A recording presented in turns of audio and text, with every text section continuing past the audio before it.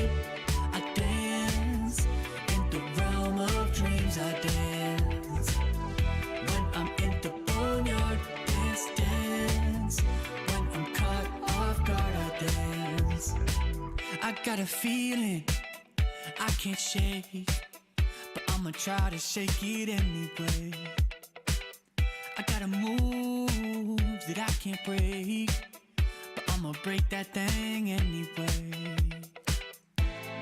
Not gonna tell you twice, we're gonna dance all night. Not gonna rush the beat, we're gonna move our feet. Not gonna tell you twice, we're gonna dance all night. Not gonna rush the beat, whoa. You know I got to wake up and dance. You know I got to get up and dance. When I'm in the backyard, dance, dance. When I'm in the graveyard, we dance. When I go back to sleep, I dance. In the realm of dreams, I dance. When I'm in the boneyard, dance, dance. When I'm caught off guard, I dance. Feet on the ceiling, feeling great. Don't tell your mama we shaking, babe. Break the rules and do your thing. Bring your shoes, yeah, bring your date.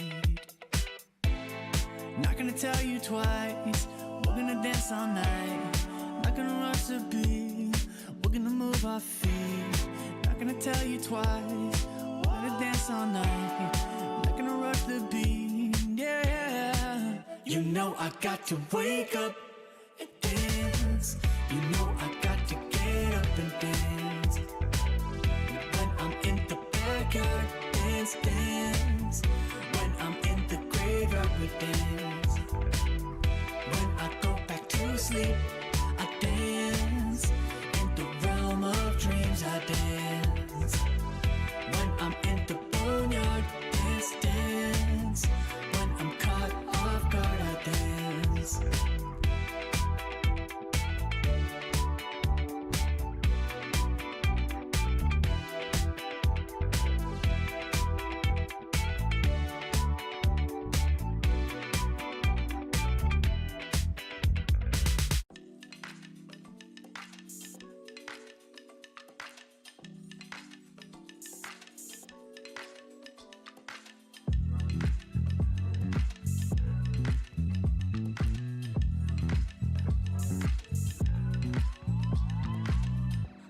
You're stressing right, you need some meditation.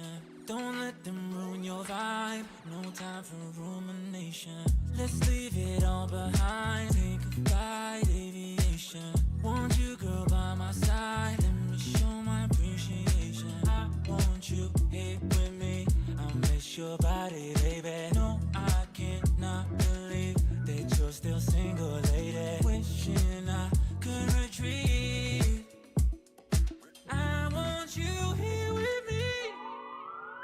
Be my lover, be my, be my, be my, be my trophy, be my, be my, be my, be my woman, be my lover, be my trophy, be my, be my, be my, the only one I want. Be my preliminary.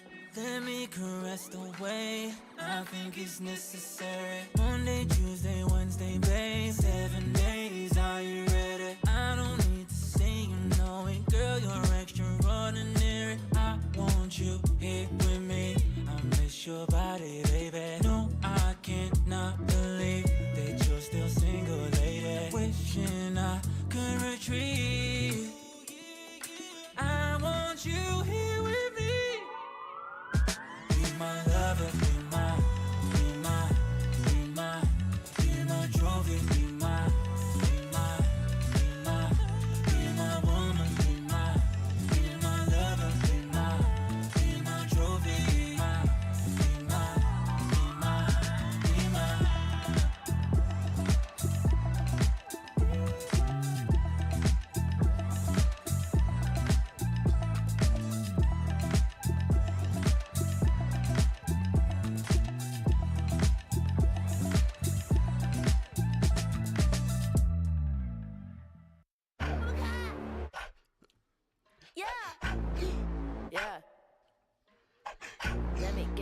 punch. Let me get a punch. Let you feel the punch. Let me get a punch. What a hook, don't sleep, oh yeah, yeah, oh. What a hook, don't sleep, oh yeah, yeah, oh. What a hook, don't sleep, oh yeah, yeah, oh. What a hook, don't sleep, don't punch me. Don't keep getting me pissed before I make you bleed. Pray for your rest in peace. It's the only peace that you need, even a punch. This is the purge. Everybody please your perk. Your perma kick these people with my kitty pound. Play with the wrong gal pound. พวกมันได้พุ่นกันไปพักผ่อนยาวพักก่อน now อย่าเอาไปใครก็ยิงมาแผ่ว Pack it out back it out กูสร้างมึงภาพลับ yo how about now bruh จบบ้านนี้ไม่ต้องรอถึงหูพวกกูจัดมึงจุกดังBe the pepper pick a pack of peppers people like me pick a pack of breaths for a week per day per minute rapper like me ทำพวกมึง panic บอกกูเป็นผู้หญิงมี point the proof ไม่ควรได้ pride เข้าใจมึง lose อะไรไม่รู้พร้อมพวกขี้แพ้มาผ่านกูพูดไปก็ไร point เขาต่อยสักชุดดีกว่าว่าพวก What a hook don't sleep oh yeah yeah oh What a hook don't sleep oh yeah yeah oh What a hook don't sleep oh yeah yeah oh What a hook don't sleep oh punch me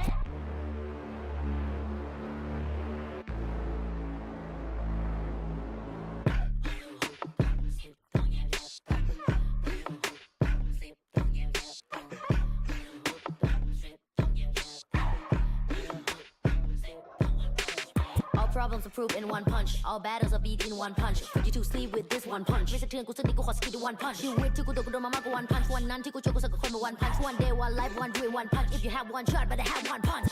Eminem said, Millie Rabbit, I'm the world shark. You just catfish. Cavity said, พ่อแม่คือความจริง Separate from the competition. ผลลัพธ์คือ I'm the best, right? What a hook, don't sleep, oh yeah yeah, oh. What a hook, don't sleep, oh yeah yeah, oh. What a hook, don't sleep, oh yeah yeah, oh. What a hook, don't sleep, oh punch me.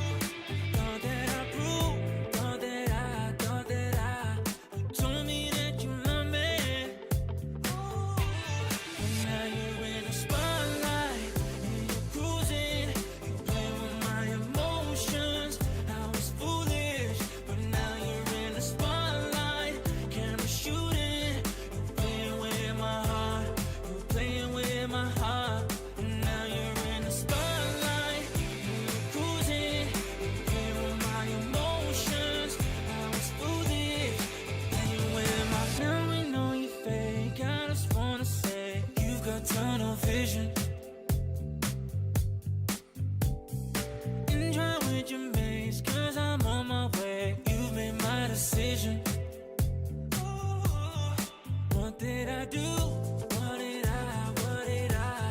try to make you happy? Thought that I proved, thought that I you told me that you love me.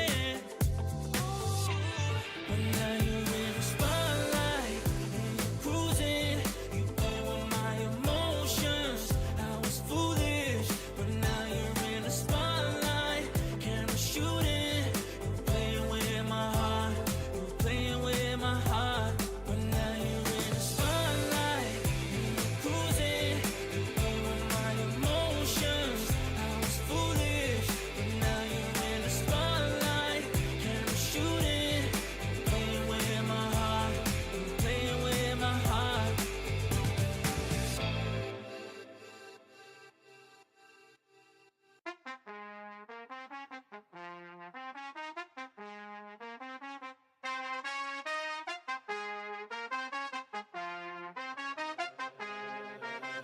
That's just the way it goes. That's just the way it goes. That's just the way it goes. The way it goes. That's just the way it goes. That's just the way it goes. That's just the way it goes. The way it goes. That's just the ballin', spotting, ballin'. Phone was dry, but now everybody calling. Good at taking risks, yeah, I always go all in. Swear to God that I'm deaf to the talking. I can't hear it, see the finish line. I know that I'm near it, yeah. Cut the check and I'ma clear it. Ain't nobody out here that I'm fearing. Ay. Easy to see things all on the way up. Used to think it's hard, now I feel just like a layup. I've been in the gym, yeah, I'm tryna get my weight up. That's just the way it goes. That's just the way it goes. That's just the way it goes. The way it goes. That's just the way it goes. That's just the way it goes. That's just the way it goes. The way it goes. That's just the way it goes. That's just the way it goes. That's just the way it goes. The way it goes. That's just the way it goes. That's just the way it goes. That's just the way it goes. The way it goes. That's just the. Hey, you ain't real. It's like you got a few disguises. Walk in the room, I know I'ma be the flyest. She like me, yeah, it's hard for her to hide it. One-on-one, ain't nobody like this. Got this far by doing me, I'm everything I knew I'd be. I don't care what we used to be, no, yeah. They try and get close to me, you can't get what you want from me. I got this vision you can't see, no. Easy to see things all on the way up. Used to think it's hard, now I feel just like a layup. I've been in the gym, yeah, I'm tryna get my weight up. That's just the way it goes. That's just the way it goes. That's just the way it goes. The way it goes. That's just the way it goes. That's just the way it goes. That's just the way it goes. The way it goes. That's just the way it goes. That's just the way it goes. That's just the way it goes. The way it goes. That's just the way it goes. That's just the way it goes. That's just the way it goes. The way it goes. That's just the.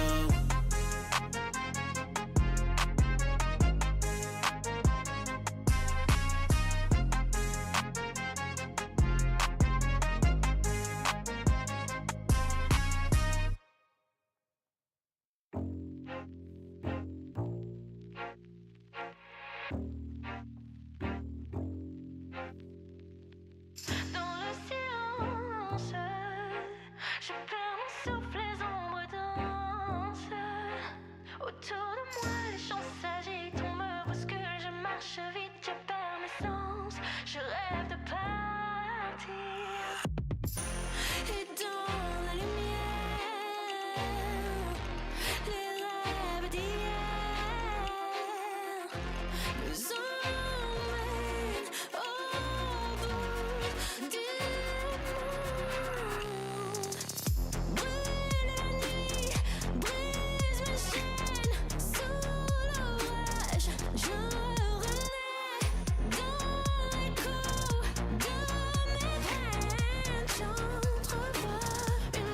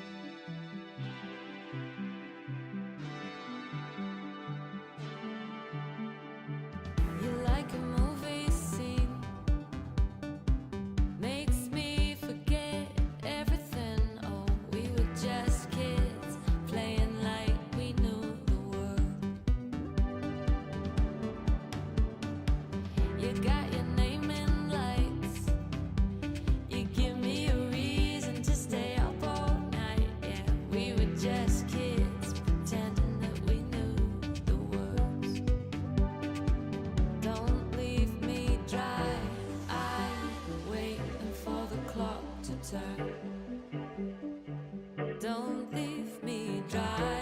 I know we've got a lot to learn.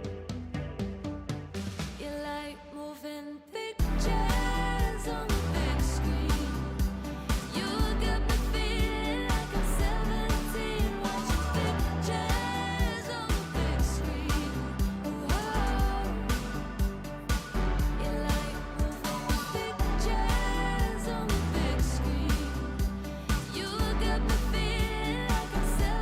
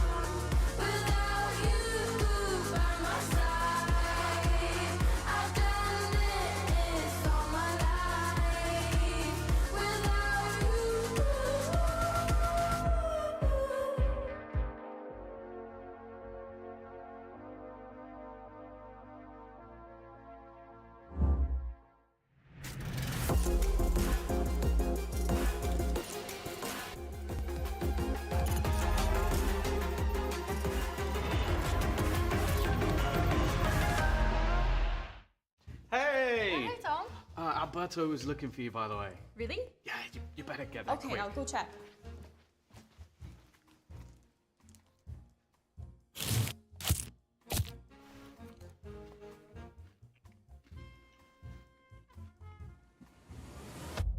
Have a break. Have a Kit Kat. Tom Biz. You've had your fun. It's my turn. At Carmine Corp, we demand the best. This is what backs us up. The Razer Iskor V2 New Gen.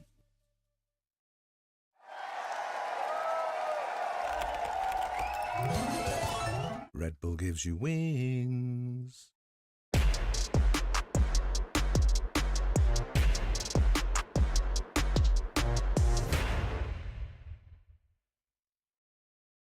Want to find your fastest server every time? Express like a pro and optimize your connection in one tap. Express and game without ISP throttling. Express and shield yourself from DDoS attacks. Express and choose the VPN trusted by gamers everywhere. Express VPN. Experience gaming the Express way. Fast, stable, competitive. Outplay the world. It's time to Express. Unlock free cosmetics, including Lightning Kicks Buddy and more. Scan to subscribe.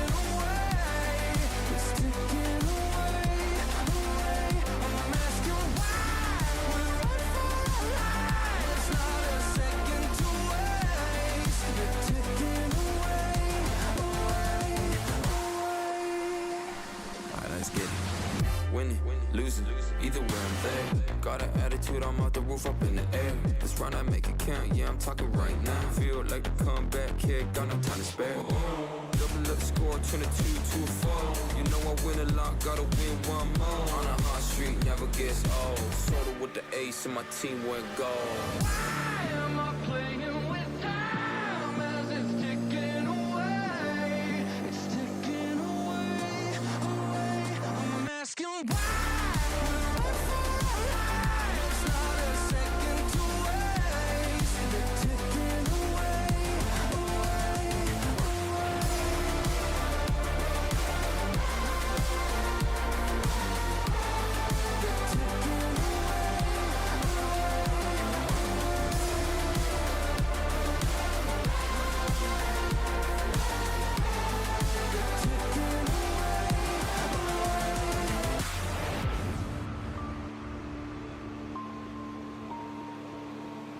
I'll give it one more try. I don't know why, but I keep coming back every time. I want it more than my life. I don't know why, but it feels so right. Why am I playing with time as it's ticking away? It's ticking away.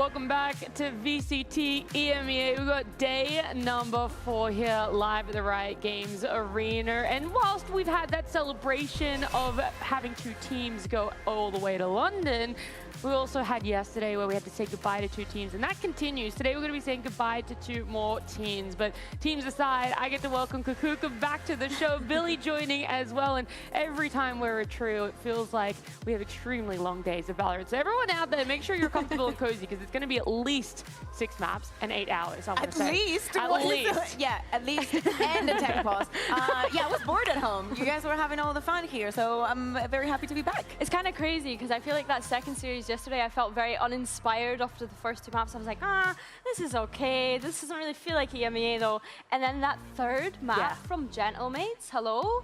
Well, just in case, shut me up, man. Yeah, they definitely had a point to prove, right? And maybe you guys weren't watching at home, so let's have a look at our bracket so that we can refresh your memory, or at least maybe surprise you if you thought that it was going to be over earlier. But we did have Heretics knocking out a BBL in a 2-0, and Mates coming back to 2-1 Liquid. Yeah, absolutely crazy. We heard Yalcin actually on Twitter saying that after the loss against Vitality, they just simply could not recover. Like, it was too much for Team Liquid. And I think that they were the heavy favorites, right? Like Maze, like changing the coach and whatnot, seeing all the new things they were bringing. But man, they brought it back. And also we cannot forget that we also have our 2 qualified teams. I think that the craziest thing about the lower bracket, throughout the stage, where we always try and highlight how important it is to be that first seed, because it is good to be better than the rest, but also because it puts you in such a good position. We are kind of like in the middle of playoffs, and we already have 1 spot left. Yeah, it's kind of crazy. And I think that that is when the teams really start to feel the pressure, right? Obviously, being in that lower bracket, we kind of introduced it yesterday as kind of being Team Liquid's comfort spot, not quite working out for them. And then I think as we go throughout the competition, we have some really hard-hitting teams coming into today. Sorry, I'm dropping my pen. I feel like hopefully no one else is dropping anything, all right? I want the teams on their best performance. I want to be the only one fumbling the bag right now, and that was my pen. I picked it up, all right? And we're going to look at what is going to be our matchup, because both of these teams are going to have to be on point. What we're looking at is that lower bracket, and you've talked about it, Kukuka, 1 spot left. And for Fnatic and Heretics, it's a bit sad because we have 2 UK players that are on the opposite teams, and only one of them are going to get to have that chance at going to London, getting to play in front of what feels like essentially a home crowd. On the side of Team Heretics, Benji, and of course on the side of Fnatic, Boaster. We also have Neil and Weber. We do not forget about you. I don't forget about you. So that's also important. We know that playing against your home crowd, it's a different kind of buff, and it's kind of an experience that you want to have if you're a player and if you have the opportunity. But it's also incredibly crazy to think that these are the 2 teams that are going to be facing off for elimination today, especially with the different faces that we have seen from both of them. We have a Fnatic that had a clean stage, even with all the hurdles that they had to overcome through it. And we had a Team Heretics that actually found themselves throughout that stage. I think it's crazy as well because these 2 teams historically have always met in that final of stage 1. And now for today, one of them is going to eliminate the other from contention from London, like you mentioned that. Well, the thing that we had to factor in is when we look at history, yes, this stage Fnatic have done so well for themselves. I mean, they went undefeated, right? But when we look specifically at them qualifying to global events, well, it hasn't been so great this year for themselves. Yes, they lost that one against Vitality a couple of days ago, but in kickoffs, they lost against Liquid, and they also lost against Gentlemates. Yeah, it was a difficult start of the year for them. They got so close in so many occasions, but at the end, that tiredness, I think, got the most out of them. And on the other side, we had teams that were incredibly hungry to go to those first global events and whatnot. But I think that even if we look even further back, last year for Fnatic, it was all about the almost and never about actually getting the win. Yeah, what is it? The bridesmaid, never the bride. I'm hoping that's not the history that's repeated for Fnatic today or tomorrow or whenever we see them play. But before we get to see them play today, we're going to head on down with Ginny and Kayak.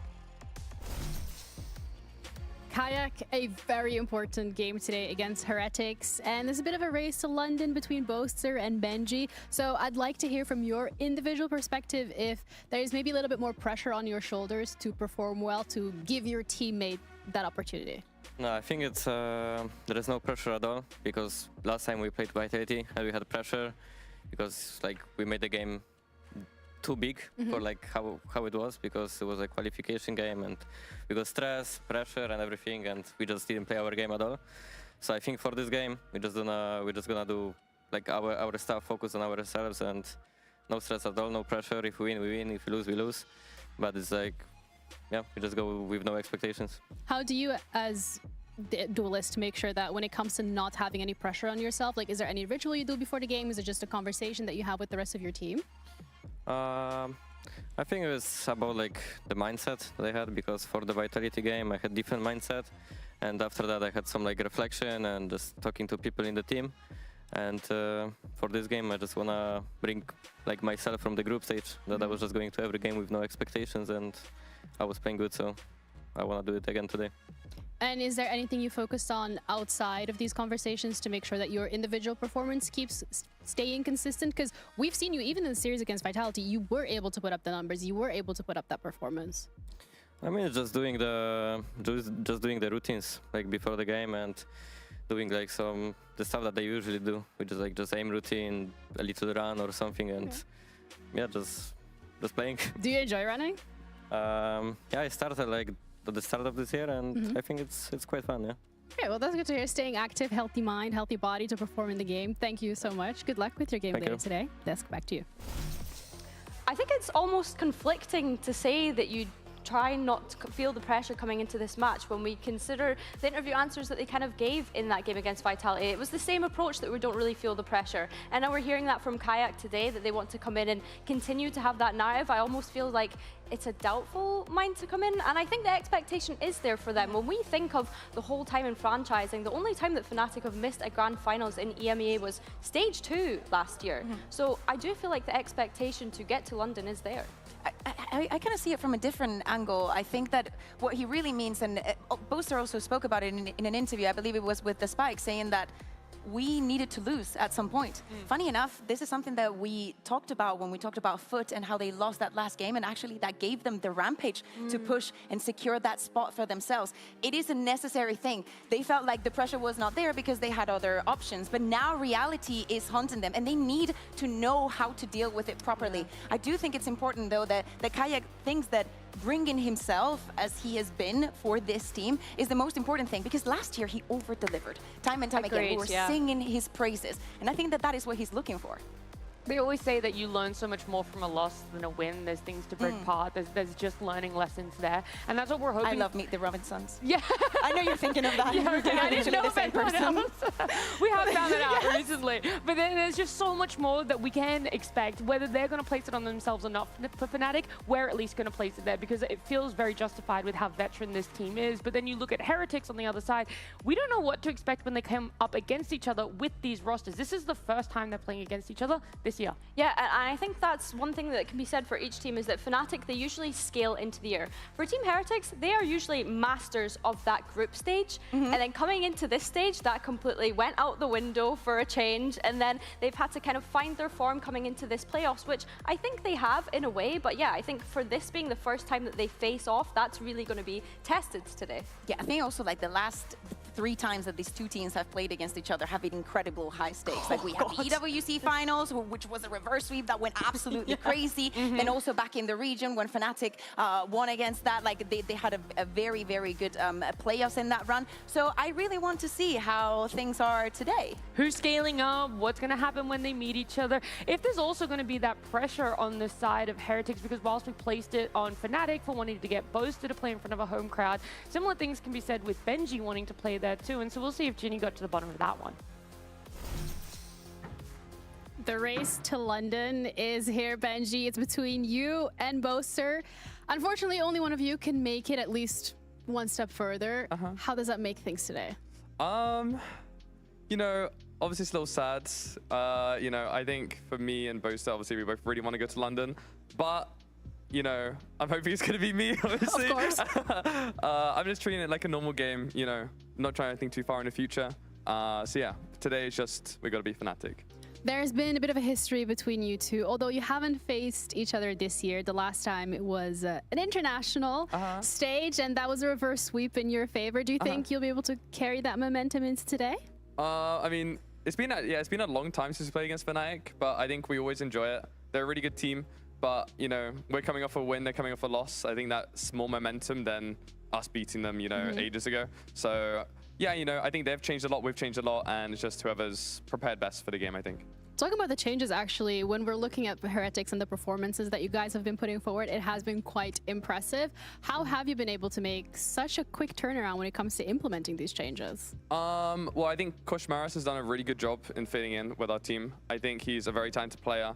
He's very calm, which is what we need. I think, you know, we've got 4 very experienced players on the team, and we all want to give ideas. So having someone that is able to listen very well is like super important for us, and he's a very good listener. And I think that's why it makes it a lot very easy for us. Well, thank you so much for your time. Good luck in your game today. Thank you. Who knows, we might see you one step closer to London. You got to do it, and we'll see you around. Thank you. That was a nice little insight towards the end about what is going right for Heretics. This is the UK version of the baguettes. It's really sad because they look as though they're guarding London, and I feel as though that asset was maybe made in the hopes that both of them would have made it by now when they were guarding the last spot. But unfortunately, yeah, they find themselves in a position where one of them will have to eliminate the other. Benji also brings up a very important factor into that interview. He's saying we are coming off of a win, they're coming off of a loss. And last day, so yesterday when we saw them playing, we saw a Heretics that was super, super hungry. Benji had an amazing performance yesterday. I can say the same about Woods. I love that breeze, them playing the Sage. It literally brought me back. I was thinking when I saw that Sage, I was like, okay, for Team Heretics, it's just going back into them. But I couldn't think about how PaperX versus Global Esports. And Alex, after losing Lotus, he was saying, listen, we didn't know what to do against the Sage. And if PaperX, out of all the teams, with how aggressive and crazy they are, couldn't deal with the Sage, if you put on top of that, the performance that Boo had on that map, absolutely crazy. Yeah, Boo has been really well, like this past some would stage. say. Yeah. But yeah, I think to touch on Benji, and you mentioned the Sentinel there, they had to go up against a double Sentinel on that Ascent yesterday against BBL, and they had said to us that, yeah, they found it challenging. I think that breeze composition, they played it in kickoff, right? They bring it back again today. It looked great for them. I think you're Benji underselling it, by the way. They said, Yes. yeah, we found it challenging, but if we had just won that pistol round, overtime wouldn't have been needed. They were still so confident in themselves as to what they were putting up, how they were delivering, and how they were playing as a 5-man. I mean, I was watching from home, sadly, and I was thinking, when I was seeing them attack, I was like, it's frankly impossible. It's just impossible to get onto sides. It was just too much. But also, Wood has some incredible double kills. Like, there's one on mid across the cage. There's a moment where he's pushing A from the defense, and they grab net him, and he gets 2, and I'm like, what is going on here? He was getting kills through smokes and everything. Yes, like, it was just ridiculous. crazy. And the one thing that I have a concern for when I think about Fnatic going up against that today is that they found Derka relentless in the game against Vitality. So if Heretics are going to have a duelist performing at that kind of top level again today, that was the kind of main struggle, I think, for Vitality. For some Ascent. Fnatic. Yeah. Yeah, I between would be these so two, down. I would really, really like to see that map. So you're thinking that there is a similar sort of kryptonite happening for Fnatic right now, what was present in Vitality, if there's a run back for Heretics? I think that Fnatic is the kind of team that can, and I expect to bounce back. There were so many uncharacteristic mistakes that I feel we saw, especially on Haven. Well, we're going to see if those mistakes are fixed for themselves, if that loss shook them as much as we're anticipating it might. But either way, we want to catch up and see what the energies are like as we're going to head on down to Ginny and Crashies. Crashies, this is a super important game in the lower bracket. I mean, the run to London starts here. So my question really is, for the Fnatic fans that are watching, do they need to have a cardiologist on speed dial, or is it going to be a little cleaner? I think the Fnatic fans should already know to have one on board. But yeah, it should be a pretty clean game today. I think we fixed a lot in the short amount of time that we were able to. And we're just super confident going today. So. All right, I'm looking forward to it. Thank you so much. We're ready to head into the first game of today. Heretics going up against Fnatic. Smoke on my vision so hazy. Stress in the dark, you made me fall. Decisions in the past were made. All these eyes on me, can't breathe. Gotta keep from falling. Fnatic. Keep falling. Take a risk, even though my heavy. Fire in my chest keeps burning. I'll cry to say.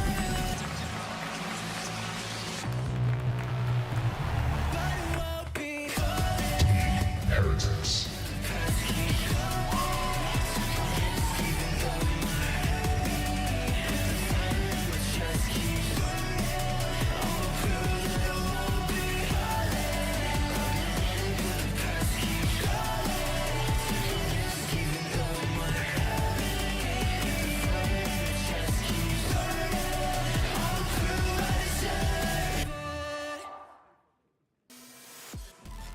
free the Fnatic or Heretics. That is the last time they'll get to walk out onto this stage in stage 1. A lot is riding on the line in this best of 3, and whilst Fnatic coming off a loss, they've had a little bit more time to prep for their opponent, whereas Heretics, they played just yesterday. It's a quick turnaround time, and maybe that's the momentum they need to be able to get an advantage with this map veto. Fracture, Lotus, and our decider of Ascent. I think something interesting happened here that is not showing in the graphic is that because Fnatic have just lost, they come in with a higher seed.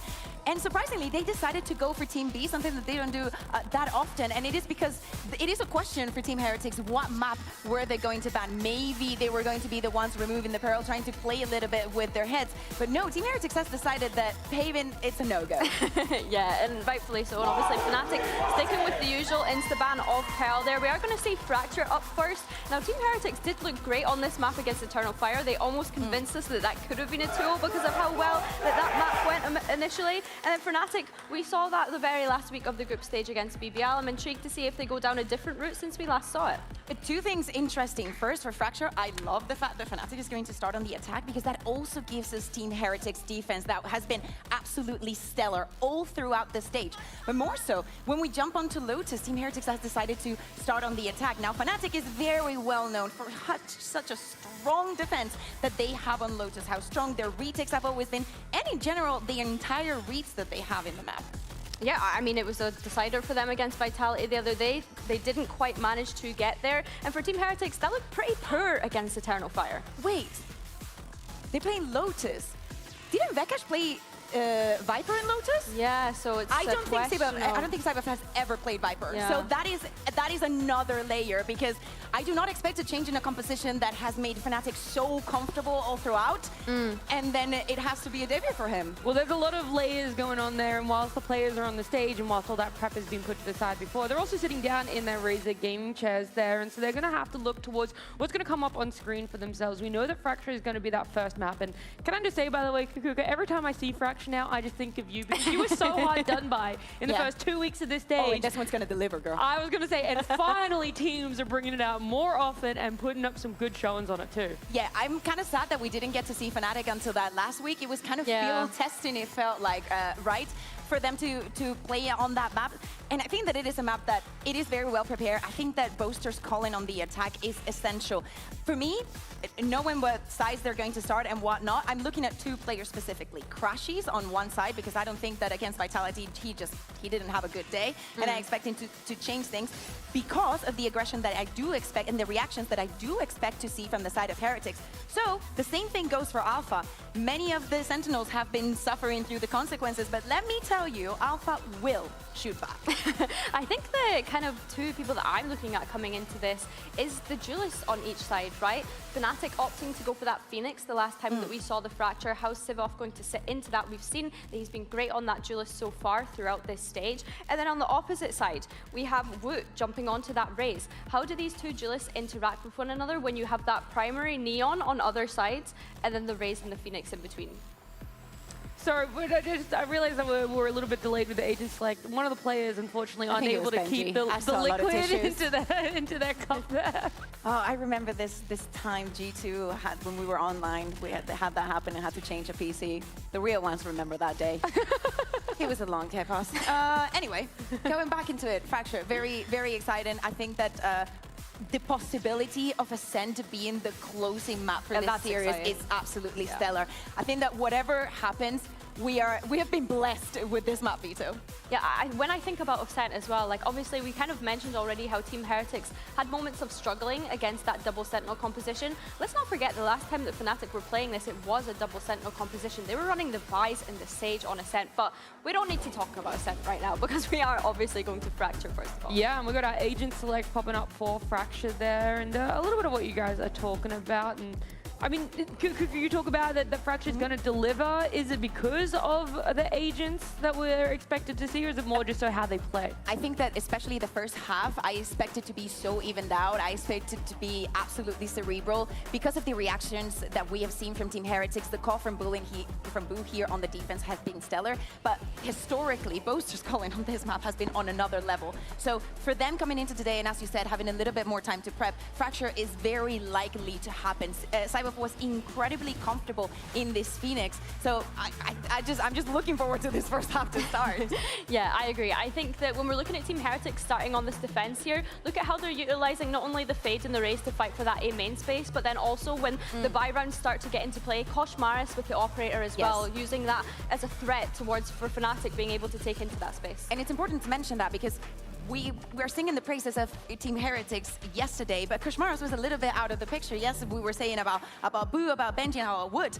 And then Koshmaris goes into a second spot, which is not been the usual case, and especially here on Fracture. We need to see him deliver from the very first moment.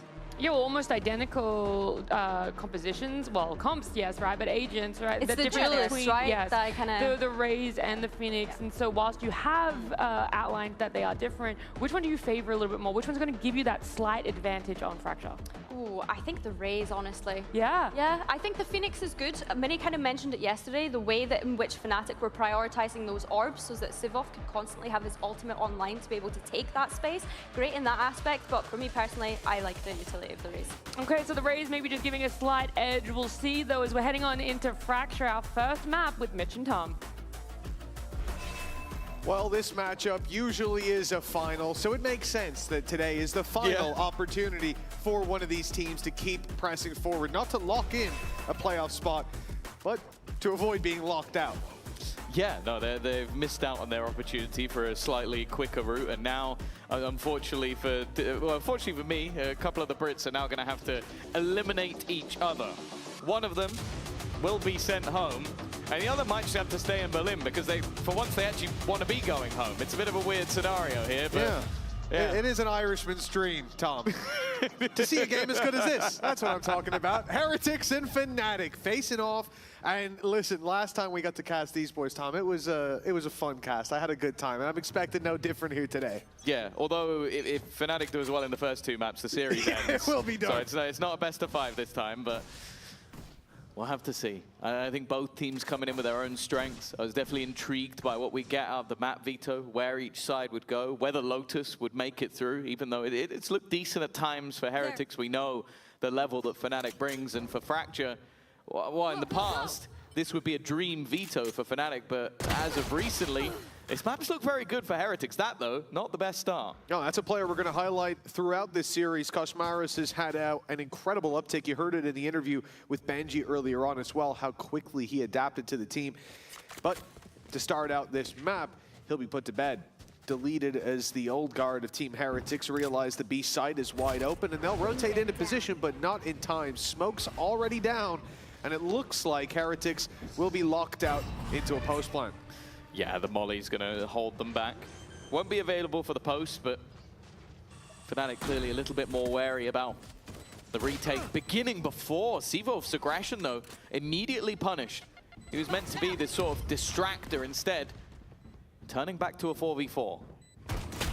Benji's watching their back, waiting for Alpha to round that corner, and he's made steps now. They know right where he is. They'll just smoke off and move to the site where Boaster now stands alone, not even on the site, in fact. So a bit of a problem when it comes to that defuse, because they're tucked in the corner. They've planted for main, but failed to hold control. And as a result, Fnatic will lose the pistol round. The defuse puts Heretics 1-0 up. Yeah, great start from Rians as well. And I think we've spoken about this a lot in the recent few weeks, is that Rians has had some incredible games. So the joke was that every time he plays against Foot, he just becomes a god. But we've been seeing it more and more. His individual confidence, that prime coming back. No, last. Nice! Guys, nice! And then a round where, realistically, you go a man down and you have to play a full retake in a pistol round. I'll be honest, I thought it would be a little bit more difficult than that. They made it look quite easy. It certainly should have been, yeah. I think Fnatic laid the foundations for a very strong round, but Rian's really lengthening the lists of teams that he's going to have those big performances up against. And that trip not caught. The Prowler went right past it. It's up a little bit higher. And if Crashy's left, that's information for free. And also less indication for them as to, where that trip's going to be in the buy rounds. Tries to sneak his way past, won't make it, and all the while, it's a massacre in main. When Crashy's eventually makes it here, they know all about him thanks to that trip, and it looks like just dotting the I's and crossing the T's here for Heretics. An almost flawless round. Alpha able to throw in a bit of a wrench into the works, but no love lost and no weapon lost really for Heretics as well. That pistol on Rienz who's rotating through. Alpha's going to need to do a little bit more if he wants to make this costly. Yeah. I think they want Rienz to get the kill. I think that's why, other than the risk of Alpha, he stopped fighting. Just because when he only has a pistol, but also Rienz is the closest in terms of orbs to actually getting his ultimate online. 30 now for Alpha, it's getting to the point where death might be the point of call. And well, I guess both players end up getting the orb that they wanted. They'll even retrieve the extra weaponry, but maybe not quite. Yeah, last second call to pick it up was quite fortunate, or the Bulldog would go as well.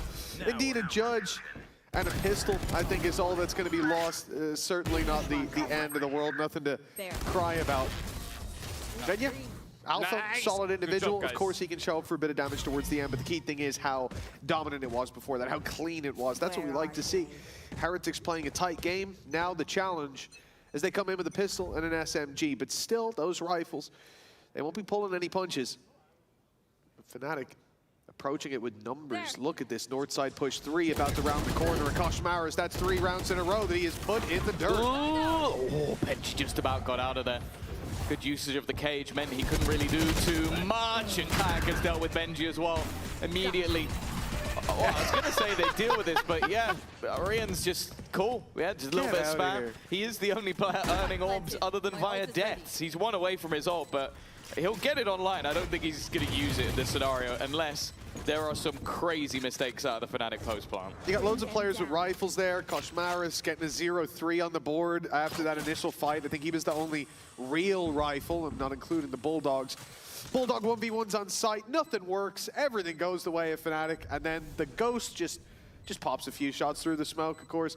Rienz is having quite a game. It's quite a series of games indeed. We'll see if that keeps up. Because, of course, they couldn't continue in this round. Fnatic out-armed and outplayed their opposition for 2-1. Yeah. Good response. I think these are the sort of rounds as well where, especially with the lower weaponry, you can get caught out by a little bit of the aggression.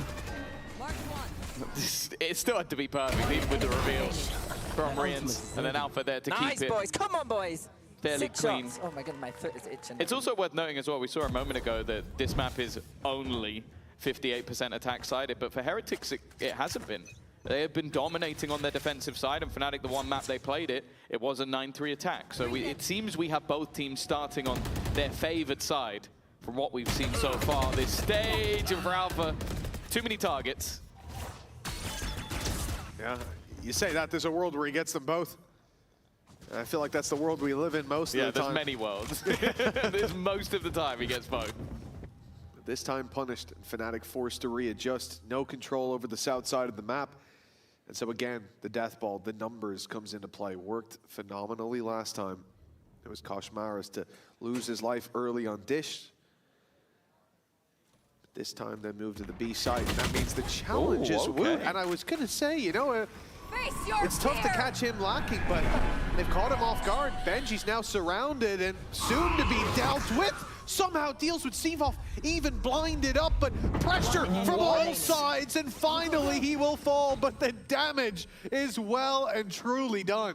Yeah, fair play. Just bear in mind, you weren't muted just because of something on the broadcast. That was purely because he was hit by that Nightfall. He was guessing where they were going to push from and got it right on both occasions. I thought especially the slide out from Kayak would have caught him. Instead, though, it's going to be Crashes in a clutch. Now, Boo is close enough. He should very quickly be able to make the call for his teammates to rotate in. I like the fact that Crashes has actually been able to get an open plant. Gives him way more opportunities, but he's walking into the cross. As a player watching this angle, Boo just sat there waiting. Koshmaris almost sacrificed to the Wolves again. And a nice attempt on the reaction shot from Crashes. But Boo, I think maybe a little bit further out than he expected. Yeah, it was a really nice attempt indeed. You could see the idea behind it. But in the end, not to be. Kosh getting on the board. Again, he's had 3 tough rounds, 2 where he was picked off right at barrier up. But the story wasn't just about him, because his rotation played a big role, right? Getting back into position to cover off that push through to the site. Gave Benji that little bit of security to play with, a little bit of trade-ups. Stack the numbers heavily against their opponent, but yeah, Benji was definitely the one drawing your eye. What a phenomenal hold from him up top. How he got the first, because that blind hit, he had an adjustment to make there, alongside, as you said, before that, being hit by the Nightfall, having no sound, and yet still playing like he knew everything. Yeah, even shooting the Prowler in the middle of everything. Yeah. It's like, it's all just reactions, but it's nicely played. Of course, 4 players survived in the round before for Fnatic, so financially still in a pretty good position. 1 off getting the overdrive as well for Kayak. His role will just be to try and get the entry off the back of Sivov's ult. The first, though, relatively easy to clear. That Judge has got rid of 1, and actually, Boast has gone down just off the back of the nade. Yeah, it was the stun from Koshmaris as well. It just kept them in position. That's so nicely done. As you said, the last round from Benji, it was all reactions, and this was the same. There's no way that you can calm that quickly. Everybody's singing from the same hymn sheet. That's what you like to see. Fnatic, a man down, and no control. They at least move towards the north side of B, but Benji has slipped through underneath, and they have no idea of the snake slithering in the grass right behind them. Benji! He won't get 3, but the round, it's already theirs. Clean as can be from Heretics, and we might see a pause from Fnatic soon. This is not going according to plan. No, I think just seeing some of the individual reactions that are coming out from Heretics, like they get that early fight, they delay, they slow things down, but on the other side, it's not like players are just sitting there pretty. They take additional space, ready for that backstab. In fact, you can see him piece everything together the second they tap that orb. That's when Benji knows he's got them locked in. Rest of the players are already waiting on the site. And while for Heretics, again, like around the, when you go in with that run it back, you go in with the overdrive being picked up, you kind of expected it to go Fnatic's way, and they barely even made a dent. Hey, you think about Alpha in those first couple of rounds, putting up some big plays, even when the numbers were against him, and you think, okay, well, what happens when the rifles come out? Well, nothing much different, really. It's been solid from Team Heretics so far, and as you can see within VCT, the record, although swings to them in some of the smaller games, when it comes to the big ones, that Stage 1 Grand Final especially, it's Fnatic who come out on top. Yeah, it's a storied past, and it's a fun one as well, because obviously, I think you look at these two teams, 2025, other than obviously Kickoff, I don't think you can argue there was any better team in EMEA than Fnatic, making it to back-to-back international grand finals. And then for Heretics, 2024 the same. Like even playing with a stand-in, I think when they went to Shanghai and being able to make it to the final, always being that cursed second place team, but if you're second place worldwide, that probably means you're the best team in your region. Yeah, I think that's a unless maybe you're from guess. Pacific, and then sometimes that will mean that you're like top 3. Yeah. Well, a 4-1 scoreline for Heretics, and we've just had a pause from Fnatic. This is where they need the winds of change to blow in their favor. With 1:20 on the clock, it seems like some of that early fighting will be given up on a group towards B main, but Heretics having a similar idea. And it looked for a second like Rian's wanted to push up, and it's a good job he didn't. Wu just found out the hard way that Fnatic's coming. They have still got, well, I was going to say 3 players, but never mind. Sivov has woken up, and now it's going to have to be some risky plays from Boom Rians, and, well, the risks did not pay off. It leaves Koshmaris left. Of course, he's going to be willing to throw this sniper in. Just an attempt to do as much damage as possible. Of course, this was a hefty investment from the side of Fnatic. If he can even take a couple away, that will hold value, but a huge round seemingly locked in from them already. I think a big part of this is that early game, acknowledging that Heretics have had so much control over the map early. You think about the round before when Benji was down below. Fnatic rotated back from the A site, moved towards B main, and Benji managed to stab them at the back because they gave that space up so early. So this time Alpha is putting his utility across the map. Playing that north side to start, seeing if there's aggression, seeing if someone from Heretics gets curious, and when they don't, just group up and hit the site together. It's simple, but it's effective. Yeah, I think as well with like commonly A aggression in the early stages of the round, something Heretics like to do, be it on that south or north side. So just maybe thinking, okay, we haven't seen much of that towards B.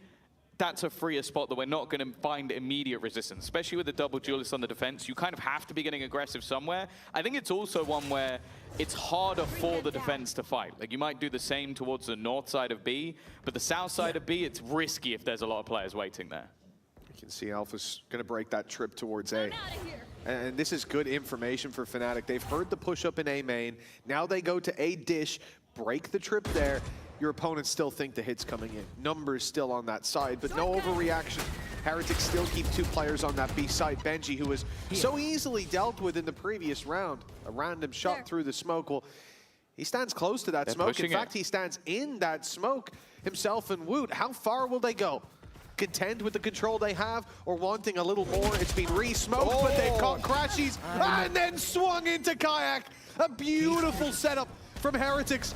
A little bit of aggression sprinkled in, and it's given them the upper hand. Well, that's the thing, they're still worried that this smoke might have some deep control. They can't risk running through it, and they're being pincered in from behind.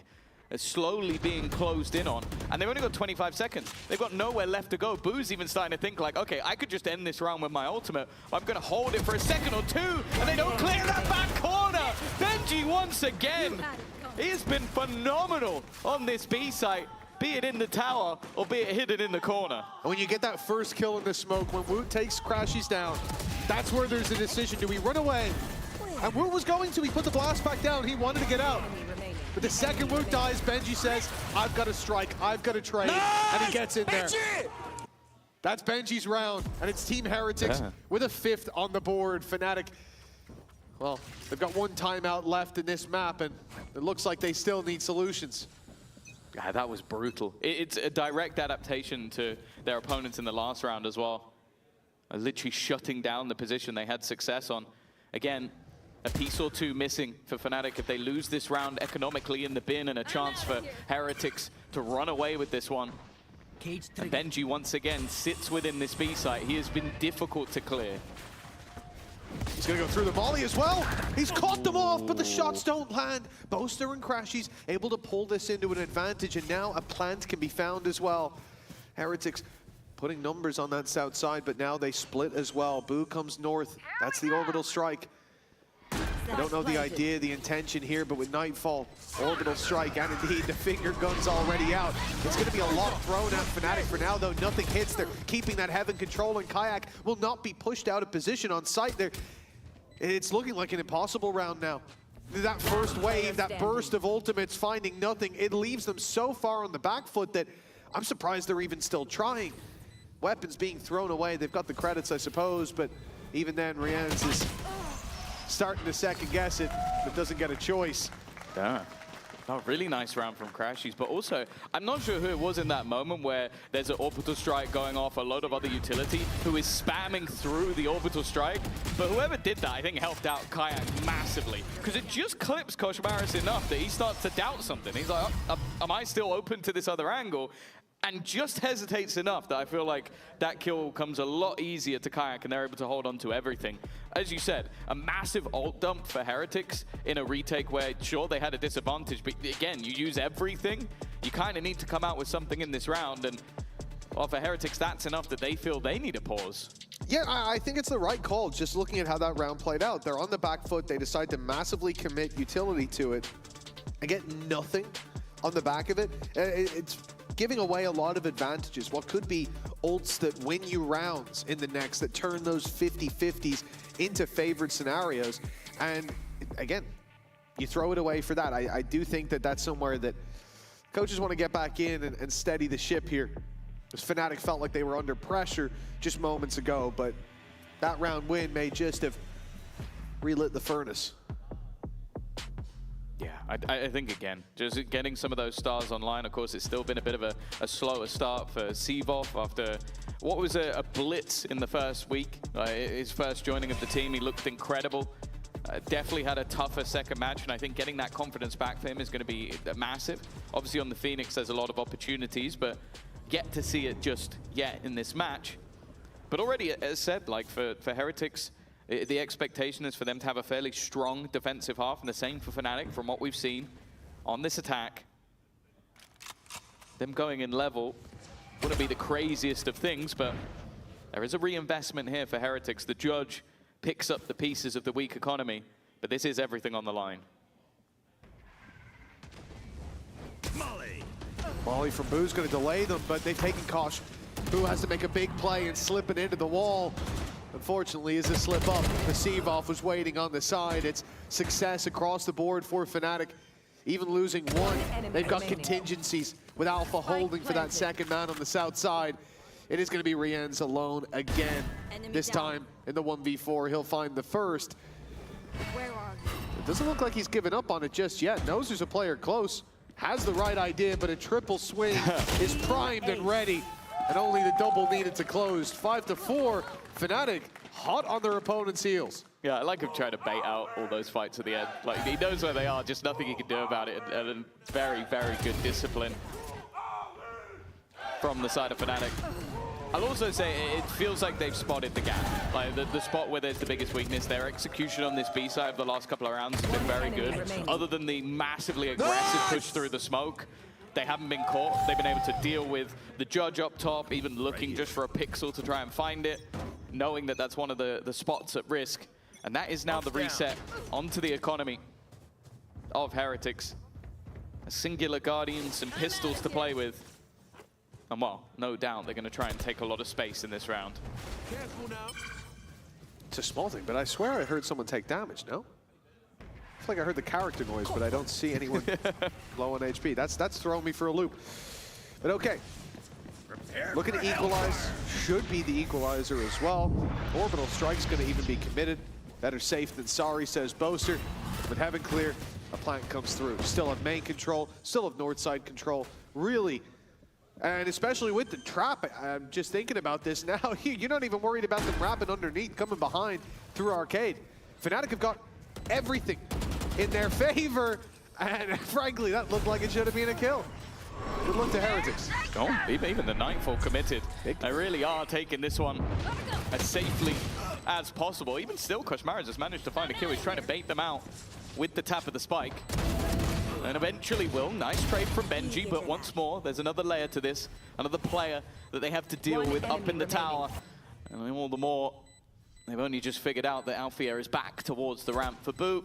Chance of winning the round have just hit absolute zero. Can he make it any more costly? No, he cannot.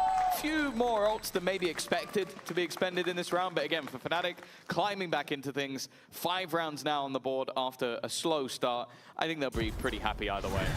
Well, yeah, there's only 2 rounds left to play with. So in this round where the danger of a pistol completely upsetting your round, hell, we saw what Benji could do from Heaven a couple rounds ago. So it makes sense. You put the orbital strike through. I'm surprised with the Nightfall as well. We found the wave. Like you said. The wave we're riding. Good job, boys. Good comp. Or like he said, even better. Riding the wave. Making sure that they don't give any opportunities to fight back in. Now coming into this round as well, it's not like they're without anything.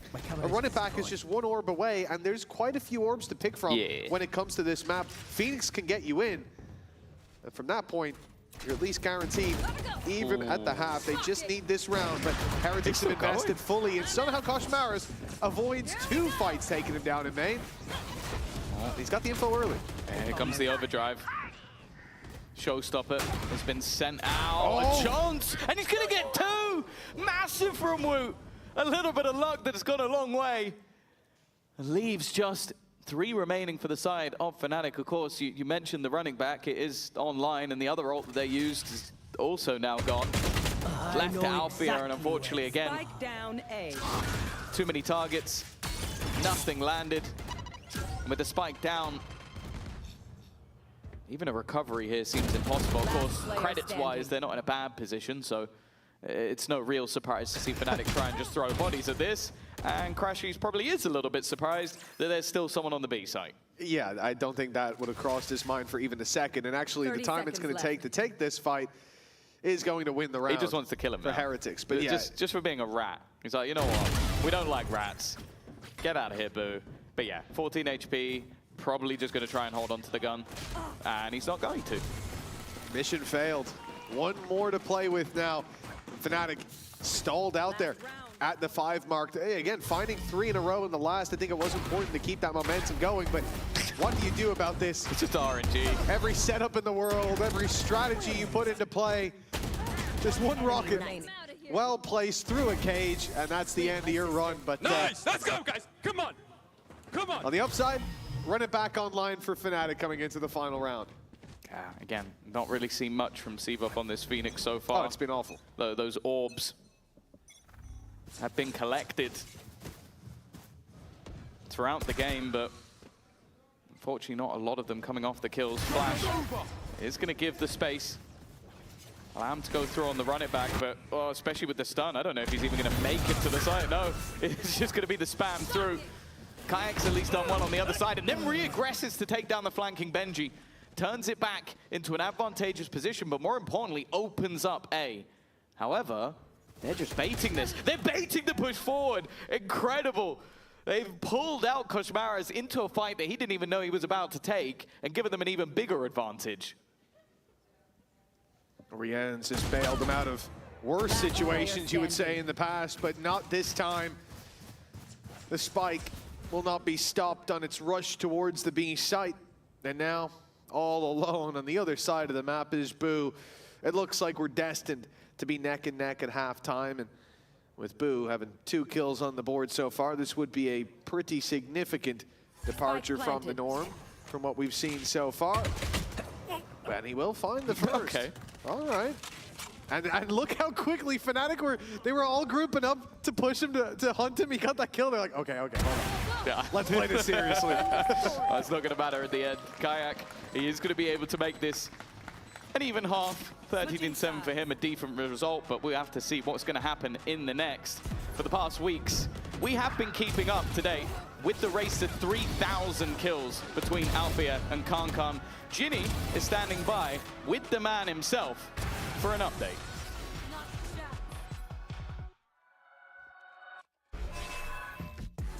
The race to 3K has been concluded on the CN side of things. Alpha, I thought I'll play you a little clip first things first, see your reaction to that. 3 players, which I'm doing the flex roll, so I think I'm better, but good luck, guys. 刚刚选手是不是也听懂了刚才他大概说了一些什么？是的，哎呀，其实对于我来说真无所谓，他要觉得他厉害点，他要厉害点就行了，对吧？然后。反正我还是那句话，我不在意谁先到达3000杀，我只在意我退休前能不能达到1万杀。10,000 kills. That's a lot. I mean, he has a goal for himself. I mean, like he's saying that I don't care who is getting 3K kills and stuff. And he was trying to be humble a little bit. He was saying if he thinks he's better and stuff. But I mean, I don't think I'm better than him. I don't think he thinks he's better than me. I think it's just VALORANT. Everyone is good in their role. And I want to say congrats to him that he reached his 3K kills. And he has a goal to get 10K kill. And I hope he's going to be successful on that goal. That's very diplomatic and very kind of you to say. Do you have an individual goal for yourself as well, by any chance? Yeah, I do have only one goal left because I won Masters, I won Lock-in. Like, I can't count how many times I win on the EMEA. So I have one goal left to win champions. Last year we missed with 1 step away, and I hope before I'm retired, I will be beating champions. Okay, I really like that goal. So last question, did you drop to lower bracket then on purpose so they can get some more kills? Of course. All right. Well, thank you so much for your time, and we're going to head back to you guys. Well, a tough race to lose, but the road to London has a finish line in sight. But for Fnatic, quite a contender in their way, at least on the first leg of the journey. Team Heretics pushing them to a 6-6 scoreline. Keep in mind, this was Heretics' map pick as well. This is where they wanted to start, Tom. And they won pistol. But how are you feeling about their attack sides? Let the people know as we jump in. Well, the thing is, a lot of the time, they've been so sort of dominant in that first half that we've seen a lot less of their attack. I think both sides, in theory, are going into their weaker half now. But nonetheless, like, do you really care about my opinion, Mitch? Why would we bother with that when we can listen to the comms? They know it's fake. Okay, I hear you, Ines. Yeah. Can I do it now? Yeah. Go. Dash. Go. One tower, guys. Cypher tower. Tower. Chill, guys. Can we kill tower? Everybody stay in your need. Can we kill tower? Killing me, guys. Good job. Guys, one behind. Fight CT. Kill CT. Nice. Last behind. Main. Close. Pick on me. Yeah. Pick on me, guys. Only on me. Yeah, it's good. Stabilize, guys. I'm peeking on If you want, B. you can peek on me as Well, well. things getting hectic in the Team Heretics comms, but it looks like that's netted them around. Only Kayak left. 4 players in the post plant. And all dangers, bar one, dealt with. This guy's been having a pretty good map so far, but they've spotted him now. Should be a formality. Ooh, okay. Well, that was a nice shot. Big risk. The problem now is the time. There's so much that Kayak would have to do. I think this has come down to basically just how many orbs can he farm up in the next few seconds, especially with the deep control of both duelists. And eventually for Boo, he'll get the easiest kill of the day so far. 7-6, both pistols now going the way of Heretics. And it was the reason that they went in even at the half, was the fact that they managed both. But an important one to take nonetheless. Oh, without a doubt. It's the only thing separating them from their opponent after that first half as well. The pistol that they found, that Heretics found, is being 2 for 2. It's given them the leg up. The late rounds, Fnatic woke up, and that's a conversation that I think is very consistent with Fnatic. Waking up into series, again, the era, the dynasty of comebacks that they've had. But then we've seen it in events as well. We've seen it outside of just the maps. Them getting better as the tournament goes on and as the stakes grow steeper, grow greater. But here with the pistols, there's not a peep from the defensive side. Boo goes down, but to be fair, decent tag on Woot. But it is Alpha left alone again to try to not win the round, really. Spike planted. Do damage. He's going to try. Yeah, no doubt he will, but I think it's an unreasonable goal. Yeah, you know. Alfia does unreasonable things sometimes. I will say, the fact that he was in the race for kills and, you know, Kankan gets to play the whole of his playoffs. Yeah, it's not really fair. It's kind of messed up, right? I would say it was cheating, but, you know. It should be a per series rate, per round. But either way, he didn't add another to the tally. And Heretics, a relatively clean conversion, even though it definitely had some danger about it. Also for Woot, earning up a lot of orbs early. Couple away from that showstopper. On most maps, we talk about like, okay, maybe in a round, he'll be able to get that showstopper. On this map, he could very easily get it this round. More than enough orbs on offer. That's even without firing a shot. You can see presence taken by Heretics north side, already speeding up. Woot is going straight into heaven. He's giving it away though. The boombot's being sent through, but he is following it up at a pace the Fnatic just could not expect. He got the orbs. Showstoppers online from Woot, but Stevov is fighting back. The rocket not going to land on him, but he sent instead Corral towards the executioner of Benji Fishy. And with Kayak alone this round, they're going back. Where everything was committed on the side of Fnatic. They took their bruises and lumps in the first 2, but thought this is where we'll swing He's gonna back. get there first. They've fallen flat on their face. It's on Kayak to pick them right back up. Now Woot's low. He's got here so quickly that not only will they not have heard him because they were too far away, he could genuinely catch them on the cross. Able to get down to the site, looking to try and clear this, but realistically, he's so far forward that why would anybody expect him to be here? The first, that was the low player. The next 2, definitely going to be a little bit tougher. Trying to bait him into a swing, but almost waiting to see where that second player comes from. Boo just stuck within the site. Nowhere to clear, waiting for the cross. There's the swing out from Boo, but he doesn't land the shot. However, a hefty tag onto Kayak leaves this a lot less likely. No reason for them to swing anymore. They've grouped up together, repositioned into one. And Benji's just waiting. They've got a high-low just to make sure it's cleared. Another wonderful round from Benji Fishy. And more importantly, a huge victory for Heretics. Oh, really quick thinking from Benji and Boo there as well. When the door opens, you see them instantly set up the high-low in a position that Main, if he does go there, it gives no angles. It gives no opportunity to fire back to spot info. And they can take the double peek after. And if he doesn't go to main, well, then he's walking right into your high-low setup. So really, really nice stuff in securing that. And I think there's been a couple moments where Heretics have had the advantage and you see them play loose.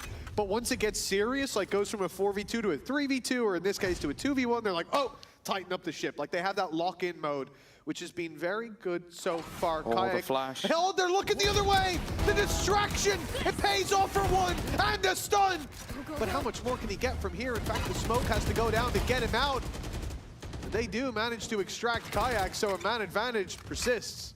Yeah, Boast has already retrieved a gun as well. Of course, for Heretics, they were at least able to get out with a spike. That could have been really dangerous if that had been dropped behind the smoke. Instead, they're looking to try and re-clear the same angle. If anything, it's the same trap being set, and this time Kayak's on the other side. A shot through the smoke that clears out Boo. No other additional weaponry has been retrieved just yet, still leaving it with just the one. But that is the risk. That's why Heretics wanted to fight it.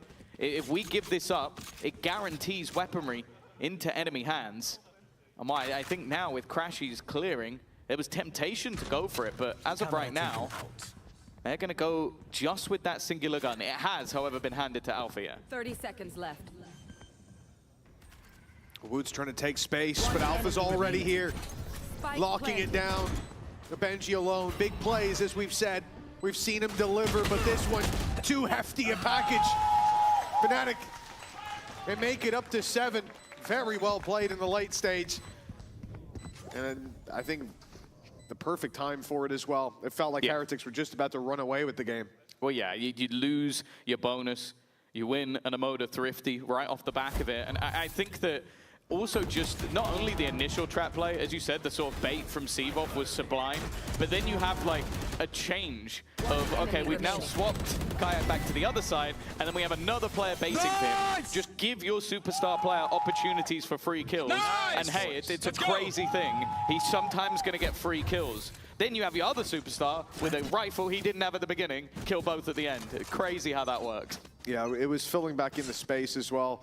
Alpha had the rifle, but he also just had the right timing to get in towards Elbow to deny that bit of extra space that Heretics wanted. Of course, they wanted that space just to take a quick fight, get out, equalize the numbers, but, well, they got a quick fight, that's for sure.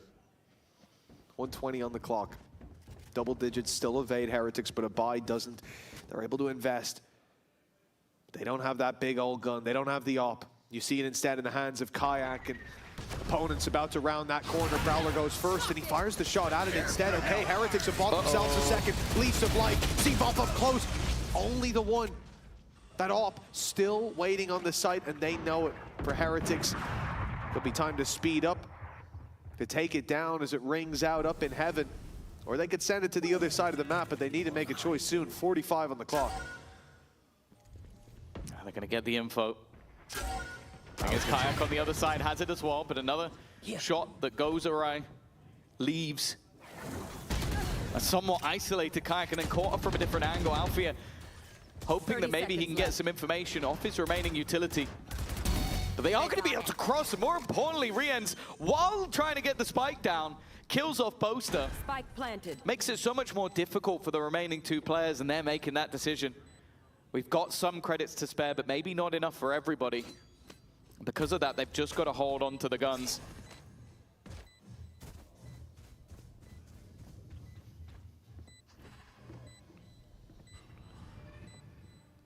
Well, it doesn't look like Heretics are going to be hunting them down, but happy to pick up an upgrade of an op. If it's even going to be carried through, I mean, there's a good chance he's just going to take the rifle, leave that op inside the spike drop, and I think that's exactly what's going to happen. Now, Heretics move north side, get out with weapons, okay, but double digits, that's the more important thing. Credits with 4 players alive, building up, an op removed from Fnatic's clutches as well. A buy in the next possible, especially with Kayak's ultimate, but it does feel like we're getting close to the line in the sand. It's been a back and forth affair so far, but a trip at this hurdle for Fnatic will probably leave them in the dust.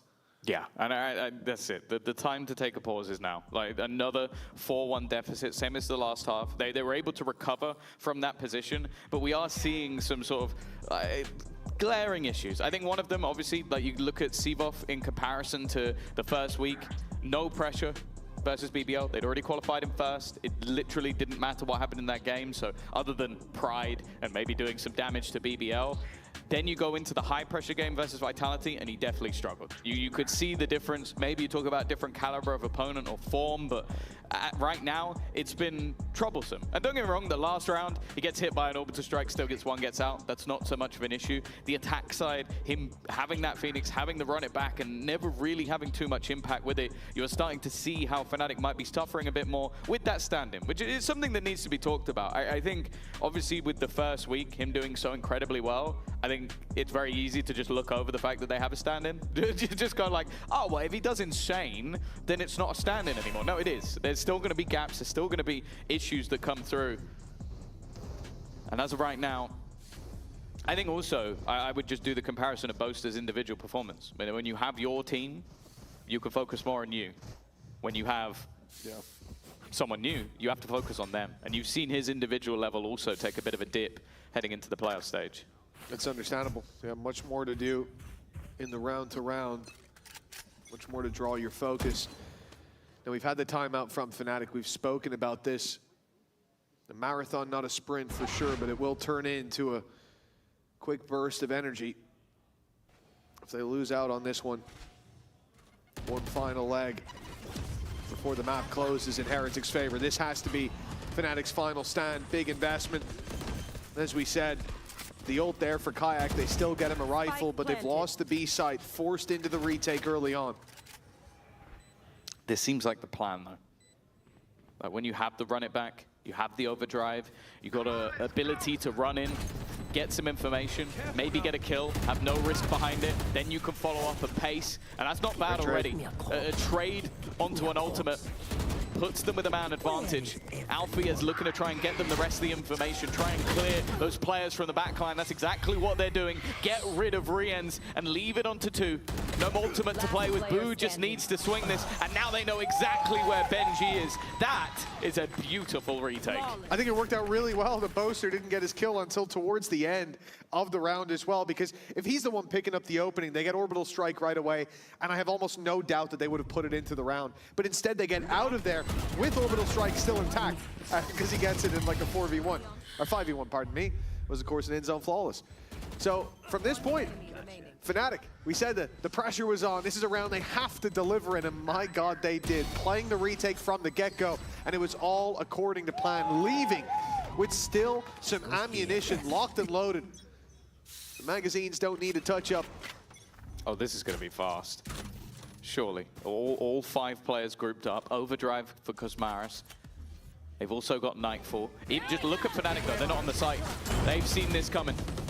They knew that there's a good opportunity. They're going to send in an ult. They're going to get super pacey with it and go for that post plant. Fnatic very happy to try and play the retake, especially now. You mentioned the ults of the last round. Now they have that orbital strike. They can clear some of those angles. Heretics, though, their response, play in more aggressive positions. Yeah, stay out of those easy chokes. Like you expect that orbital strike to go towards heaven. So not being caught in the corner up there is key. And there it is, coming down just as expected. This is their moment now to push forward. Take the fight to Fnatic as they go to push in off their ults. And it's Benji finding 2. The push up from Seavoff is messy. He's got there in the end, but Benji's triple has kept it within the realms of possibility for Heretics. They've heard the steps. They know where Koshmaris is coming from, and Seavoff had so much faith in Boaster. 5 HP, and he sticks the defuse. Yeah, normally you might consider doing that the other way around, so you can take a tag or 2, depending the angle he comes from, but no. You realize, okay, it doesn't matter if I die. It matters that we win the round. I really like this round entry from both sides. Like, obviously, maybe a whiff or 2 in the mix of it, but it's the adaptations they made. First, one team realizing that, okay, Nightfall into that overdrive is a really good aggressive combo. Let's avoid that. Let's let them get the post plant set up with good ultimates. Then you had the Heretics adaptation of, we know where that orbital strike is going. Let's play aggressive ahead of it. And then just the group up towards the end from Fnatic was more than enough in those retakes. And that's what's been working for them. Look at the board right now. Well, you can't, but I can. It was 3 rounds that went off eliminations, 1 with the spike exploding in between, and then the rest for Fnatic have all been retakes. Yeah, the retakes have been looking very good, but you have to think back to those rounds where they have a run it back, they have a Nightfall, they have a orbital strike in play as well. Like, those ults are helping out a lot in those fights.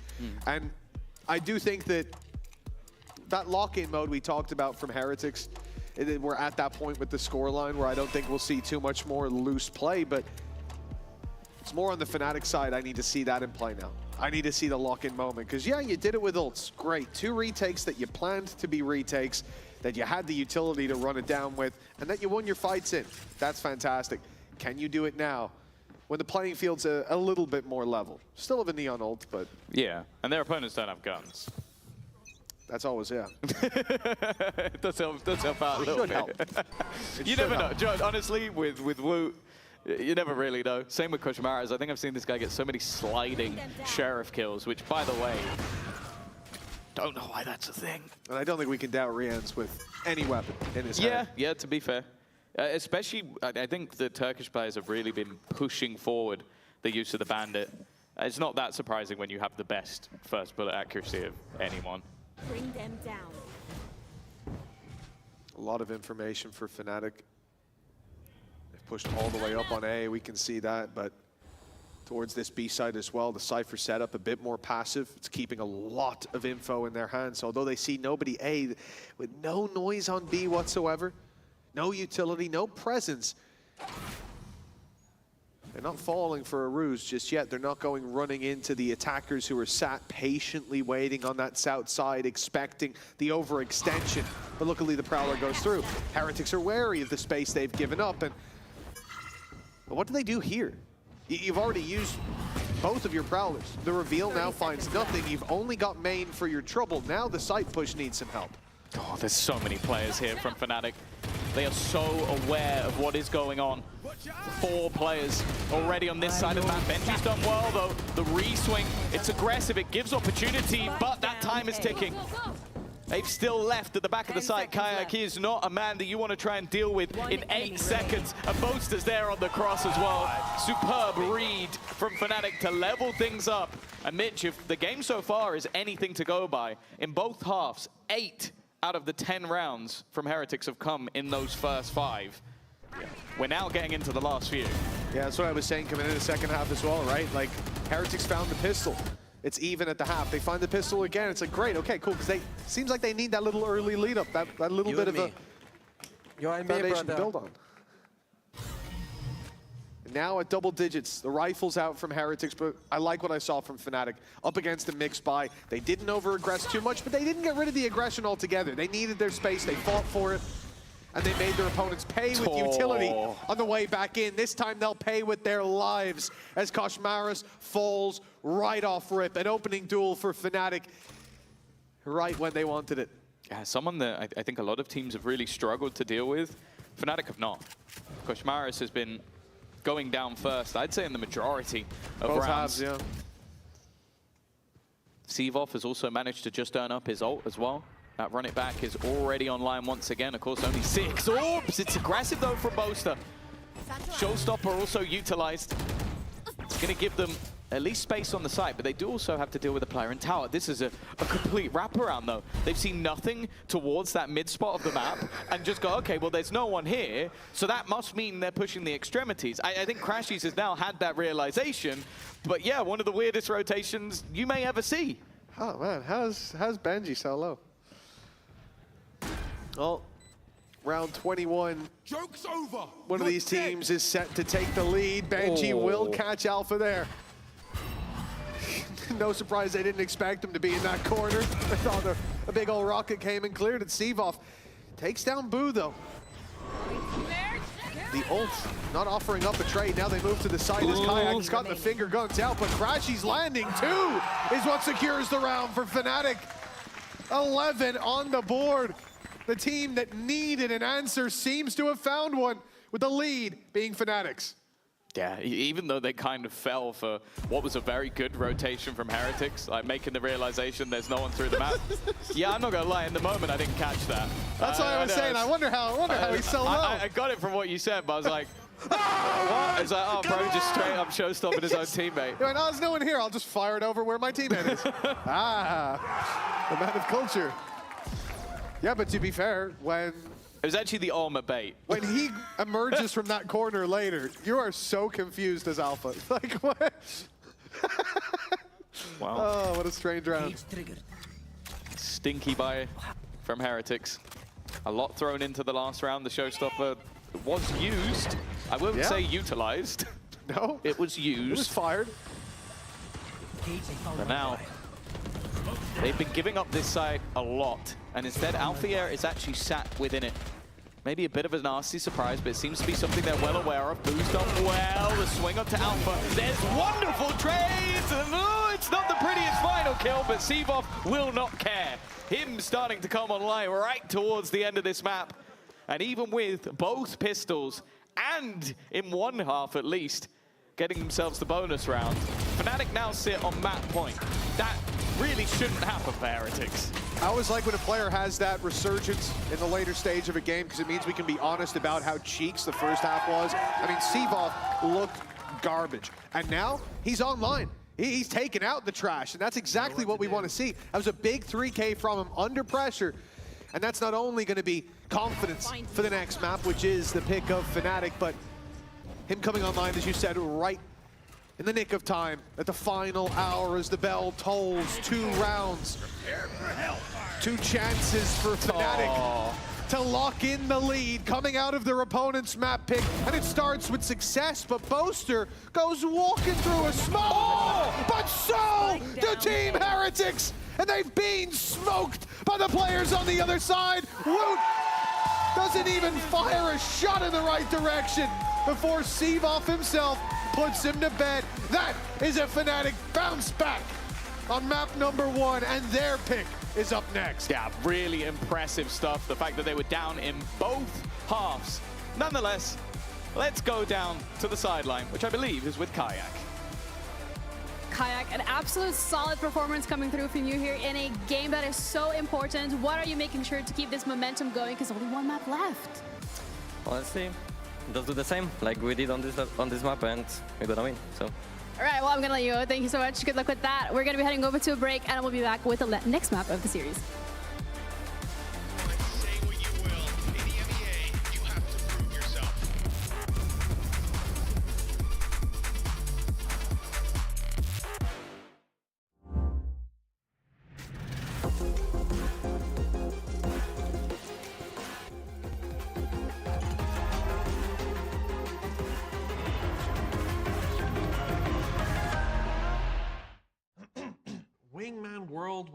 Wingman World, well, what?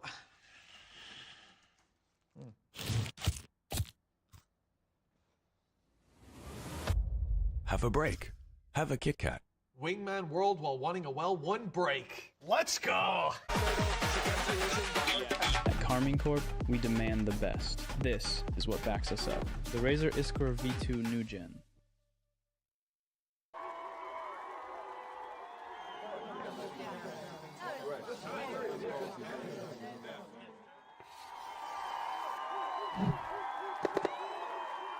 Red Bull gives you wings.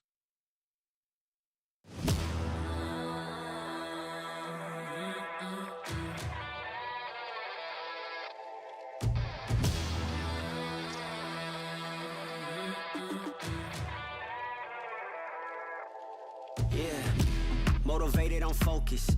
Came a long way from the lowest. Yeah, gotta get it, the mindset, gotta put it in motion. This is the moment. Gotta one up my opponent.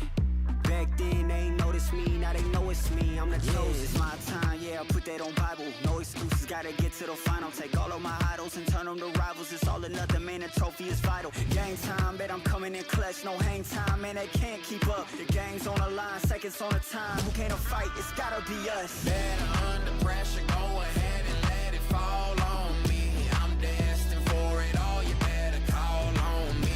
They say what doesn't kill you make you stronger. All that pain, it done made me to a monster. They say what doesn't kill you make you stronger.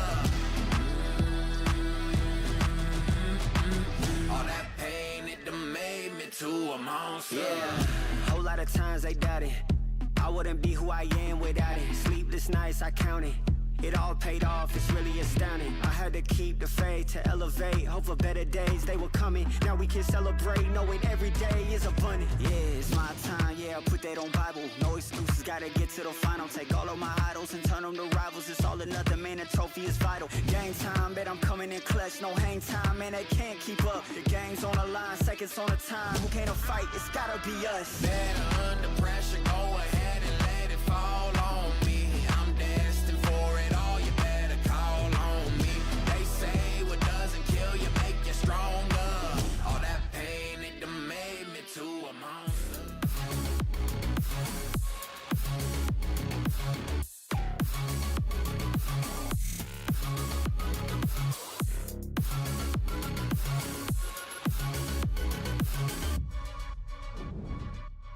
All right. How does running Phoenix change how you approach the macro on Fracture? I mean, obviously the ult is really strong, so we're focusing a lot on like funneling orbs into getting Clem his ulti a lot of times. And I also think that just gives you some nice like tools for retaking. So flooding a little bit more and just being a little bit more on the fly rather than static. And yeah, doing that sort of play. Also pretty nice. But yeah, it's also a lot about like individual comfort. The boys feel good, Clem feels good on the agent, so just a nice agent, nice change overall.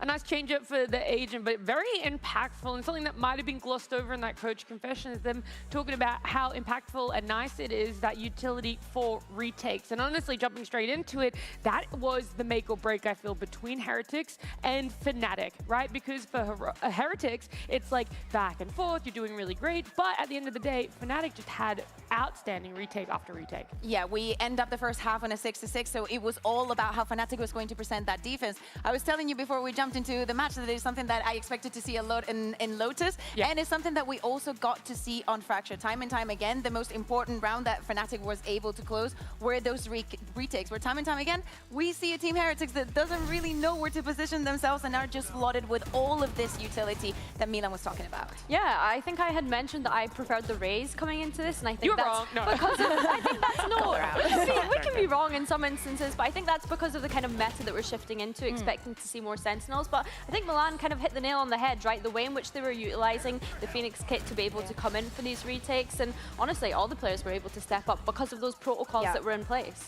I think also that there's many things that go for Phoenix in this map, and especially within this meta. So because of the way the Fracture is and how open the spaces are, the more barriers or like utility that you can have to cover that vision, the better. And in the way that Fnatic has it, they have Kayak's wall, they also have the cages from Alpha, they have obviously the smokes from Brimstone, and you also add in all the utility from Siva. So it's very overwhelming, and it gives you a lot of tools, not only for the retakes, but also to even get in and out of side when you're on the attack. So it's a very nice balance and something that you can abuse. Yeah, I wouldn't say worried is the right word here, but it was just intriguing to see that Heretics started off so strong in that first half, where it felt like maybe we're going to have a bit of a blowout, and so Fnatic taking their time out, they slow it down a bit more. And is there a specific player that you think was able to keep them in the race a bit more whilst it took the rest of Fnatic to... Benjamin. Yeah, Benji. No, I'm talking about on Fnatic, sorry. Oh, no, on on Heretics, Fnatic I know side. it's Benji. I think Bro was fine Crashies for his London life. Yeah, Benji really, Yeah, like no, definitely. right from the get-go, playing from tower, Benji was absolutely amazing. Yeah. For me, in the first half, actually, I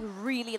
Production, this is scary. I really like Crashies because, even if in the second one he didn't have the craziest numbers, Benji was being such a nuisance to deal with. I really like how Fnatic were taking the time, I know that they're very known for that, to actually understand how Team Heretics was presenting the map today, but I really think that he stepped up, and I think that taking Arcade and everything would have not been possible without him. Yeah, I think the key kind of takeaway was that both teams were able to have such a great defensive half, and then Fnatic obviously being able to come away with it once that switch sides happened. So yeah, I think Crashies obviously having a great performance in the first half, as we mentioned, and then them just being able to close it out. Yeah, a lot of things going right for Fnatic, the retakes, having a player that could keep you in there, try and shut down what Heretics are trying to do. But for Heretics, they're going to have to look towards that next map. They want to be able to make sure that they're going to be able to have a better showing on Lotus.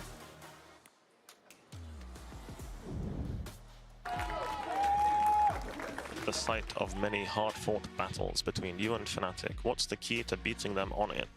I think the key for me is not really map related. I think we were in complete control of that map just now, and we lost our composure. We let the hard rounds get to us, and we just completely bottled it, to be honest. So it doesn't really matter the map.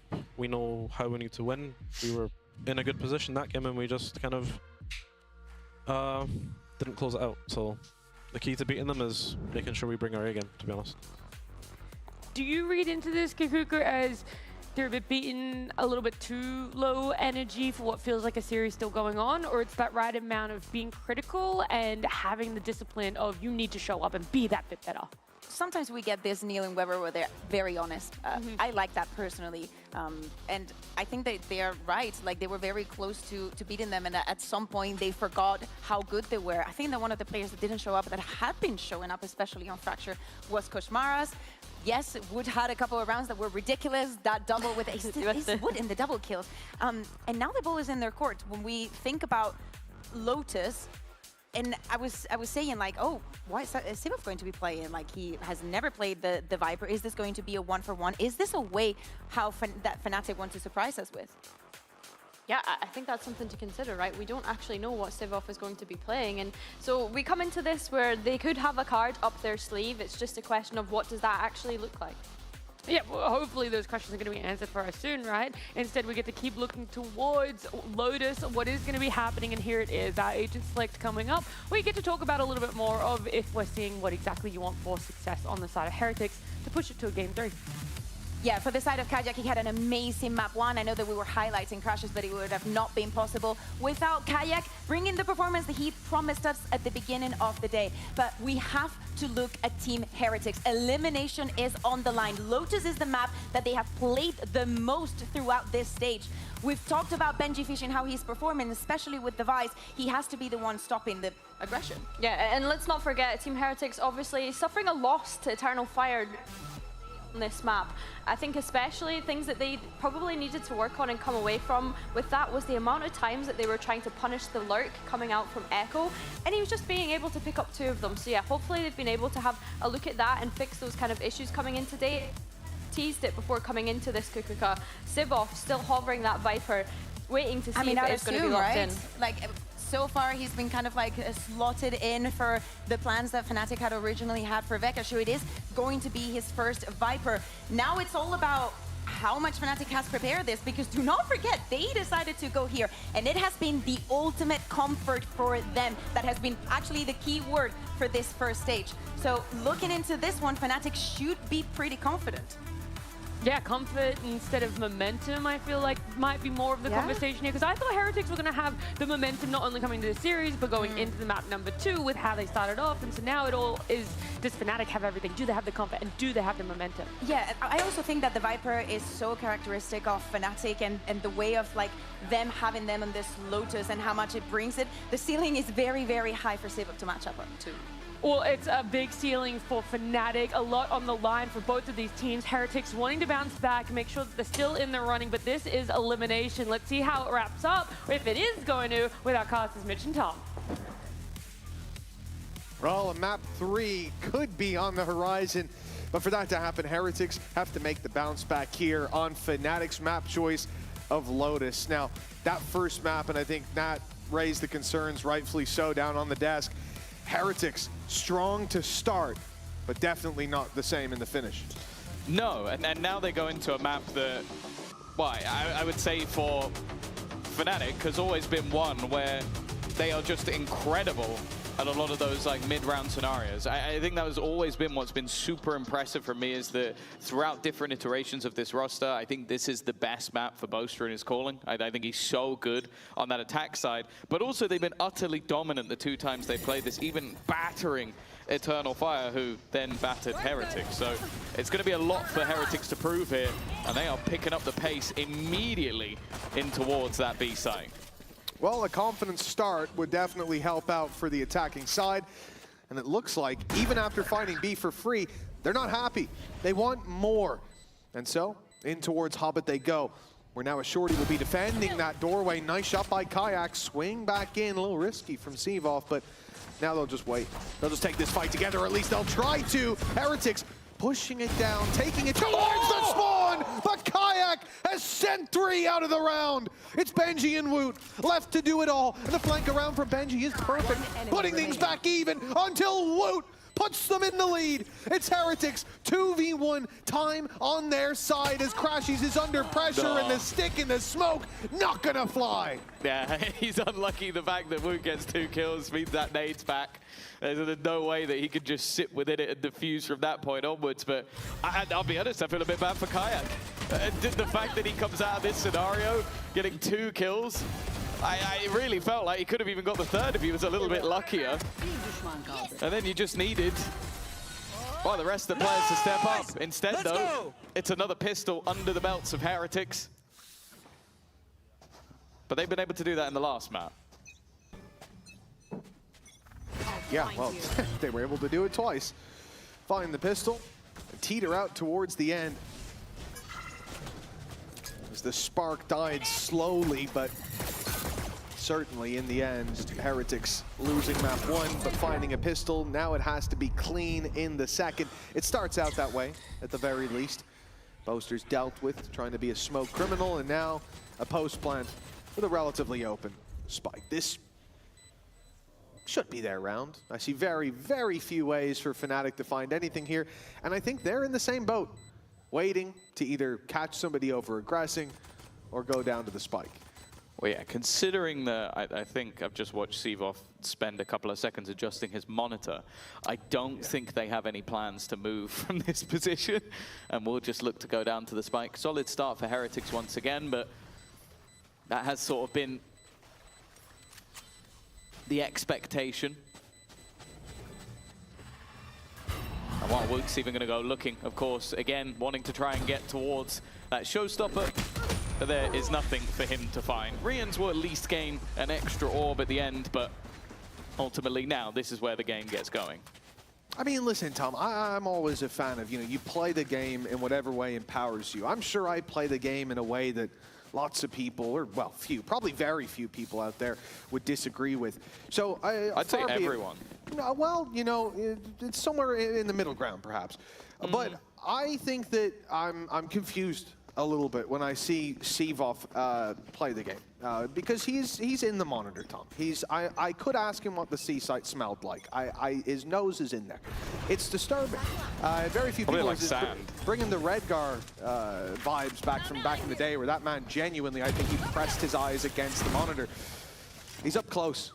Maybe that's going to help him hit some shots this map. This is, again, very pacey from the side of Heretics. Already getting deep control. And when you have the likes of a Judge and weaker rifles, the closer you can get, the better. This is an unorthodox position, though, from the side of Benji. Like, he's just waiting for one man, and one man alone. Alfia setting up for this, and he's just, that's got to be a tilter. Like, you are waiting for someone to maybe try and catch the rest of your team. Instead now, Benji has a second opportunity to backstab. He will need to get a move on, though. Kayak already with one back into the site. Woot looking to try and hold onto the angle and will be able to do so. Yet to die, but that will change very quickly. Rien's dealt with, and now that backstab has to come in again. But Benji already claiming his second flash out, and he will close the round.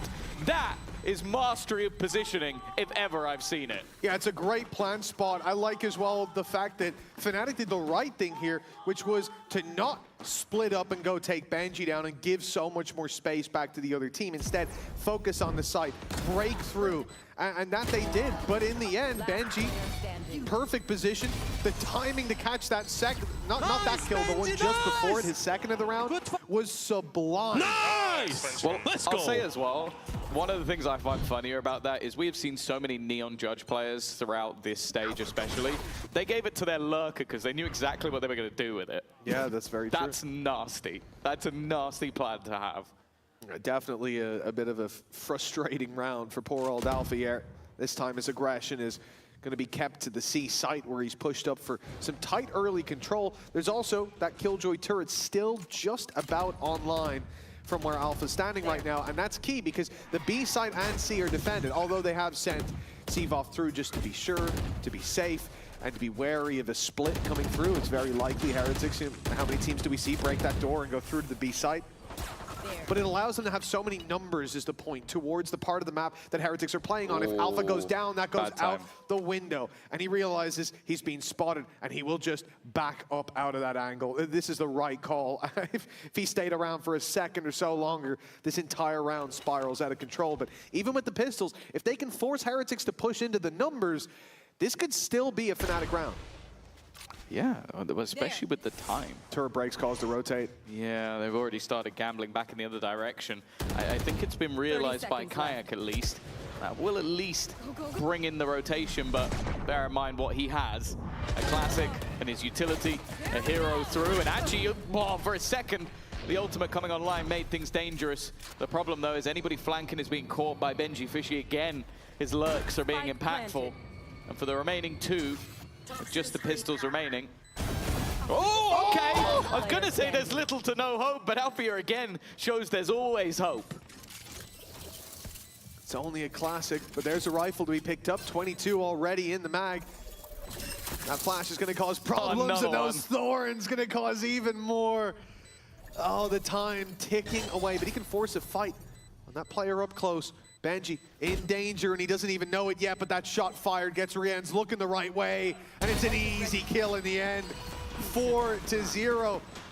And I don't want to get ahead of myself, because in the last map on both halves, we had this moment where we go, ooh, I'm getting worried about Fnatic. Heretics are looking dominant, and to be fair, Fnatic down numbers, that means nothing. Nothing to me. We've seen it a million times.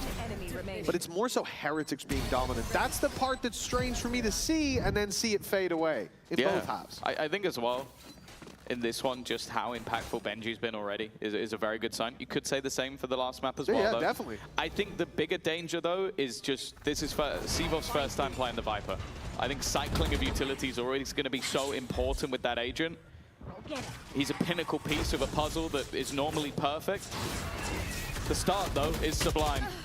And with Sivov holding his ground, that's already a further advantage. Showstopper out finds nothing, and he's managed to take a lot of space back, but he's caught by the spam from Woot.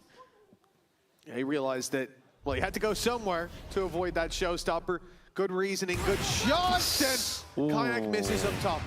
That would have been the round lockdown, a 4v2 before the plant even comes in. Instead, Heretics, they get another lifeline. Perhaps it will be one of their last, given Fnatic 3v3 now, that op waiting to hear it sing, but 50 seconds on the clock. Heretics don't seem to be feeling pressured. Despite being surrounded, despite needing that spike plant, they are taking their time.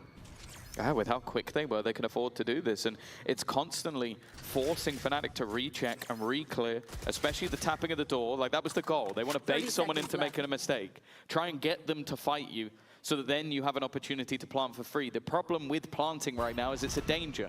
You give yourself an instant disadvantage. So they are waiting just to see if that mistake is made. Another whiff shot, uncharacteristic, and now they're going to clear out Crashies as well.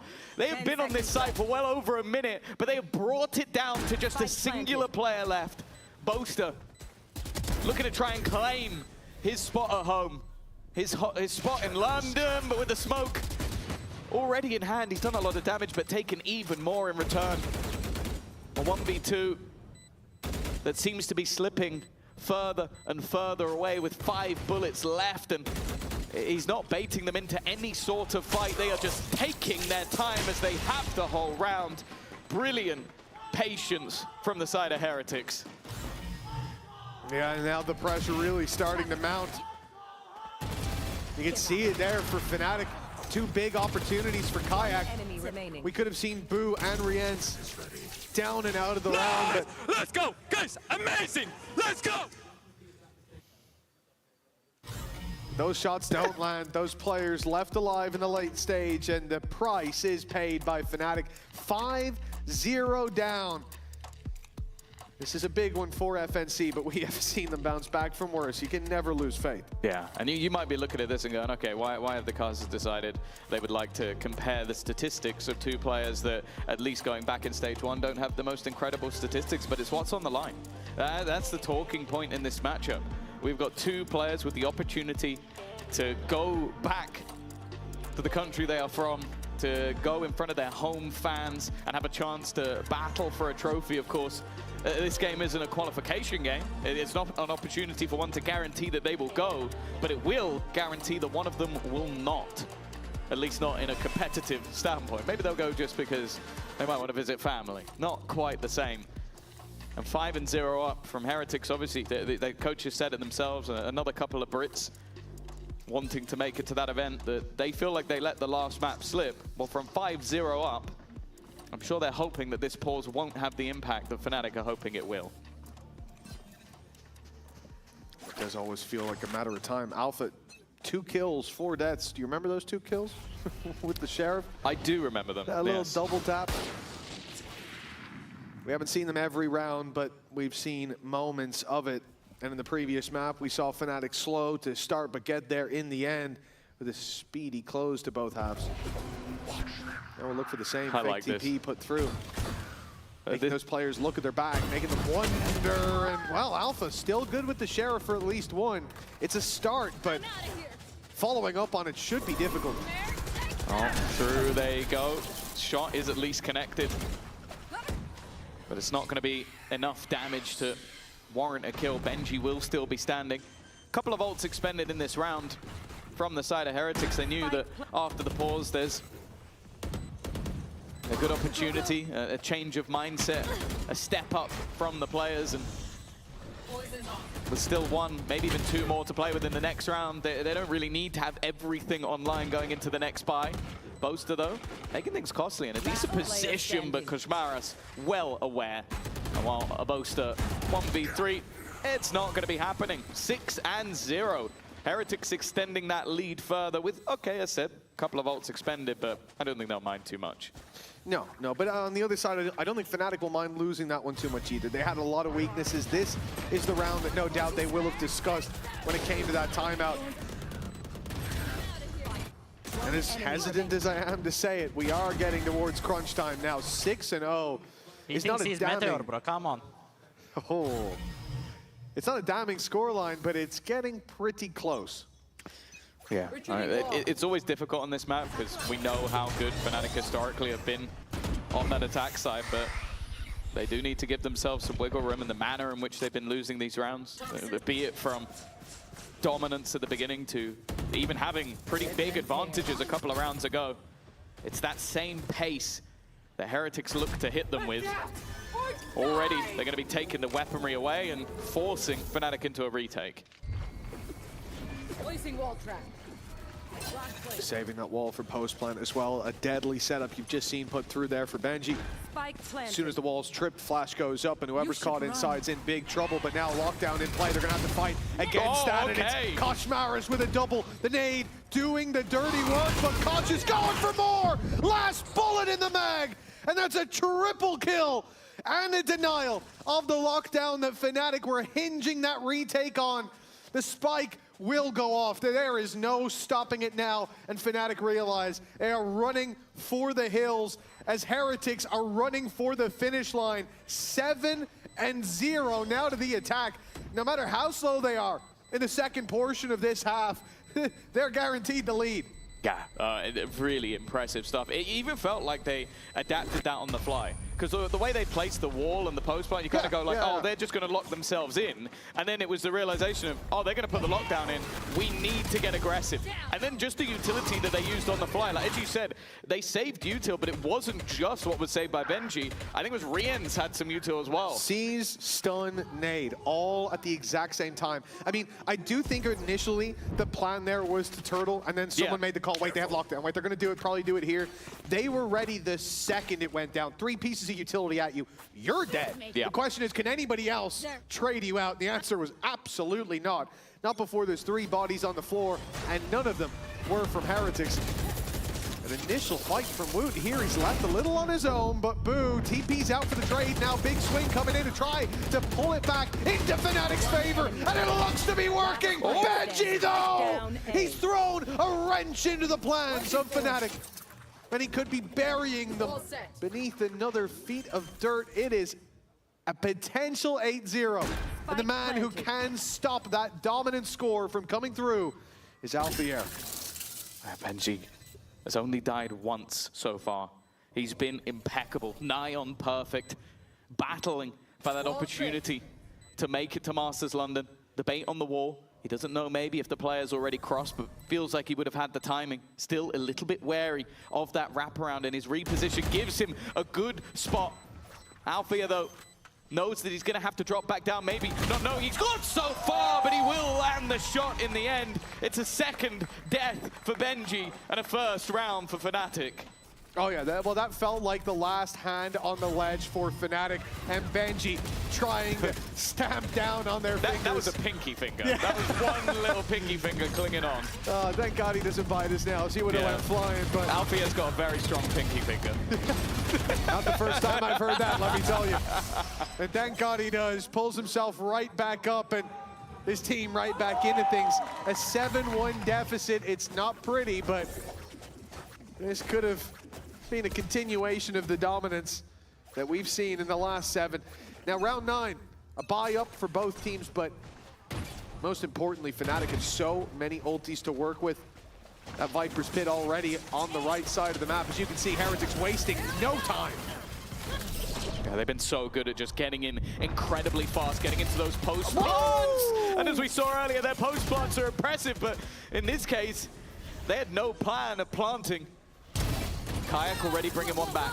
Knows there's still a man on the plant, will go through the thorns, takes a lot of damage as he does, and it makes that kill all the more easy.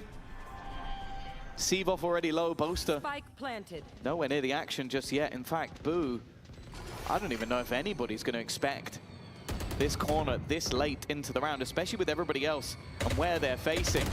Boo's just looking to try and make sure he can protect his teammates through a bit of an awkward corner. Bear in mind, Seavoff is so low, they'll fight him together, making sure there's no chance of him slipping the net.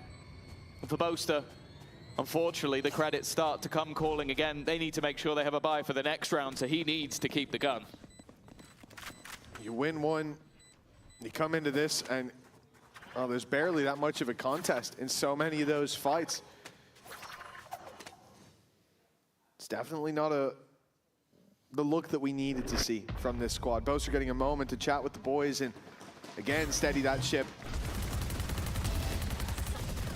But the deficit that they were already facing puts them in a position where Fnatic, they don't just need to win a round here or there, they need an answer, a solution.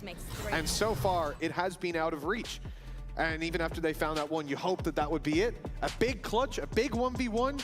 Yeah. Right back to losing ways. No surprise to see the timeout called. The terrifying thing as well is just look at the manner in which Heretics are playing this. It's almost their level of disrespect. It's we're going to go A, we're going to go A until you stop us. Until you stop us going A.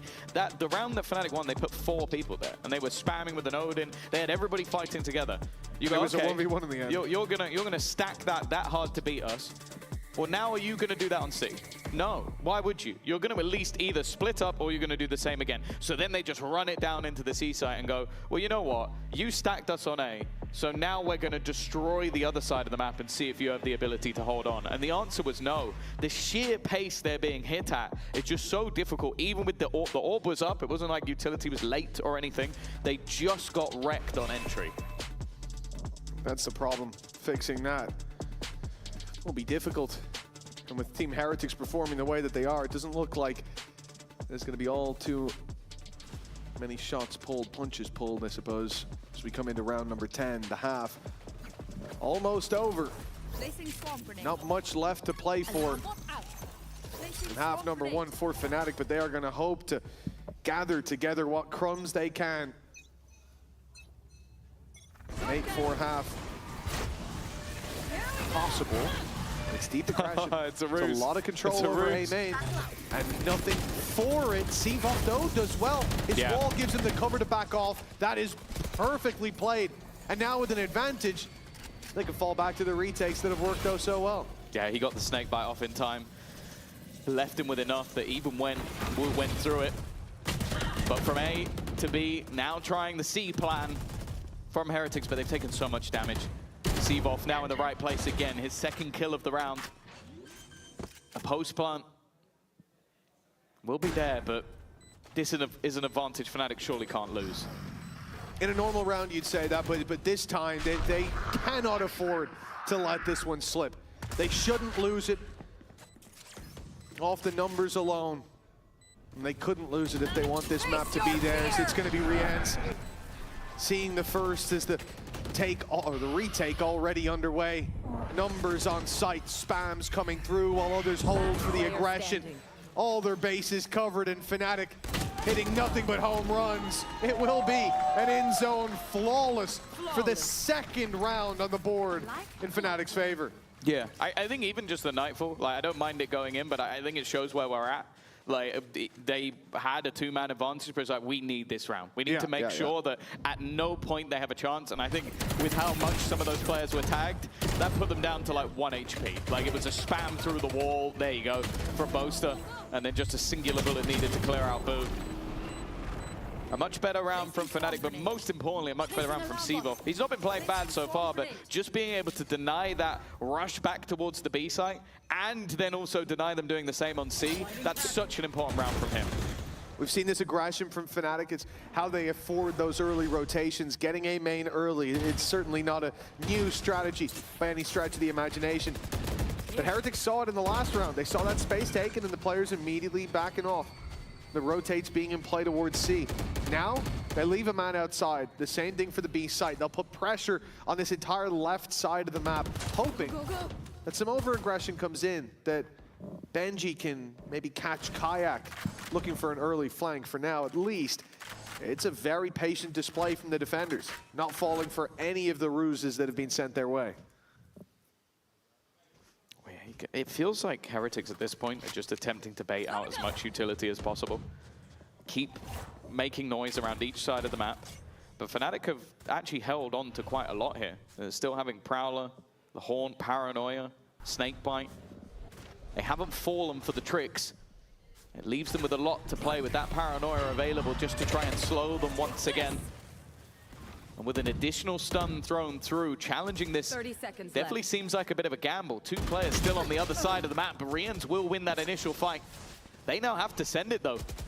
And Boaster is still yet to make the call for his teammates to actually rotate over to this side.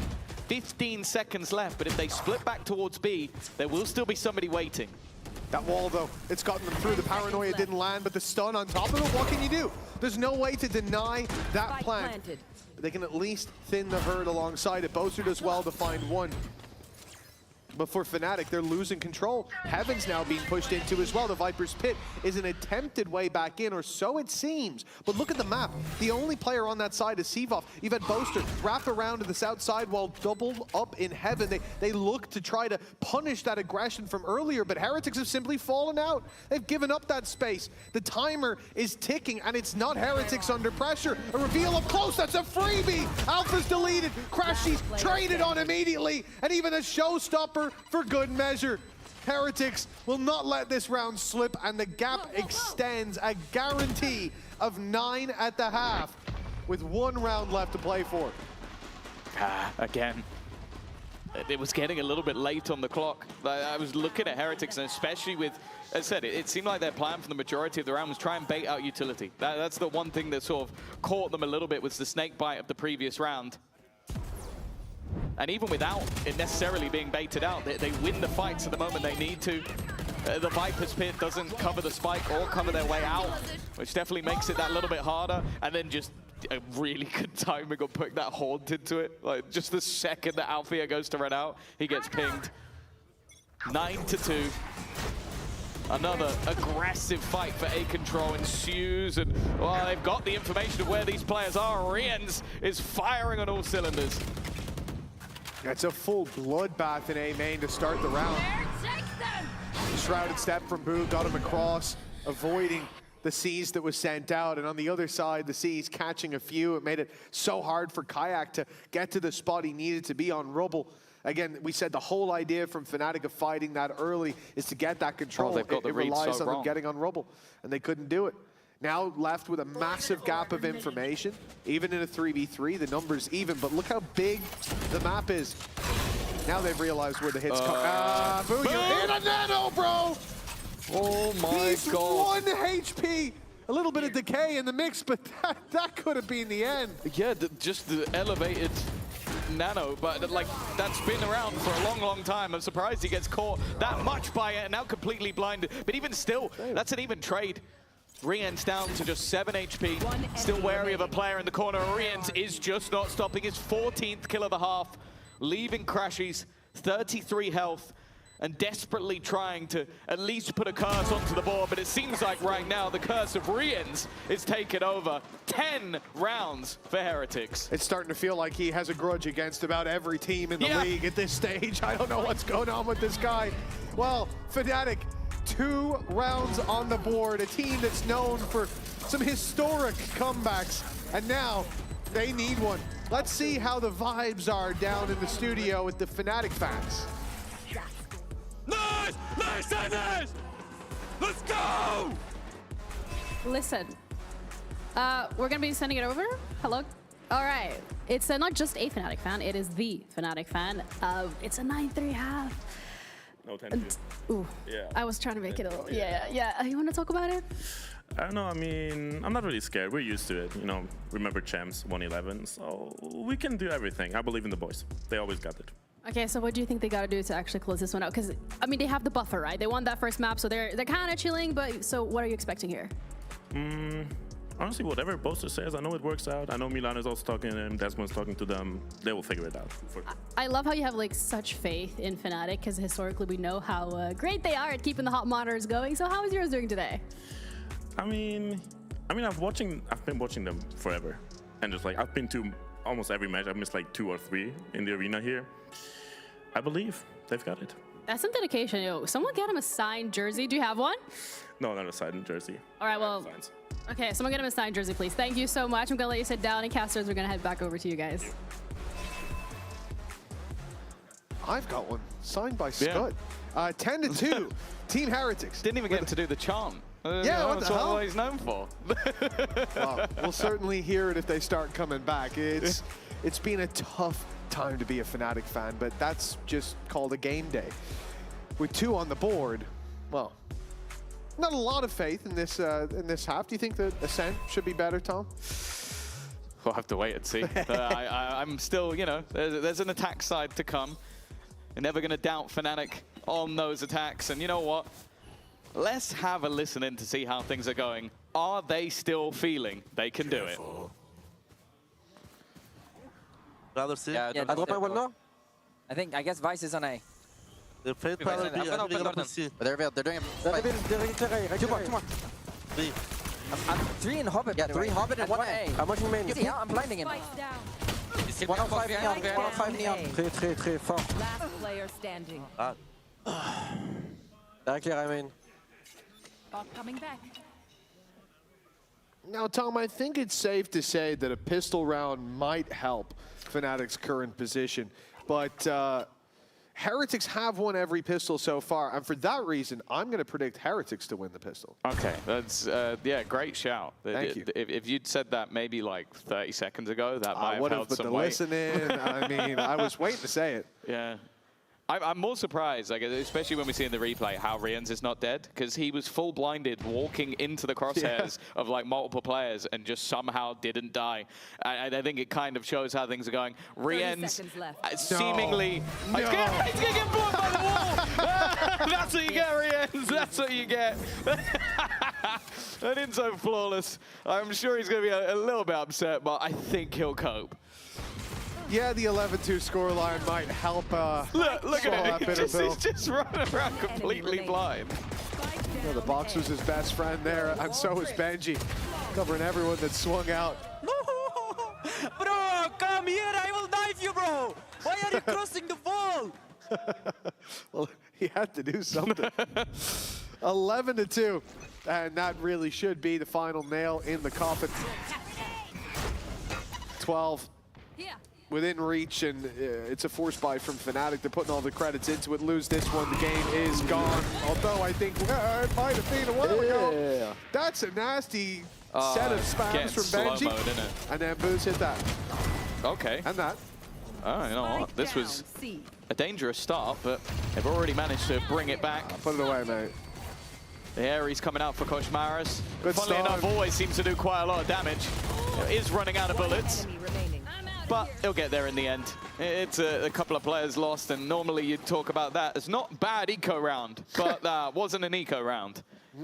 No, that was a force buy. Also, Benji had one of the whiffs of the century, so... Yeah, possibly the worst full magazine usage of a Bulldog I've ever seen, but it is a hard gun to use, let's put it that way. I really don't like the Bulldog. It just feels wrong. And I'm sure Benji agrees with me after that round. But yeah, this definitely looks like a comeback that might even be too big of an ask for even Fnatic. And I know that's a crazy thing to say. Oh my God. Well, we talked about Fnatic dominance. A 13-4 the last time, 13-2 the last time they played this. And now they are getting decimated. A complete turnaround from the previous.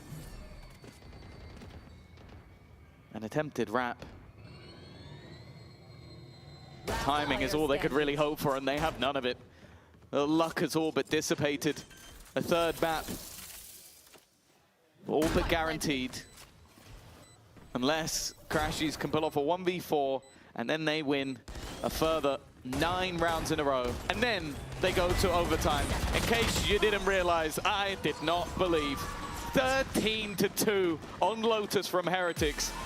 I don't think I've ever seen a map that could be more of a confidence builder for this squad. They have just decimated Fnatic on their home turf. Yeah, pistol rounds not the only thing that's looking good for Team Heretics with a dominant map win under their belt on their opponent's map pick. It's a third map needed. We will go all the way to Ascent.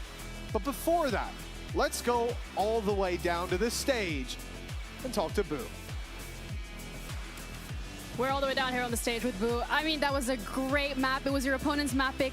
You saved yourself from elimination. One more map left. How are you keeping a tight ship going forward? I mean, main thing is probably not panic and understand that they're still Fnatic. I think we did some mistakes on Fracture, misunderstanding their style, and this one was better, but it's still gonna be hard. Okay, I'm looking forward to it. I'm going to let you join the rest of your team. So thank you so much for your time. And we're going to be heading over to a quick little break to be back with the final map of the series.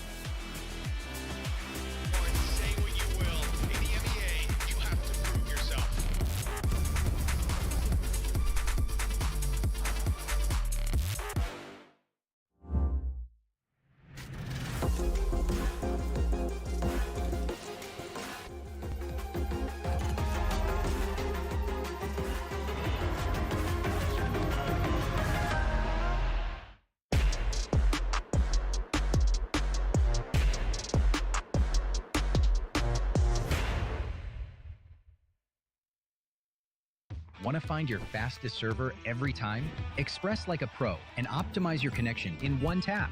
Express and game without ISP throttling. Express and shield yourself from DDoS attacks. Express and choose the VPN trusted by gamers everywhere. Express VPN. Experience gaming the Express way. Fast, stable, competitive. Outplay the world. It's time to Express. Unlock free cosmetics, including Lightning Kicks Buddy and more. Scan to subscribe.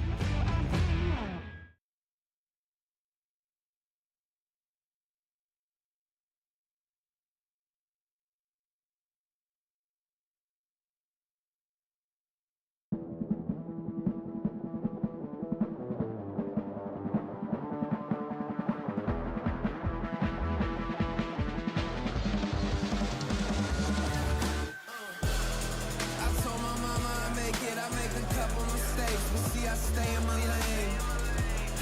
I keep my feet on the pavement, and don't you ever mistake it. No, this ain't never been a game. Tell me where the competition. Seem like they all been missing. Never made a wrong decision. It's got me walking different. I stay gassed up. Please point the opposition. No scope, it's no joke. Just know I aim with raw precision. I went and got my bid up quick, 100 figures.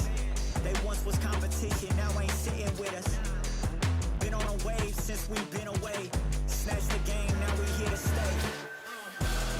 I told my mama I make it, I make a couple mistakes, but see I stay in my lane. I keep my feet on the pavement, and don't you ever mistake it. No, this ain't never been a game. I told my mama I make it, I made a couple mistakes, but see I stay in my lane. I keep my feet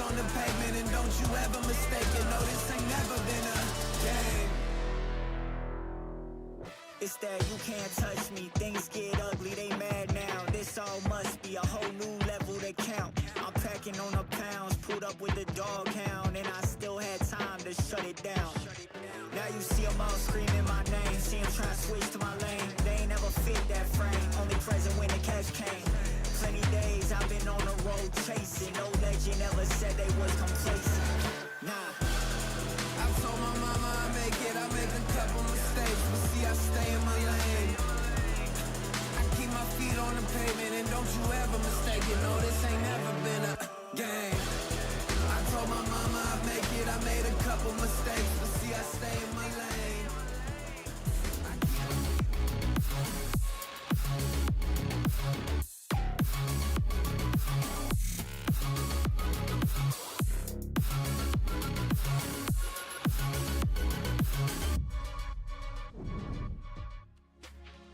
You guys were dominant on Lotus. Was there anything or anyone you want to shout out as being key to closing it out? I'll just quickly answer. I think just following the game plan and following what the preparation is for it and just playing our game, basically. Yeah, I think we had a really good mentality this game. We knew exactly how they were going to play. I think the game plan was perfect, I would say. They didn't change much, so yeah, perfect. Happy days. Hopefully more of the same on the next map. I've come to the bottom of a conclusion here. They're just stoic guys that are on the side of Heretics, I feel. It's really just down to the players that are bringing that extra level of energy. I just thought that the way that we saw each individual popping off the other day with the energies, a little bit of trash talk coming out, I thought it was through with everyone, but no, that one's reserved specifically for the players, it seems. We'll bring the coaches in on the desk so you can actually meet them and talk to them. I'll call them out for it. Yeah, exactly. And I think you should. I think you should. Yeah, I think they're being very nonchalant in the coach confessions, but I don't think naturally they're like that. But amazing for them to win out a map, and so dominantly as well, I want to say. It's going to be a real confidence booster knowing that this is obviously keeping them in the series and being able to make it to Masters London. I think it is crazy, Nat. I promised you, I really promised you that there was going to be some insane retakes from the side of Fnatic on Lotus. You kind of did, and I feel, I wouldn't say lied to, but I feel betrayed and heartbroken instead. So here's the thing, right? So I was looking at Seavoff and I was like, man, you're great. You're going to be great on the Viper. That ult, the one ult that we saw that half, I was like, no, that is not really for you. That doesn't really do much for you. For Heretics, a lot. It does a lot. I don't know. I didn't see a lot of comfort. I think that there were also moments.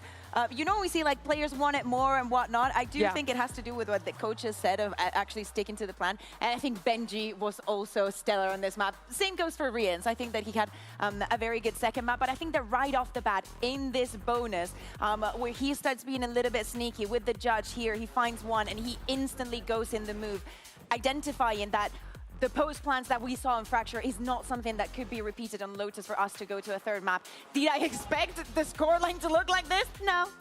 No, I didn't. Bro, if anyone expected this scoreline, I would have called them a liar just a moment ago, but... Yeah, because this is a map that both teams have been pretty dominant on in the past, I'd like to say. And yeah, I think Benji, having that player that can allow you to have these lurks, he was able to find so much space, which was allowing them to be in such comfortable positions when it got to that post plant, which was perhaps why Fnatic were struggling with these retakes on Lotus. Yeah, it was kind of messy to watch.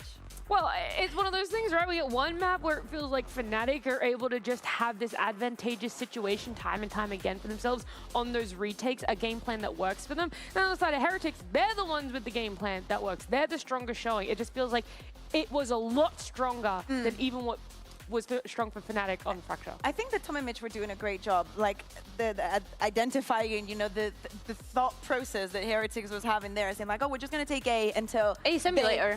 Simulator until we can't go A again. And then Fnatic started fighting for A, and they were like, okay, not interested anymore. We move on to the next thing, but it was like already too late. Yeah, I'm just upset that we didn't get to see more Koshmaris on the defense. We saw him pull out the Ares on those last kind of rounds. That's only because he didn't have enough to buy an Odin, and I kind of wanted him to have the opportunity to redeem himself, considering how he performed on the Odin on defense the other day. So maybe Heretics are happy that they were able to close out so quickly. There's still that map 3, right? And there's still all those chances for what you guys are talking about. But before we get onto that map 3, there's still a chance to hear from our Fnatic coaches.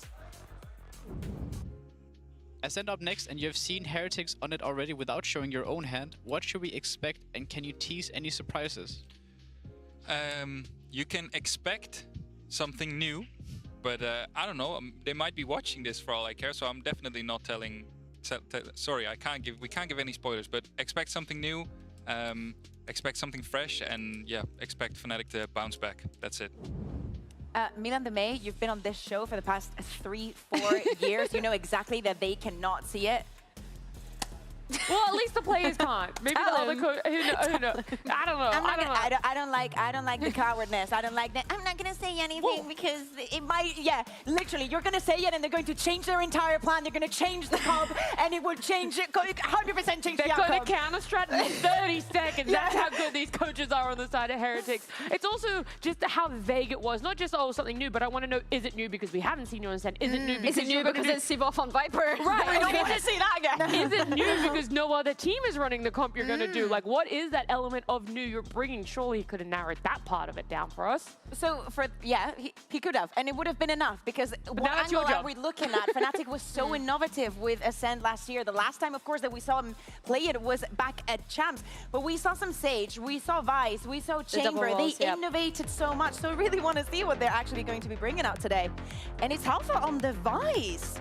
Okay, I'm not entirely mad at this. I think I was expecting for this to happen before, and way before Ascend, to see Alpha going on the Vice. Yeah, I think in terms of new, I want to see what that new is, right? Because for me, this composition feels very vanilla when we think of Ascent. Initially, the only kind of change that we would have there from that vanilla composition would be the Killjoy instead of the Vice, right? So that's what we can look at as being perhaps new here. I'm intrigued to see Kayak on the Jet as well. This is an agent that we've seen players pick up a bit more coming into the playoffs. Bro, I am so happy that Milan didn't give it away, because Heretics would have counted this so like it would have changed. Literally, it would have been night and day. But as before jumping into this, everybody remember what's on the line. Surviving here in the lower bracket, a chance to go to London. For the side of Team Heretics, yesterday was an absolute nonsense what they played on Ascent. They bounced back on the defense after not being able to deal with the double Sentinel from the other side. Woods had an amazing day. Same for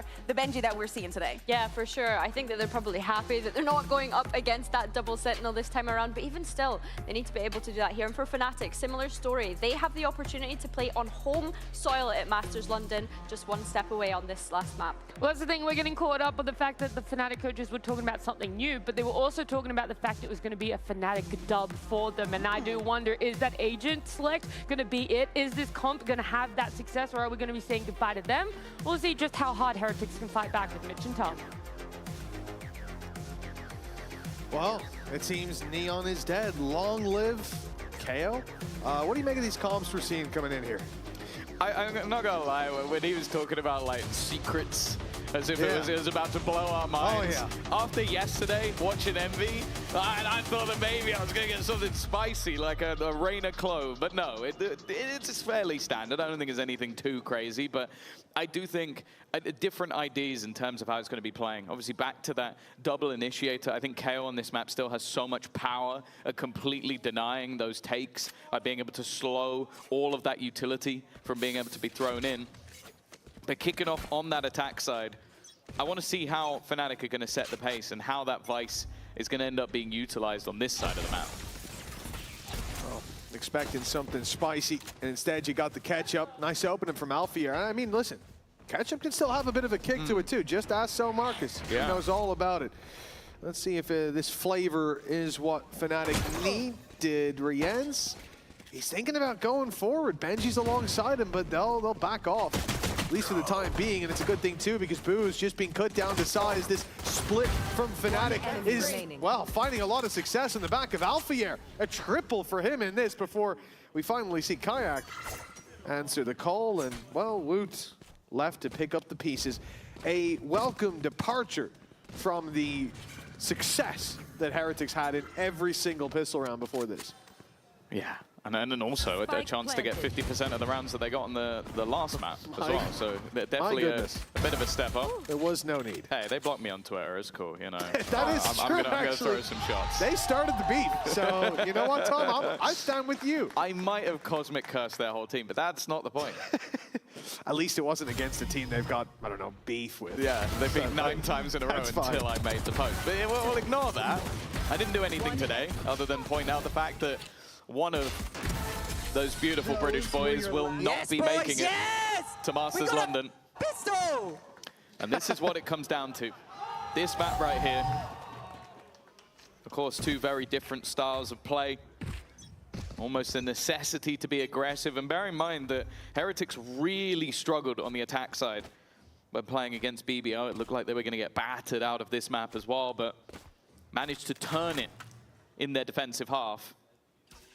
So a poor first half here might be more damning than you think. Of course, for data for the other side, we are yet to see Fnatic play this map. It's only just been reintroduced, and they, of course, skipped that first round of playoffs.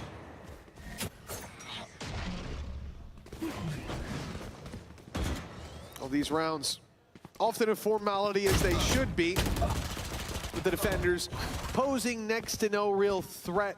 Of course, that's never really the thing you should be saying when there's a Neon with a shotgun, but now there isn't, so I feel pretty confident in saying that. Boo, all alone, Classic in hand, and a chance to do some damage, but looking at the buy of Fnatic, it's not going to be easy. You take 2 kills, you're probably only removing an SMG. You take 3, and you're so much better than them as a player, you're probably going to win the round. Almost impossible for him to get what he needs to out of this round. Why is he running that far away with the bookie?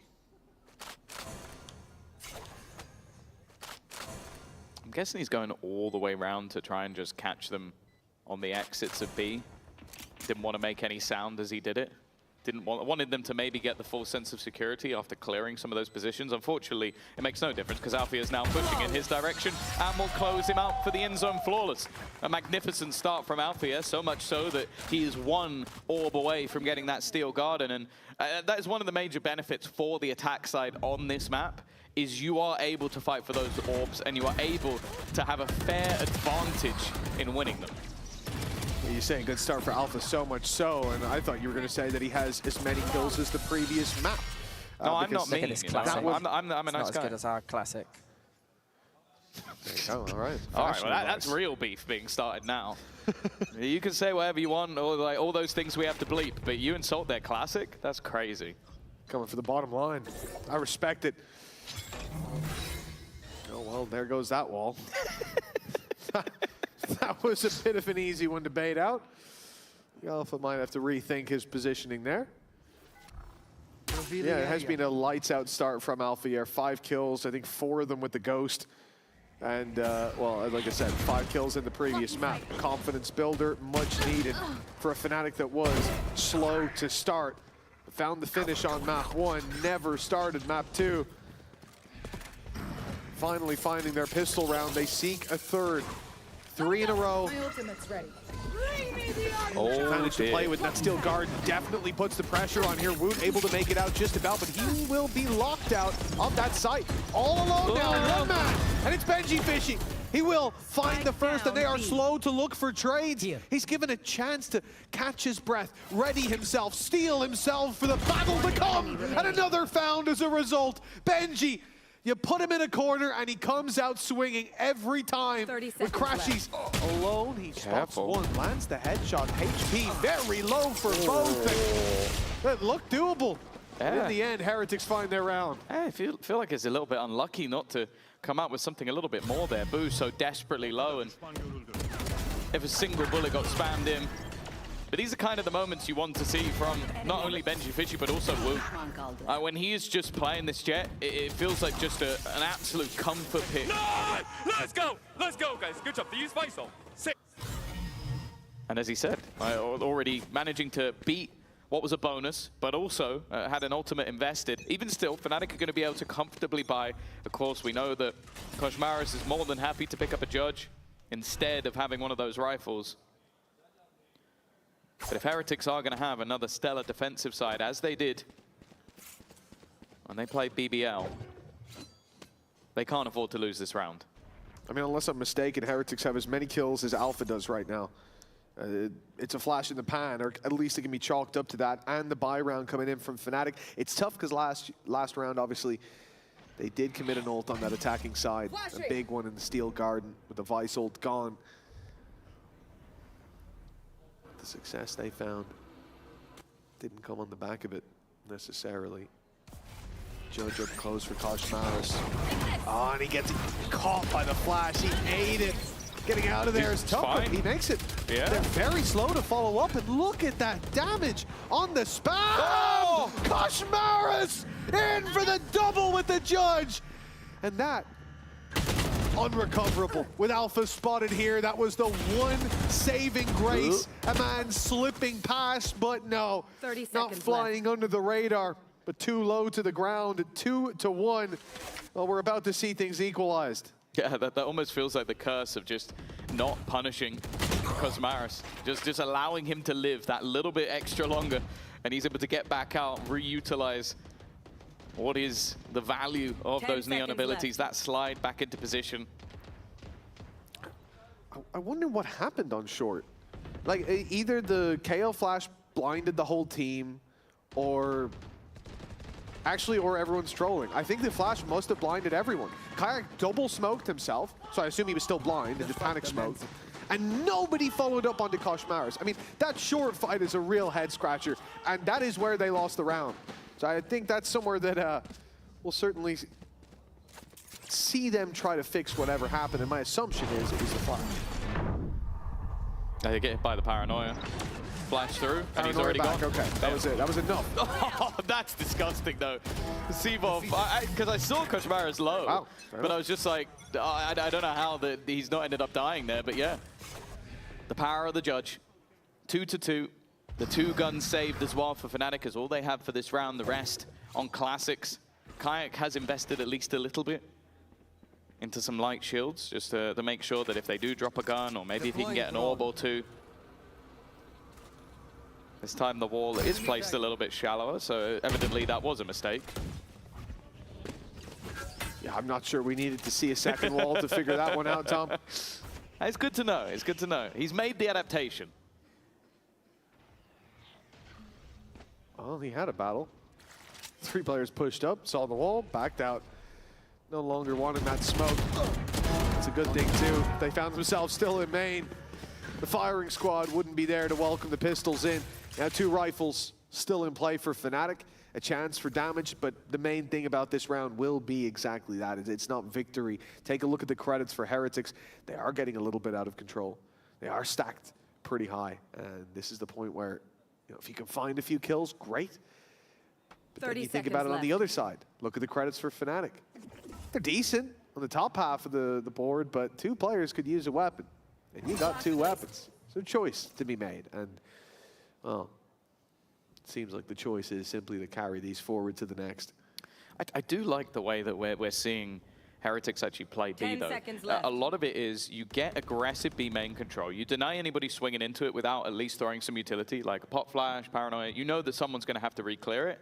And then you give that space up and you go back to fight mid because you know that's the other angle they're going to try and claim.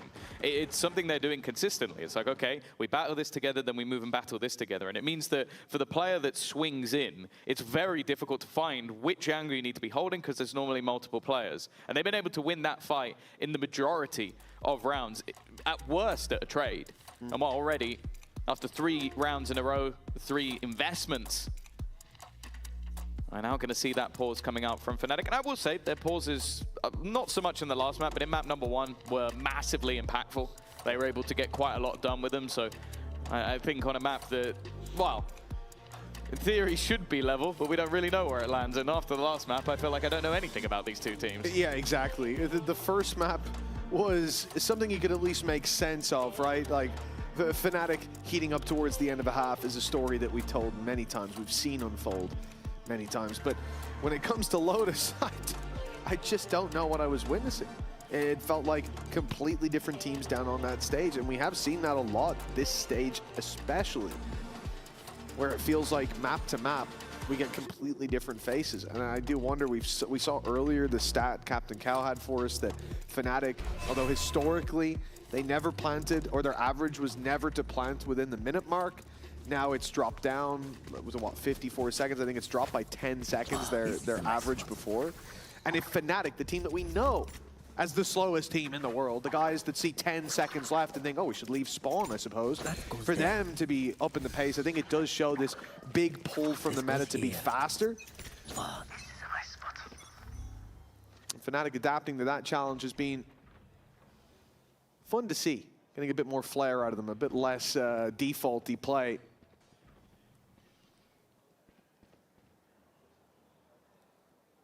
Oh, no noise made. It seems Koshmaris is very willing to fill in that space, but Fnatic thinking about the re-clear in mid with utility.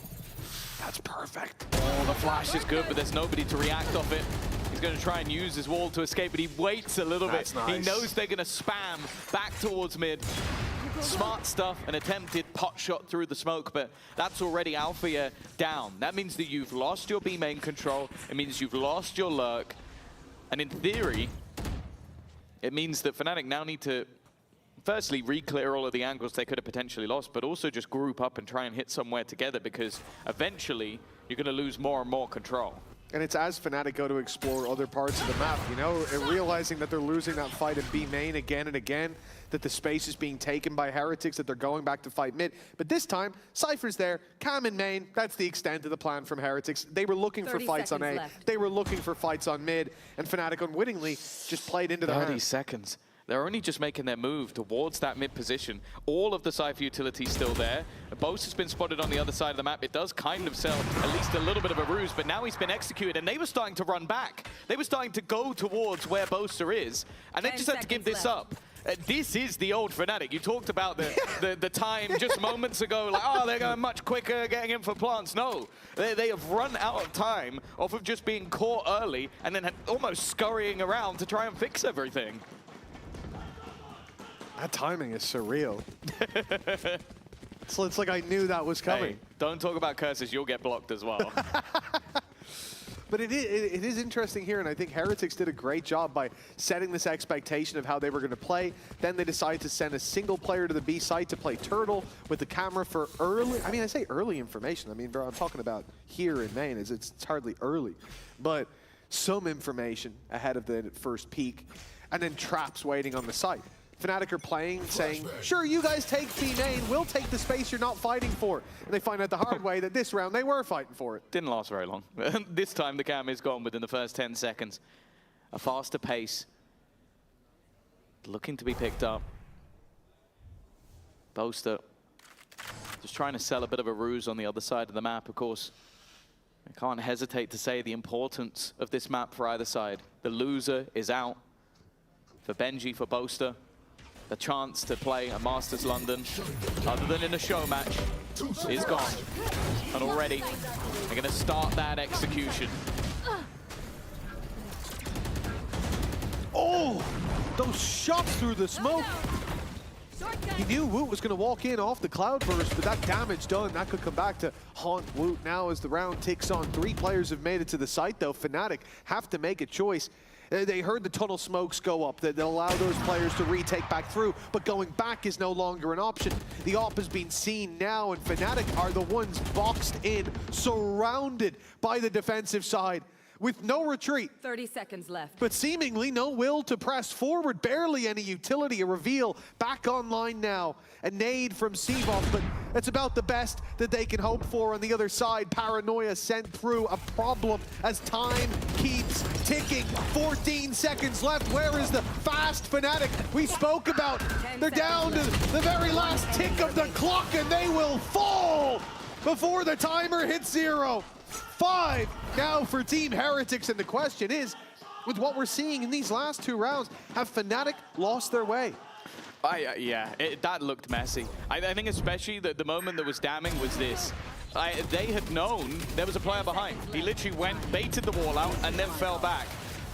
Unless you thought he'd completely given up all control and just left, which, why would he do that?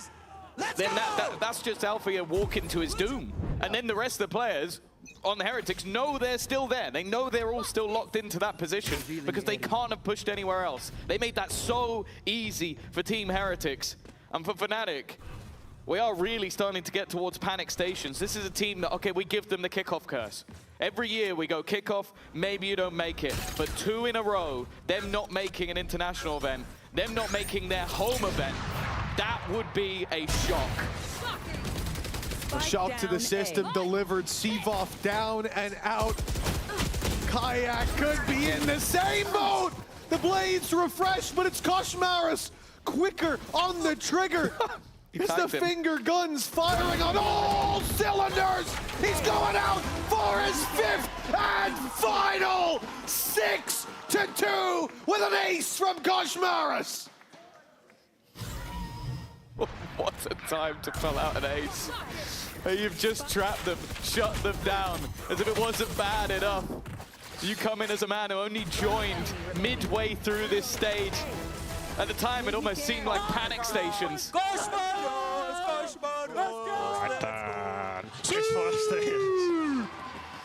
A man that was literally brought in because they said they had problems. A player that said he didn't want to stay. They took a gamble. Week 1, it looked rough. And now he's acing Fnatic to give them a 6-2 lead in a map that would eliminate the EMEA #1. Hey, maybe Neon's not dead. Not in the hands of Koshmaris, that's for sure. It looks very much alive. It does. Even with the nerfs coming. We'll see the kind of impact that it has in all seriousness. That agent is a nightmare. And Fnatic decided to come in today not arming themselves with it. Perhaps they will live to regret it. This, I would say, Ascent comp of old, but you know, you have Vice in there as well. But it is an El Clasico feel to it. Trying to bring us back to the old days when Fnatic still sat on a throne, when they were the undisputed, the EMEA team. That has changed. Heretics held that mantle more recently than Fnatic did, and now a chance to stomp them out. They've done it on big stages. But this has looked dominant up until now. The tide seemed to turn as Woot falls with 1. It's Benji and Kosh. But remember, Kosh aced the last one. It's funny, but would have actually died to that trip. Had to make sure he shot it. Spike planted. They need to clear Alpha here. And he has no reason to fight, no reason to peek until that moment, until he hears that door being broken. That's his time to strike. Oh, a little bit given. Shot in the foot, wouldn't kill him out, and already Benji is dropped. The next one comes for free. An important response from Fnatic. An additional round added to their tally, and it needs to be the start of something, because the last couple of rounds before that, they were very dominant indeed. Yeah, that's the thing. We've seen this a few times where like one round is found, a couple of good kills, couple ultis, whatever it is, and then we go right back to winning ways for Heretics. You can't see my face. That can't be the case here. And let's go, boys. Round by round. Go 6-6, guys. Round by round, I think that is how we've been looking at it. There you go, Koshmaris' first ace in VCT EMEA. What a time to do it as well. He's only been here about 5 weeks. And honestly, it's still surprising that's his first. With how good he's been over the last 4 weeks especially, it is surprising.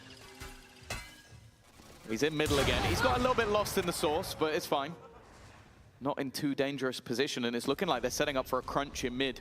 Heretics have 4 players around this angle. They've surrendered A control, but I think with the realization that the drone is coming through on that side of the map, they can't afford to give it up. Even still, though, the knife going through on B. They left split, and that's a huge kill for Sivov. Takes a bit of a risk, pop flashes himself in. A bit of a confidence play, but again, there's the response with the op. He's been so good, man. He really has. Thinking about his performance when he first came in to now, night and day. In a dark night on the horizon for Team Heretics. If they lose this, Fnatic back to their old ways, the winning streak. Ooh. Only on 3 for now, but could still be even at the half. Battle of the spams up top. A risky one to play in with the reveals about to come through. Now the real danger, they've got to run. It buys more time, and Rienz has fallen. Crashy's had the angle, and now Kosh. Surely, that's already done. He tries to make something of it, but in the end, it's another round for Fnatic. 6-4, the gap down to 2, and there's a reason we never count Fnatic out. Yeah, it was a 6-2, 6 rounds in a row. I was starting to get a little bit nervous, but you are beginning to see a couple of those confidence plays. I think especially the one from Sivov is the main takeaway for me. He clears B main alone, pop flash to get rid of Woot, forces Heretics into some more awkward positions, and then they have the attack onto that A site. It still came desperately close. Crashy's down to 5 HP. And his spam is what sends Rian's packing out of the round, but it's enough to call for panic stations. Now bear in mind, not saving the operator, it's something that can still be afforded by the side of Heretics, but it does mean that their economy potentially going into the last round, which will be the next one, could be a little lower. So this is going to actually play a big part in whether or not this could end up as an 8-4, or if it ends 6-6, which considering that 6-round streak in the middle, I think Fnatic will take that all day long. Without a doubt. It is always dangerous to take a risk up against Fnatic, to give them a chance. One round that swings it as to whether they're back in or shut out. Because Fnatic, even when that door seems slammed shut, bolts across, somehow they still have a foot in the door. 6-4. 2 rounds left to play for in this half. Fnatic on the attack, but finding some momentum. And normally, you look at the past, it doesn't go too well for the team on the other side. But Heretics, they've been consistent, and most importantly, Koshmaras. That op in the early round has been a nightmare for these attackers. Yeah, it's something, even with the double initiator, they're having to be so careful of. And he hasn't really been caught by any of the KO util because he's mostly been playing around mid. The drone's also been used to clear over towards A, so a lot of the time it's just been someone having to try and body check his position. Again though, diligent stuff from Fnatic. They are not shying away from those same metrics they've been throwing out throughout the round. Just clearing all of these close angles, trying to remove the risks of this double duelist. Even still though, this time they've been given nothing. Heretics aren't fighting aggressively. They're not facing forward. They got caught, Woot, in B main last round. He's not fighting at all. He's sitting back with the rest of the team, and Fnatic have spent over a minute just feeling out the map. Fnatic playing slow. We thought we'd left it in the past, but of course not. Old comps bring back old ways. Koshmaras up close on the reload of the shotgun. He'll be caught by Kayak. The double now. Oh. It's Woot that has to answer back, but his blade's taken away. The Sheriff not ready for the fight that was to come, and Kayak wins the battle on backside. The spike needs to be picked up and planted. 10 seconds left. No stress, 10 seconds is plenty of time. But Benji and Rian just need to retake. That's a huge, that is a massive pick for Benji. He's given them an opportunity. They'll know where both of these players are. Look to try and clear out both a complete reposition. Holding himself below, but then swings back out to try and fight with his teammate. Just wanted to give them a little bit more space, an advantage with the smoke, not allowing the double swing to come through from the Heretics players. It makes this incredibly awkward. Even still, they look to group up, and Boaster has done well and then moved away to help out Seavoff. That smoke was perfect to make things so uncomfortable for Heretics. And right back up to 5 they are. As said, never count them out. And this is the problem for Heretics, right? You put all your eggs in one basket like that, and it just hurts so much more when you do fall. Now, Fnatic, they should be able to bring this back to neck and neck, to even at the half. Let's go! The weaknesses on the other side made up for with the advantages of this composition. A judge in play for Koshmaras, and well, he's been good with the op. But he has been great with the judge as well, so there's no counting him out. The attacker's slow with a default, and I do feel like this is risky if they go walking up on short with the smoke in play. They know better, especially looking at the opponent's economy. It's not the round to take those kind of risks. They go to mid instead. See, now normally, Crashies will have cleared Woot's position, but because he ends up tagging Boo, that spot has gone amiss. Because of that, Woot is going to look to try and reclaim some of that space. As you said, they're missing a few pieces here and there, and they're going to try and pad that with aggression. He has been shut down at least a bit. And for the attacking side, again, they're posturing around middle, but they've got to be careful. A push up into Koshmaras, it's a 1v1 that, if this corner was rounded, would be troublesome. Instead, though, Alfie has sent the ult in on that B site. And although Benji will be able to keep his gun, this seems like a ruse. The problem is the angle's not been checked. Koshmaras is just waiting to see if there's anyone more. Now he goes hunting. Paranoia actually catches him, but now Woot also springs into action. Oh, they go to the other side, the B site where they've had this stack up. They'll spot one. They'll know he's towards the back, but Benji's up close. Now, Rien's the stretch! Never mind! He's eaten them alive! An end zone flawless for the man that was supposed to draw their eyes, not take them out, pluck them from their skulls. Unbelievable! It's an insane way to close out the half.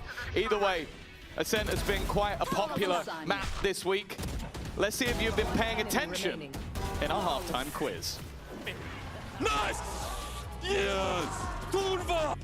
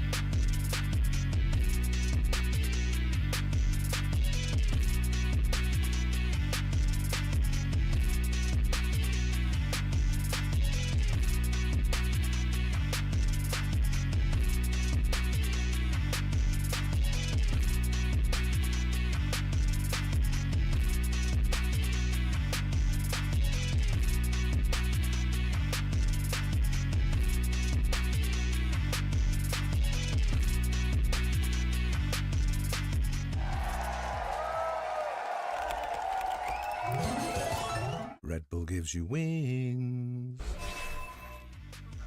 And welcome back, folks. The timer ticking one last time. Our final halftime of this match, not of the day.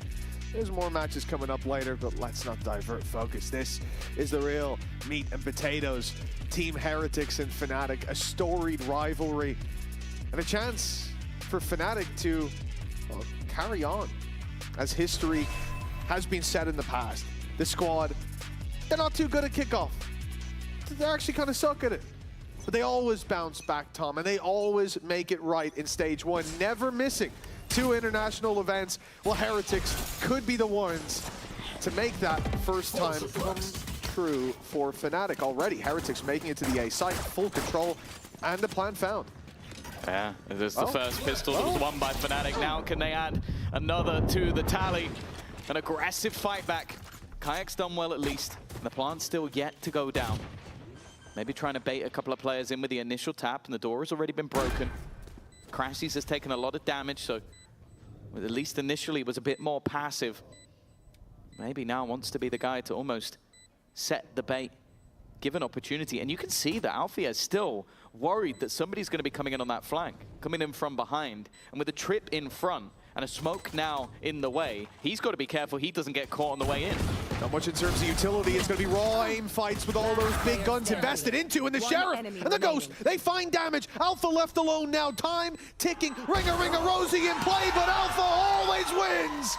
It's a round much needed by Fnatic and secured by Alpha. Yeah, it's crazy. We've talked about the value of the pistol rounds, but to be honest, in this series, it almost seems like that isn't much of the case. I go back to Fracture. It was Heretics winning both, not being able to take the map over the line. And in this map, Fnatic have now got both. And that will just bring them level. That will put us even going into this second half. Come on! Hey! As you can see, they know how important this one is. History of Fnatic, always making that second and third international event. But more importantly, the best team of 2024 in Team Heretics in EMEA versus the best team from EMEA in 2025 in the form of Fnatic. One of them is going to be having an incredibly poor 2026, at least for the first couple of events. The other still has a chance to make it to Masters London. But there can only be one.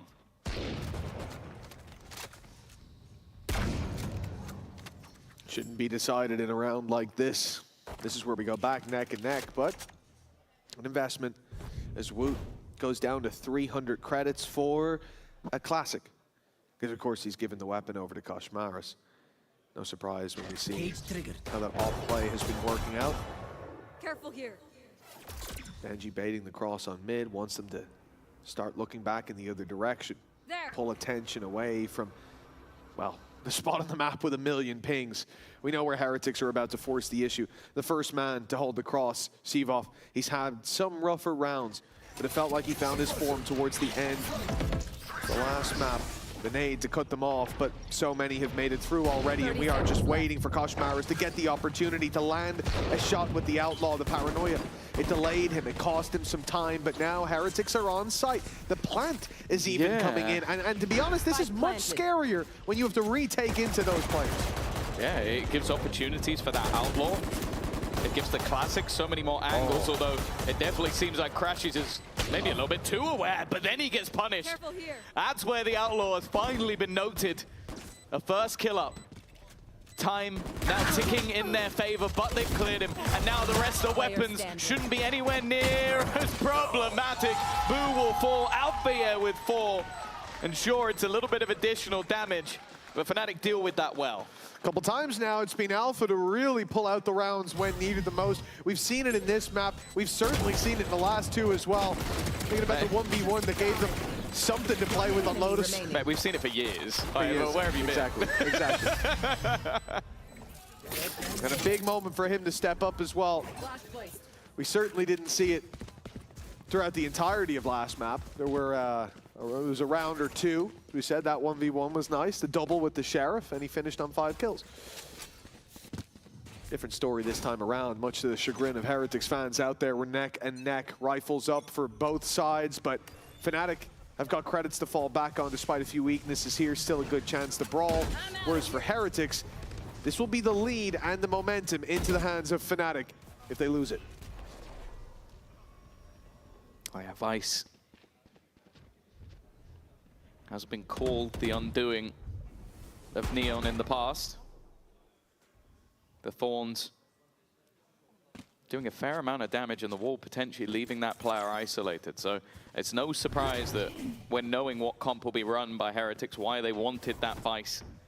And this is definitely where you expect the most damage to be done. I also think for KO, that defensive side knife can be a real irritation.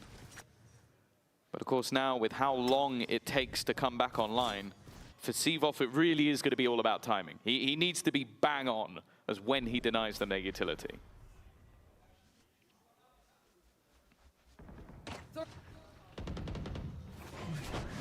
Thor 35 seconds, Heretics taking the lead out of Fnatic spoke, but going a little bit quicker with it. That might slow them down though. Steel Garden put into play. And now as they make their way out to site, it's with 25 seconds left. The swing in from Alpha, nothing found. Paranoia back in return as Sivov's now surrounded and soon to be dealt with, you'd imagine. Finally falls. And although he did far more than his share of the work, it seems there's still too much left to be done. Kayak needs a barn burner of a round, and instead it's Rien's to meet that. That's one of the scarier things. Rien's has been okay so far, but if he really starts to build into this series of 4K, that's back off what Althea did in the last round. And yeah, as you said, Sivov, considering he only had a ghost at the back of the site, does incredible work. Unfortunately, the players with the rifles, not so much. Even still, an investment back in, Boaster with the Judge, but it allows for an operator in the hands of Kayak. Bear in mind, no shield, so any tickle damage could be the death of him. And an early take of B main, but I'm going to assume that's more for the orb than much else. Okay, the swinging from Koshmaris, that's an easy pickup for Althea. A little ahead of the curve on that one. In a round like this where your credits are on the line, that's like finding gold dust. I assume he thought that he was going to be further back, maybe playing off the wall with a flash. So he's like, okay, I can bait the wall and go back, and then you swing out and you're just dead. I mean, it is one of the risks of being a Neon player up against that wall. Sometimes you got to do it. Just hope he doesn't hit the shot, hope he's not in the position, and, well, unfortunately, that gamble has not paid off. Don't use hope versus Althea. This is not a good idea. It's the first thing he takes away. Now, Heretics, they've grouped up as 4, moved towards A main. They're ahead of the smoke and everything, but walking in, there should be a price to pay. Okay. But Kayak misses the shot. It's uncharacteristic. We've seen a few in this series. Perhaps the pressure is getting to them. In goes the Paranoia. The Hunter's Fury lands the tag, and the kill is easy on the back of it. Same can be said for Zevov. Yeah. The advantage sits still with Heretics. Crashies. Yeah, he's in a lot of trouble now. He's decided to go wide. That's a crazy play. And, well, he gets the predictable result. He went for the surprise factor. Well, for Alpha, yeah, nothing but frustration, it seems, to end this round. Did you see him while he was peeking out towards the door? He wiped his forehead with his mouse in hand. Yep. But you can't walk if you use your other hand. That'd be fine. Hide it behind the wall. If he got killed in that moment, that would be beautiful. A replay that I'd cherish for the rest of my life. But yeah, I'm lucky. I always do. I'm a big eye scratcher in those moments. I'm like, oh, they're about to push home. My nose is itchy though. Oh, it's awkward. 9-7. And yeah, as you said, there have been moments in this series where Kayak has missed shots I expect him to hit.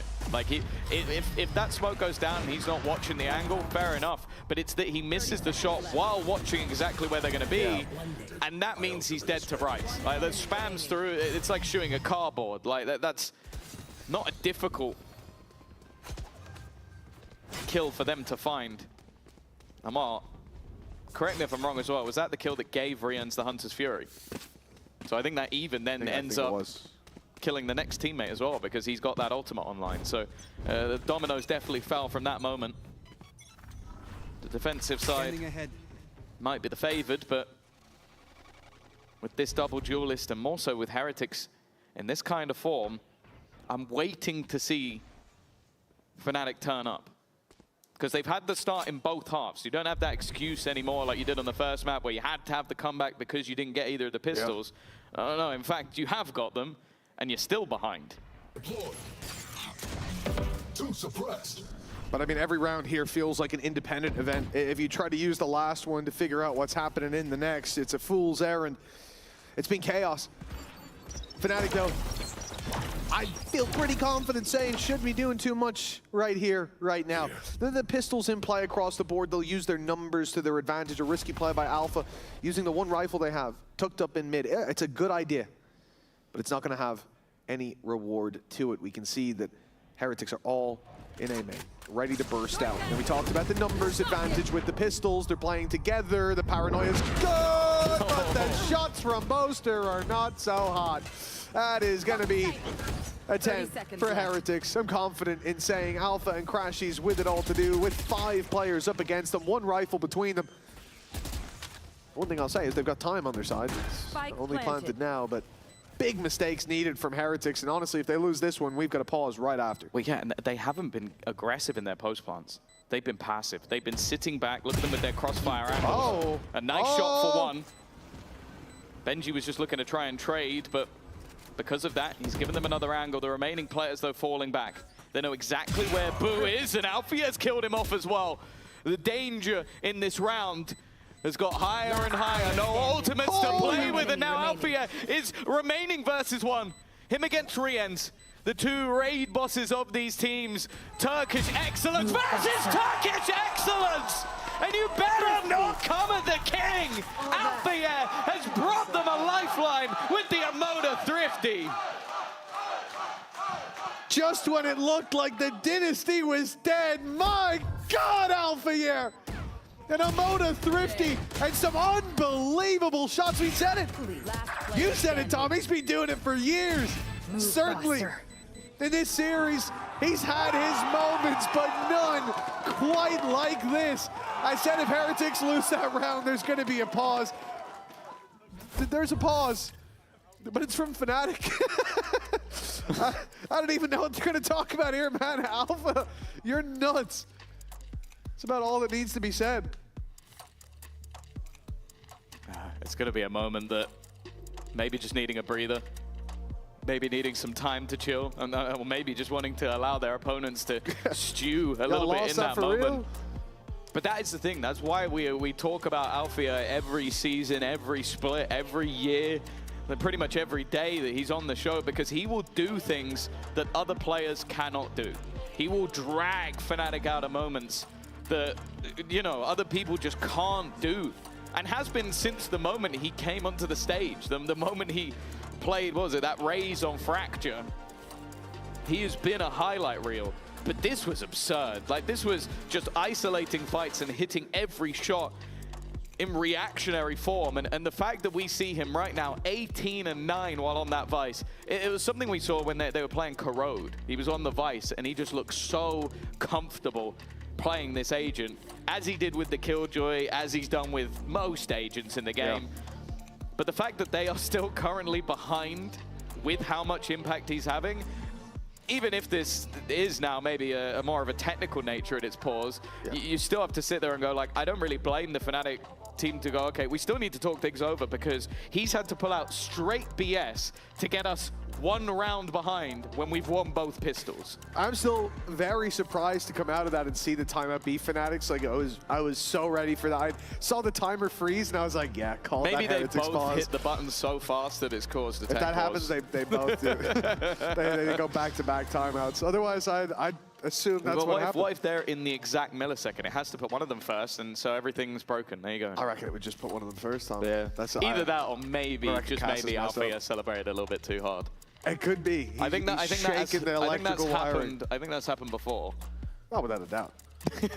Without a doubt. We've seen some players out there give the stage a good shake, good run for its money. Yeah. We have genuinely had to have tables reconstructed. Completely change them, because some players, they'd be wobbling on that table too much. I still think like my favorite moments when it comes to tech pauses are always with, well, it normally involves drinks. I think that it was Zipan where he was having a drink and the lid came off and he just poured it down his entire front. Yeah, and then Rooksik and Angel both like exploding water bottles, putting fizzy water in their drinks, filling it too high, so then when they opened it, it just exploded out the top. And just having both reactions in slow-mo, especially with Angel being so surprised. That was wonderful. But for now, at least, a technical pause here for Heretics, it's the worst time humanly possible. Genuinely, yeah. Because you have just lost a round where your opponents had a singular rifle. You had the round done, or at least it felt that way. And although, like, obviously it's a horrible round to lose, I look at the way they lost it, and it's like that first kill, when it's like a ridiculous shot from Alfia, Benji tries to then just kill him, an immediate trade, and that's where the other player is. They didn't know where he was, an immediate kill. And from then onwards, it did just feel like it all tumbled. But there's not one thing in that round where I go like, oh, that was atrocious. Like, that was just stupid. So it really is one of those times where they now just have to sit there, stew in what's going on. And for Fnatic, it's like, okay, well, we've just won a round off absolutely nothing, had a moment to talk with our coaches, and we are sat here just one round behind on the defensive side.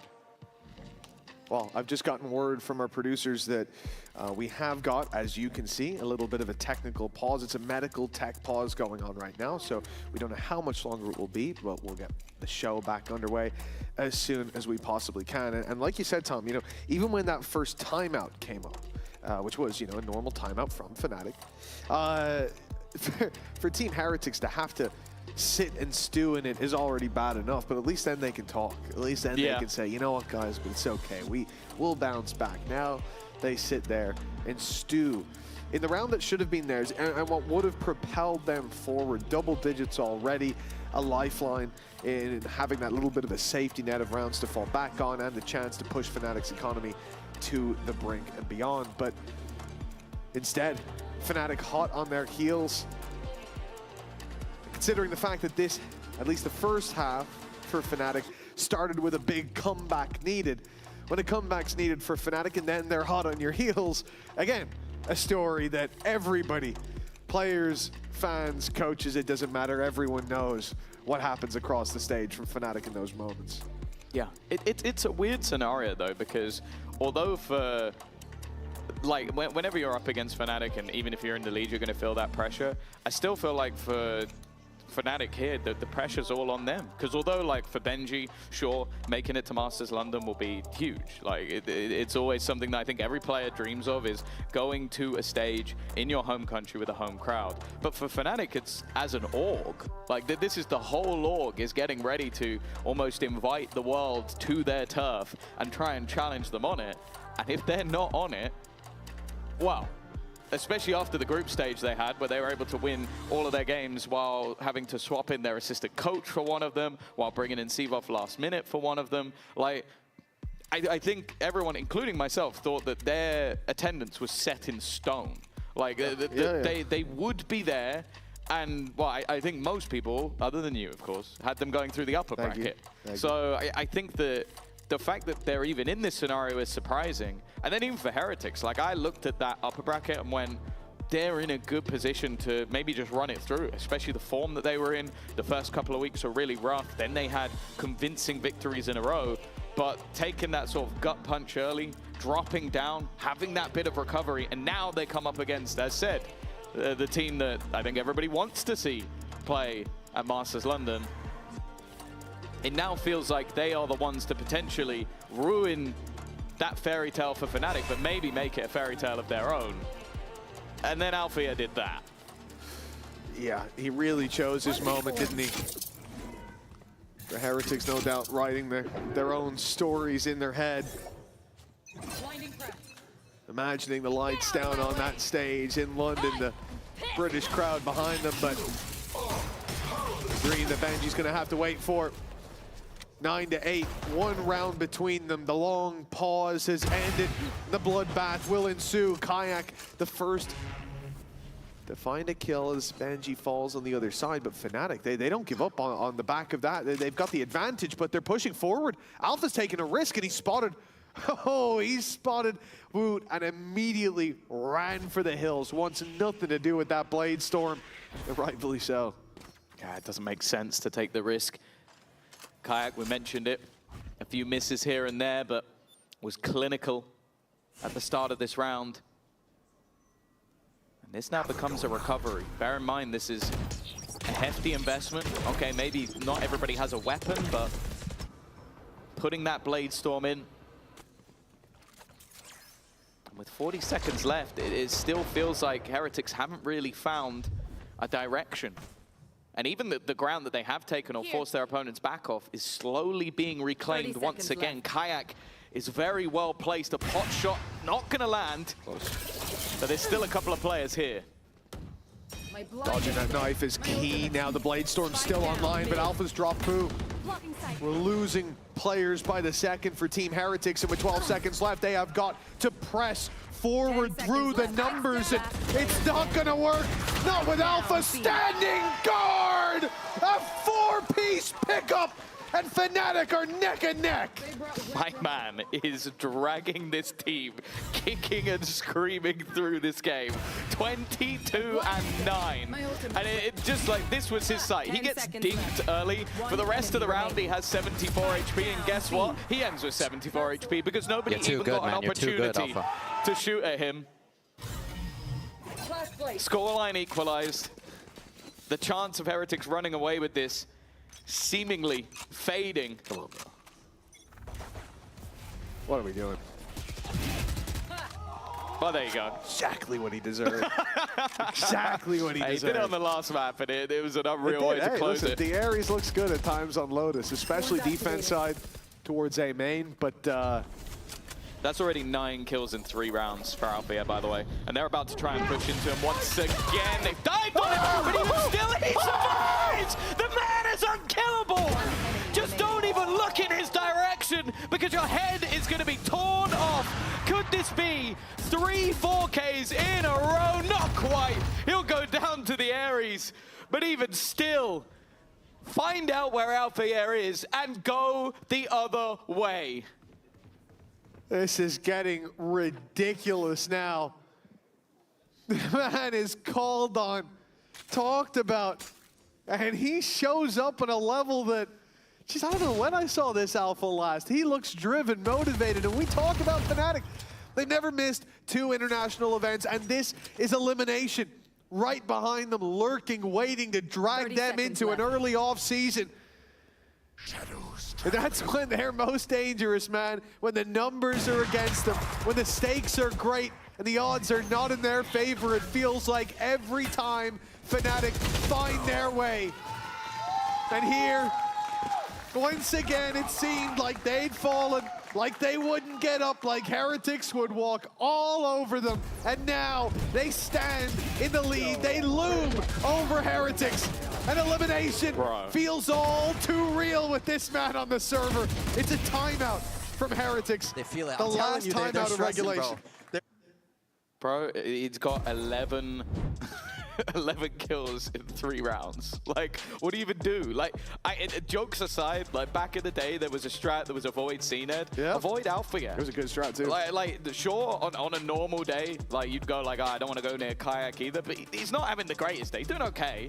But when a guy has got 11 kills in 3 rounds, you see him, you run. You see the wall, you run. You see some thorns, you run. Just go the other way. 25 and 10. And honestly, we now get the Heretics pause, and it's hard to really say anything else. Like, what is going wrong with your strategy? Is it the fact that a guy is just wrecking you every round? Yeah, especially in the last one. You take a look, because the clutch... Which? The last 3? The round we just saw, right? Like, the clutch was one thing, and I do think there were mistakes there. I do think there's learnings from some of the opportunities that he's been able to cash in. But the last one, someone dove on him, for God's sake. Woo was on him.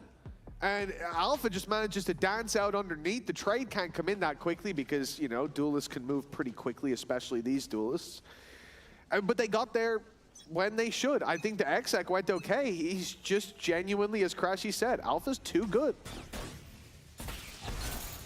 And it usually feels like with players, you get 1 or 2 of those rounds. You know, like there's a timer. How many more rounds can he keep this up for? And it always feels like there's a hard limit.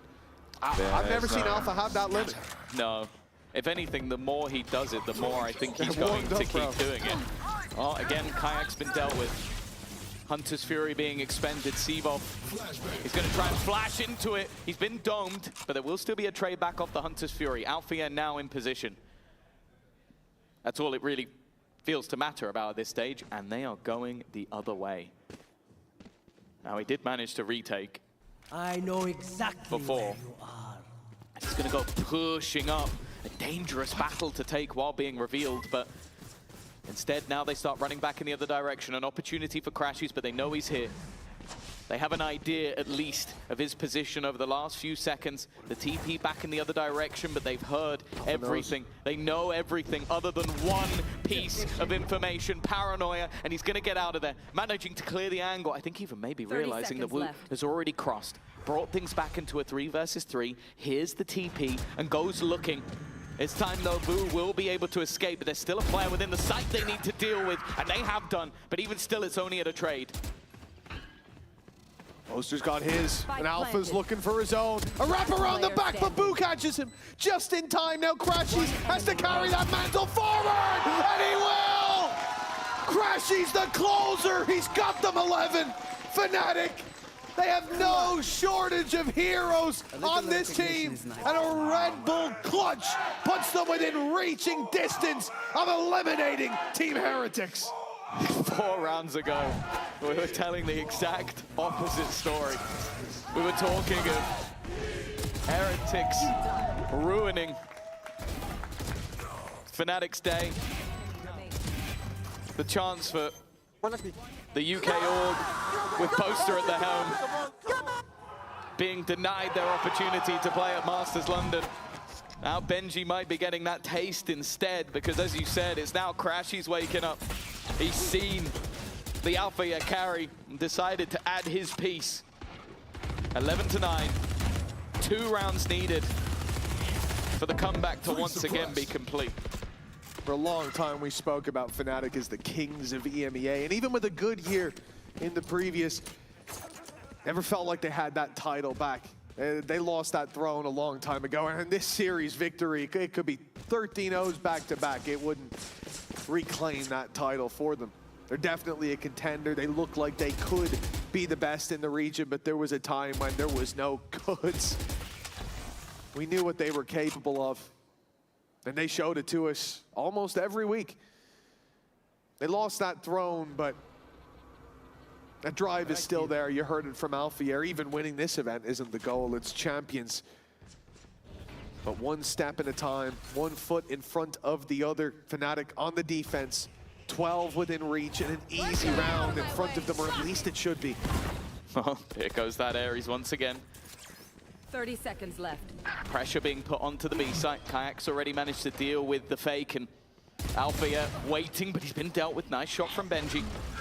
Crashes in that back corner and just managing to spam one out. The reveal is perfect. They're being trapped in slowly, but even still, while being surrounded, the Heretics are fighting back. Plant looking to come in. Sivov maybe hoping to deny it, but won't be able to, but he's got a lot further than expected. A chance to maybe put a clutch of his own! Another, and another, and another, and another! Every member of this Fnatic squad are stepping up to the plate. Oh, it's a full house for Fnatic tonight. Oh my God, they are playing with a full deck and then some. 12-9, and almost every round is a clutch. A big play even here for Crashies. The reveal, and to follow up on it, it gave them the numbers that were so clearly needed. On their feet again as Heretics. Let's go! Who are head and shoulders above the rest. Now they find themselves behind 3 chances for Fnatic to keep this run going. No, they won't be in London with a victory here, but they won't be out. And for God's sake, that's enough. Set themselves with an opportunity. Kayak in position, 1 falls, a second as well. Rien's hoping to fight back, but counter utility keeping them in their place for now. The rotation already in from the remaining 2, looking to try and lock them in on that flank, not allowing them a way out, but Rien's is not giving up without a fight. Boaster trapped, isolated against nothing. It's Rien's again. Bruised, beaten, but not out just yet. But even still, Alfier and Crashies have already saved multiple rounds. Alfier with 1, but Rien's really needs to do it all. An ace or bust. Crashies will tag him up, knows exactly where he is, but Rien's is not giving up just yet. An ace is what it takes for Heretics to survive. To win 1 round, to win 1 of the last 6. A game of clutches so far when it comes to Ascent. Narrow margins from the get-go. And a 1v1 with one man needing to take the whole team for his side to survive. But that question of survival not answered yet. There are 2 more in a row for Heretics. They want to settle this in overtime. But first, they have to survive regulation. Deploying drone. There really is something about Turkish players, isn't there? Been saying that for a while, Tom. All I'm going to say is that Turkish qualifier next year is going to be an absolute bloodbath. It's going to be a lot of Turkish players finding out that they're German all of a sudden. 12-10. The economy slipping for Fnatic. The ultimate's definitely in their favor. A kill or 2 could completely turn this round. Instead, though, the ace, well, guess what? That gave an ultimate to the other side, and this time the entries are found. But guess who's left? Guess who's fighting? Alfier trying to do it all. Boaster's now joined in weaponry, about to be removed, and he's still holding the line. Woot with a shorty, but he's run out of bullets, and now it's left to Rien's again. An ace in the last round, a clutch needed in this one. This was what we were looking to see today. The kings of our region, and now Rien's has to find both. 2 big players for Kayak, the heavy hitter not on the site. Boaster's hiding behind a smoke, but the time's ticking, and now Rien's isolates at 20 seconds, and he won't run away. The plant on A was free, but the Red Bull clutch on B was his. Those guys from Foot right now are just sat there at home going, see, I told you, this is what it's like. This is the guy you have to be careful of, but again, like what Alfier is able to do at the back of that site just shouldn't be allowed. His teammates get cleared within a second. And it really does seem to be the battle of the he's telling them to chill after he wins a 1v2 to keep them in the tournament, to keep them in with a chance of Masters London. 29 kills for Alfia, by the way. And now with a weaker buy for either side. It's either now or it's OT.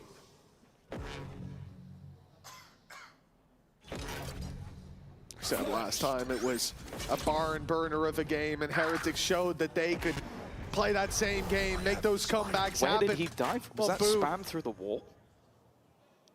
It was either on top of the wall or through it, and I see a bullet hole in it. Yep, straight through the wall, taking him down. That's insane. Hell of a start for Boo. Oh, and what a shot by Benji. Crashy's caught on the shoulder peak, and now they know exactly where this defensive side is, and they run into the numbers. What, they don't? They started to rotate away. They thought they'd be going in the other direction, and now up close, pop flash in, but there's a judge on the other side trying to clear Koshmara as well. He is pit, and not anything more. Leaves Alfia. It will be the best of the lot. Too much to ask. An unfair question to even think about. And Rien's waiting patiently on the other side. 15 HP means that, well, it was over before it even began, but somehow with Alfia, you have to give him the benefit of the doubt, not this time. Somehow, well, I know so, it's Rien's. Rien's has managed to bring them home, bring them to OT. This will go the difference. The next couple of rounds will decide who is still alive in this tournament. Well, regulation. That's disgusting. Yeah. Regulation's over with a British heartbeat on both sides. The British heartbeat on the bottom of both sides. This is a story of everyone else down there today. I can understand. I will kiss you, bruv. Might be the most British thing I've heard today. Ren's ace 3 rounds ago was his third in VCT EMEA. That's a surprise. That's genuinely shocking. He's only in 3. Yeah, but I reckon he's had loads of 1v4s. 104Ks, yeah. Well, here we go. Overtime in effect. One team's run ending here in the next couple of rounds. It's all on the line. Their learnings over the past hour of how Ascent is played. Apparently it's a lot of individual fights, a lot of clutches. Enemy tag. This is where they apply those learnings. A very slow play by Fnatic, pressure towards the right side of the map over on A, but we're seeing Alpha playing ahead of his wall, looking for that bit of aggression. They are trying to lure Team Heretics into some over-aggression, but to Heretics' credit, that doesn't seem to be something that they've been doing a lot. No. Fnatic's defense had a lot of aggression, and sometimes Heretics in B main. But they learned from it. The later rounds in their defense, they started getting really passive because they knew how long Fnatic would take, and they start using the time to their advantage. Basically as a sixth man, because Fnatic will sometimes just punish themselves. Well, Woot will be sent back. Koshmaris has made the investment into an operator. He won't have shields to work with, but he's in the right spot towards A. Two teammates defending in front of him, though, holding ahead of the defensive line. Kayak with one hell of a shot. And now the hop, well, he's stuck behind a box. What move is he gonna make? Tries to slide away, but Kayak's there to catch him. And Boaster, quick on the trade. Stops Boo with just the one. What? Well, Alpha, of all the shots he's hit, I didn't expect that to be the one he misses. Again, 30th kill, not coming just yet. 29 is where he'll stick. And reliance on his teammates. Benji and Rien's to try and fight versus 3. Benji, he might have caught timing here. Look how locked in Kayak is. He's so locked in, he doesn't even realize that somebody's rounding this corner. He might just be about to lose his life to absolutely nothing. Rien's only just making it to the scene, but he needs to do everything once again, and not this time. Crashies with 2, Fnatic with 13, and another chance to keep them alive. Map series and stage point for Team Heretics. Facing into the end of their run. They've made it far. They had to make changes, but held both these teams have been in that very same boat. Fnatic most recently. I love it so much. The winning ways rarely evade them outside of kickoffs. We said they've never missed out on 2 international events in a row, and now today, there was a chance that we would see that happen, but Destiny and their fate is in their own hands now. 1 round away from the run continuing. Oh, Boaster's got to be careful. 11 health to start the round. And I'll be honest, a lot of utility expended off the back of it. Alpha had to pop the vines just to make sure that if there was a rundown on his IGL, they wouldn't be able to get there without taking a hell of a lot of damage. A smoke. All the way to the other side of the map. This is just a ruse. They have not moved. They are staying in the same position. And Benji, he shoots that to try and let them know that they're around that position. Instead, though, the A site has been claimed. Fnatic will fall into the retake.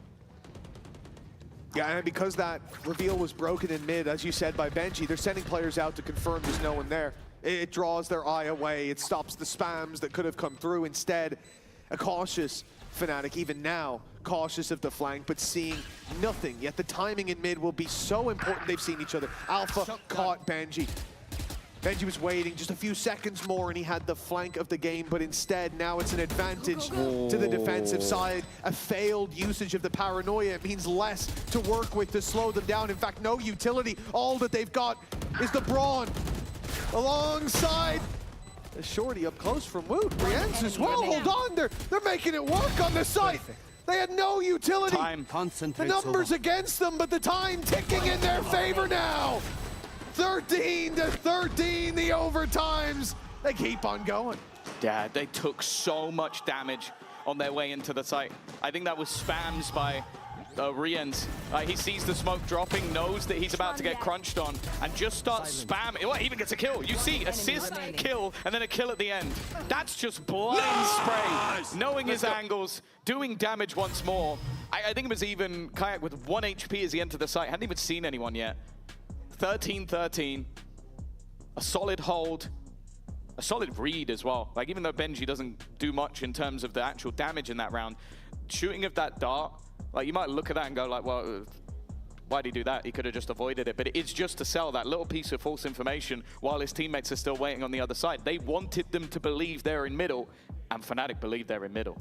Probably is because of shooting that dart that he died later, though, when he went back into that space. But it got them the site. For free. That's all it needed to do. An even scoreline this deep into the game. I was worried, Tom. After a 13-2 from Heretics on Lotus, I was worried. And I said it then, I said it at the start of this map. We all know it. Fnatic bouncing back. It happens. If it wasn't for that alpha clutch, I think this is over already. Which alpha clutch? The first one. There's so many. The first one. But I think you can genuinely point to multiple alpha clutches and say the same thing. He has dragged this team through some impossible rounds. Yeah, I don't even think that. I think the belief was created by the first one, and then he had 2 more rounds. Then Crashies had a round. Then Seavoff had a round. It was like that was just the momentum building, and it took then Heretics having a moment of their own, an ace from Riens to break that momentum. It feels like we're back level again. Back with the scales perfectly balanced. And back with either side needing just 2 rounds in a row to make or break their London experience. And make or break their year. 2 internationals missed for either of these teams is a failure. And it's a standard that is only held to very, very few. Oh, damage. Lots of damage, and Koshmaris with the wall bang onto Boaster to Odin in effect. To great effect, apparently. They know there was a spam in main. Fnatic know that someone was around line, but Woot! How is he still alive? And Crashies, tagged up from their battle earlier, is in a lot of trouble. The spike is alone in his hands. If he falls, this round is done. And there's only 35 seconds left. A move needs to be made. Koshmaris toying with his food. We all know that fight in main is where the turning point of this round comes into play. They don't yet know on the defensive side that the spike is there, but in 20 seconds, they will be finding out. Woot swings in for Seavoff. The nade delaying the push out from Crashies.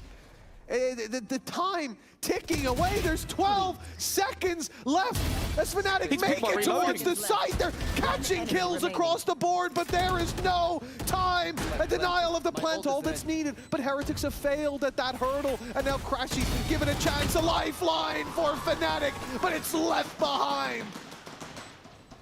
Again, it just looked like a round that was lost the second that initial battle. You said it, like Crashy's being alone with the spike. The remaining players knew they had to wrap around and kill everyone on site just to give him a way in. A stray bullet could have ended that round. And honestly, the fact that Crashy's even manages to get the plant down is impressive. Yeah, it is. I thought there was no way he gets out of that alive. But this is now where the shoe is on the other foot. Nice! Come on! You said it. The fact that Fnatic have never missed 2 events back-to-back, the fact that they had their life in their own hands, well, clearly they feel like those palms are sweaty. A pause being taken. I was going to say the coach is given a chance to talk, but it seems like someone else in the moment is doing the talking. Maybe just trying to break that momentum of Heretics. But the fact is, with Alpha, he's not gone quiet, but he's not averaging 4 kills a round. Like, he's not being able to have that same sort of impact, and unfortunately there's other players that aren't able to stop the onslaught specifically towards that A site. That's where they've started to pinpoint. The B site, yeah, if we go there, Alpha, yeah, might just kill all of us. So the last couple of times they've challenged A. And now Heretics heating up 14-13, 1 round left to steal this series out from under Fnatic, the team that they 13-2'd in the previous map. All signs pointing to a Heretics victory, but for Fnatic back on the defensive side. This team, we've heard from some of them that it's well, at least in recent times, it's been hard to be humble. Well, that might change here today with just 1 round. Early presence towards that B site. As I said, that is where Alpha has been. And maybe just trying to form some disinformation once again. They did it in the last round they won. As I said, like the shooting of that dart in middle pulled the rotation away. This time that's not going to be the case. A deep control from Kayak is not something we've seen as often, and not something that has been needed to be challenged. There is still a dart available, but I don't Revealing area. believe, that's going to be going anywhere near him. So he's still able to hold on to that ground. This is where things get a bit dangerous. If he can pull off a big moment here, maybe the spike will be dropped in a similar way to the last. Oh, what a moment for Kayak to fall, but Boaster and Seavolf are there. That site hold is not gone just yet, but Benji with a crucial kill. That's Alfier down and out, and although we lose Rienz on the crossback, the hero of so many rounds for Heretics, the spike is still there for the attackers. The wraparound from Boo, main gonna be held late in the round as well by that trap, but can the spike make it to the site in time? 12 seconds, and it could be caught on the cross. Oh, tagged up. He needs to get past the wall, but the spam's not quite going to work out. And Benji, he's taken the initiative. Aggressive through. Wants to destroy the dart to try and keep his teammate alive, and he has done so. Boo holding the angle. Seavolf and Crashies to keep them in the tournament. The timing of the smoke seemed like it couldn't be worse. One suppressed. But they haven't managed to capitalize off the back of it. Benji's been cleared, and now all up to the leader of Boo. A 1v2 to win this one out, to get rid of Fnatic from this tournament, but the shots aren't landing until the last moment. 2 bullets remaining, and he will do it! A Red Bull clutch from Boo! The moment where Heretics go marching on, and Fnatic fail to make London. Well, the kings who lost their throne have failed to find their way. Fnatic's run, the road to London paved with disappointment and pain as Team Heretics sit opposite them on this stage, one of the biggest games that they've shared. And they find success, flying colors on map number 2, and they dig deep to deliver a humbling blow to Fnatic. It is one that I'm sure is going to be remembered for the org, for the players. It's a tough defeat to have, and for Heretics, it's a squad that, as we said at the beginning of this stage, it looked devastating. It looked done. Like, if you had told me that they would be one match away from Masters London, I would have called you crazy. But they made the changes. Koshmara seems to be an enlightenment for this squad. Riens has made incredible form. And when someone rises, it means someone else has to fall. Fnatic, from a flawless group stage to a playoffs to forget. Sure, they've had trials and tribulations of their own, a stand-in at the last second that definitely has damaged them. But Heretics will not care. This is not something that is going to bother them all too much. All they care about is they are still on that road to London. Benji, and of course the coaching staff as well, the Brits that look to make it home. One more match, and their mission is complete. One step, one final leap away from the goal that so many came into this season with it in mind, reaching London, and an event that I think for not just the British players out there, but for the entire community is so exciting. It's a prestigious area, one that our sister esport, they who shall not be named, they use this studio too.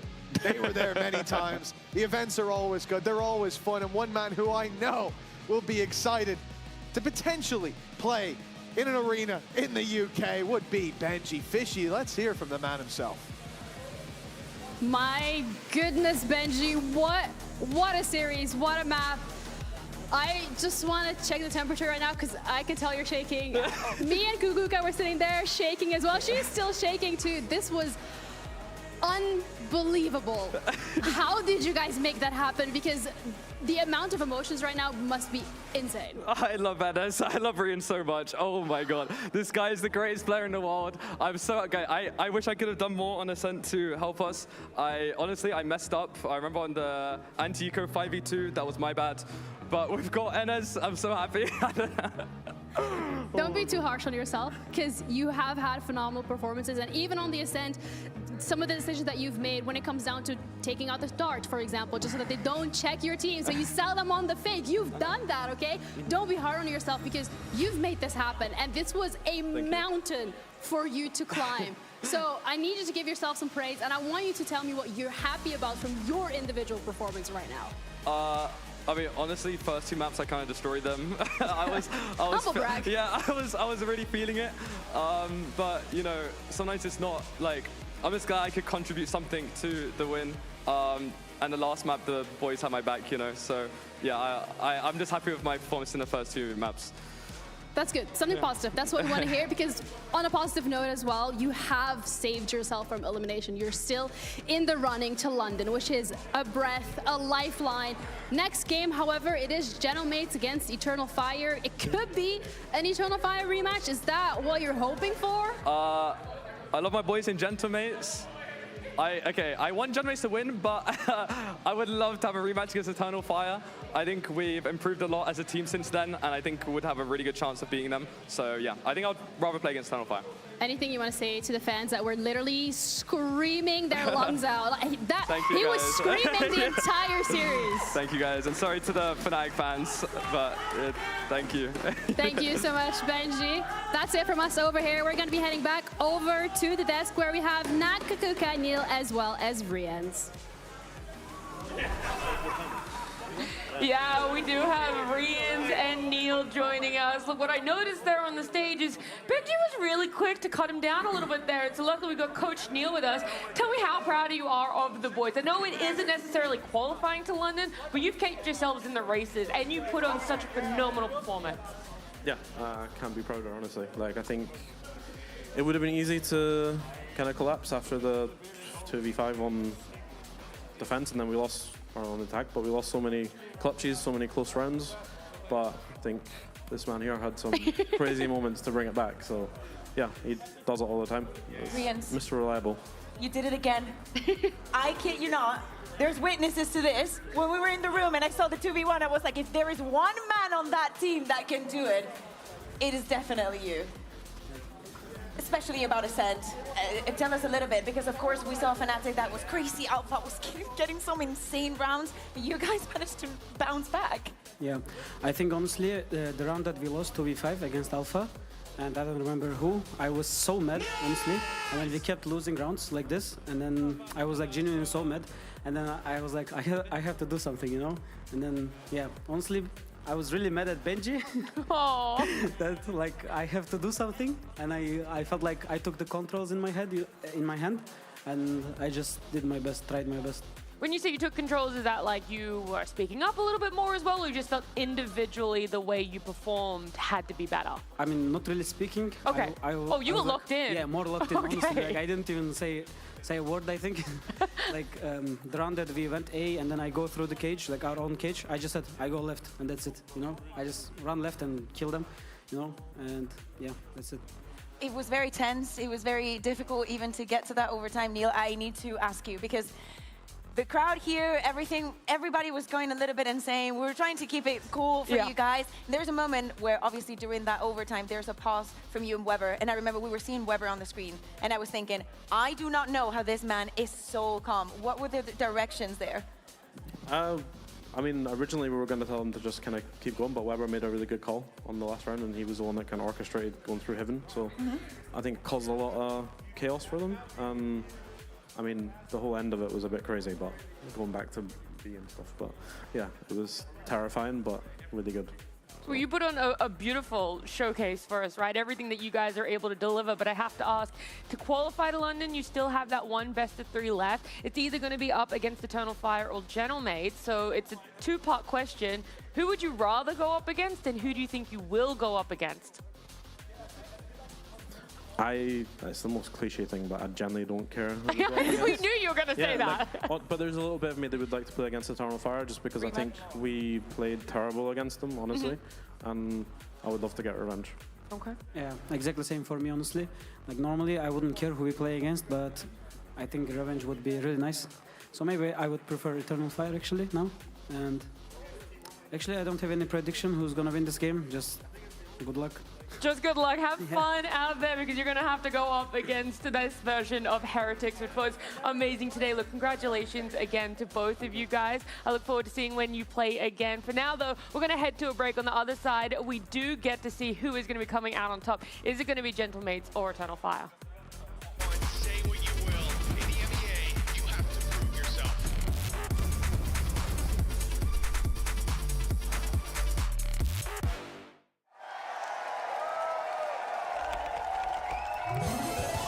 Red Bull gives you wings.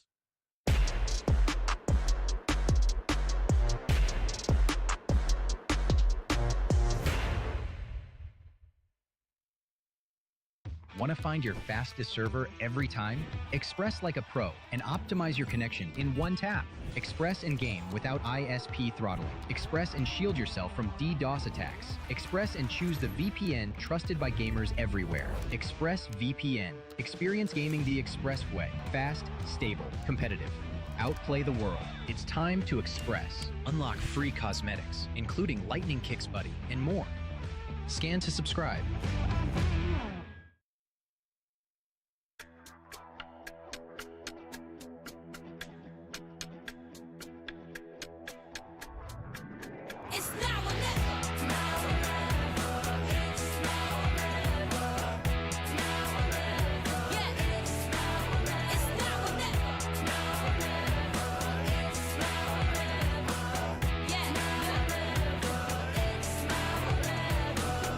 I'm in it to win it like my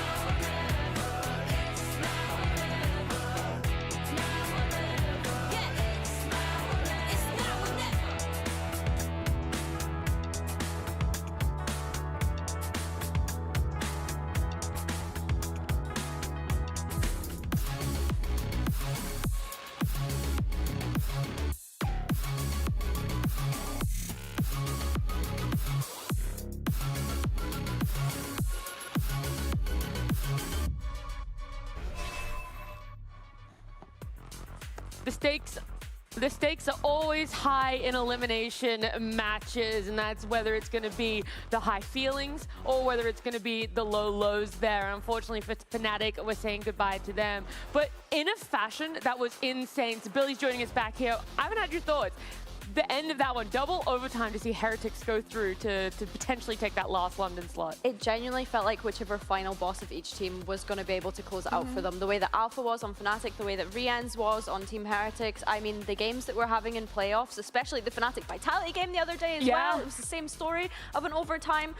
It's just been insane. I do wonder if there's a thing that every team Vitality has gone up against has just gone the lower bracket and then this is a narrative out. now. It is a narrative that we bring it back next week. We could potentially discuss with a special guest because we're going to bring someone else onto the desk in a virtual sense. We've got Sliggy joining us. Hey Sliggy, how you doing? Hello, hello. I'm doing good. How is everyone doing? Yeah, really good, thank you. Nervous, a bit shaky. Nice. How did you like the last match? This game was good. Was good? Oh, it was so good. Dude, I was nervous watching it for some reason. Yeah, everybody here was the same. I was like, I don't even have a horse in this race. Why am I so nervous? Everyone's been shaken. Yeah, same. I wanted them both to win, honestly. I wanted both the UK boys there. Yeah, that would have been the dream world, dream scenario for a lot of people. But outside of, you know, just Valorant and what we're getting to see the players play, we have a game that we're going to play with you. So we're going to do our VCT EMEA Playoffs All-Star Draft. And the quick way that it's going to go is we're going to give Sliggy, our guest, the chance to go first. You could pick any player that has been here in the playoffs to put onto your roster, then we'll pick, and we cannot pick any player that has already been chosen. And we're trying to fill out a whole draft. Sure. Yeah? Understood? Okay. All right, whenever you're ready, Sliggy, you can go ready. first. Yeah, we're ready. We got We're coaching this, trust me. You got it. You got your notes ready? Oh, yeah. Right, we're I'll taking go this for- as a map veto. Trust me. Serious? Oh, yeah, Okay, yeah. I'll go Darker Duelist. Oh, you don't. Okay, you don't have to follow the order that it appears there.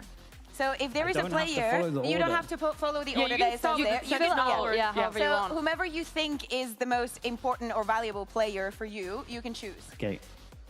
I want to change. Can I have redo. That's why I gave you the chance. All good, After what I saw, give me Alpha Sentinel. Okay. Thoughts? Are you guys upset that he stole that one? Yeah, we locked that in. Okay, we'll go Bolster on Smokes. We're going to go Bolster on Smoke. Wow, okay, so that's our IGL. You're both going to be taking from he a team. did take one of our Sentinels, so it doesn't matter because we have another two. Yeah, we're chilling. Yeah, we're been chilling. I'll take Rien's Initiator. That's a good one. I say, because he's already taken this. Yeah, I'm good with that. Yeah, we're going to take Sayonara as our flex. Okay. I'll take Darker Duelist. I felt for a second that you were just making Team Turkey, so okay. It's good that you get Durka now. Okay. I could have. I'm surprised actually, Sliggy, that you haven't gone in for any liquid players. Yeah, that's true. I mean, they just didn't get too far. Too bad. Where do you want to go? Hold on. Okay, I'm listening. I like how they're literally they're not willing to let Sliggy know but anything. We had him here. Dude, we've got full True, notes. but can we go with that now? I think we still go with that. I think we can. Yeah. Do we want to lock that one in? Absolutely. We're going to go for Yampy. And we're kind of disappointed that you didn't already pick Yampy up. Ouch. And we're also trying to, yeah, I'm really looking. I mean, you still have a couple of good IGL options. So. I got a lot of good options. I would go for Flex. Yeah, because it's current meta, I would go for Flex Martin. He was on Veto. He's their Flex player. Okay. And what did you think of his veto? So- He's saying that, Sliggy. I'm playing in Perma Phoenix after watching it. Yeah, good. Lovely, Good, thank good, you. good, We were good. really hoping that mates will get to that same conclusion much earlier. Let's go for our duelist. What do you think? Yes. Yeah, we're taking Sop. We love the attitude, and we like some fresh blood.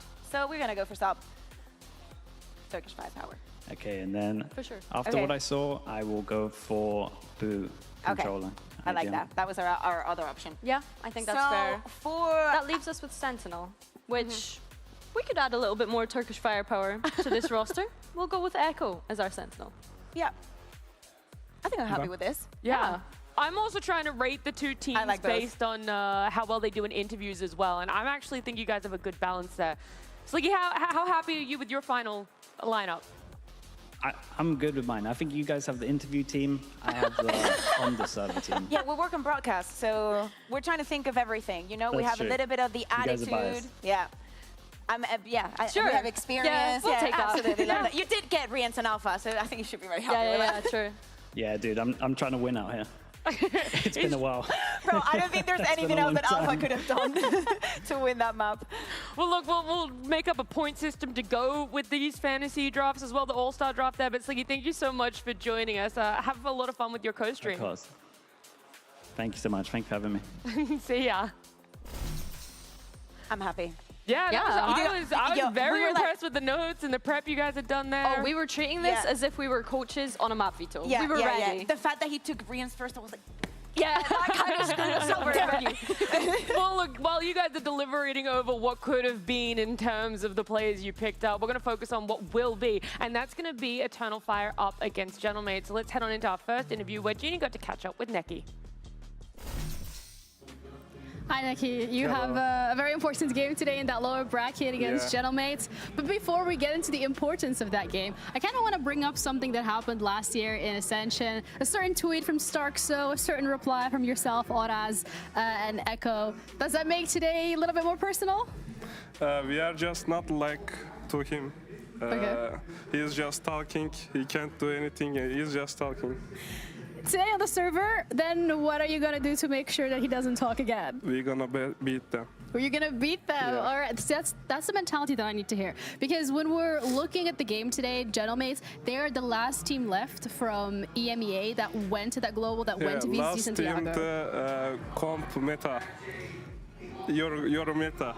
Your meta is Yeah. out. We haven't seen it in a while. But actually, like yesterday, Martin had a really good performance on the Phoenix. Yeah. Do you think that's going to be something you can deal with?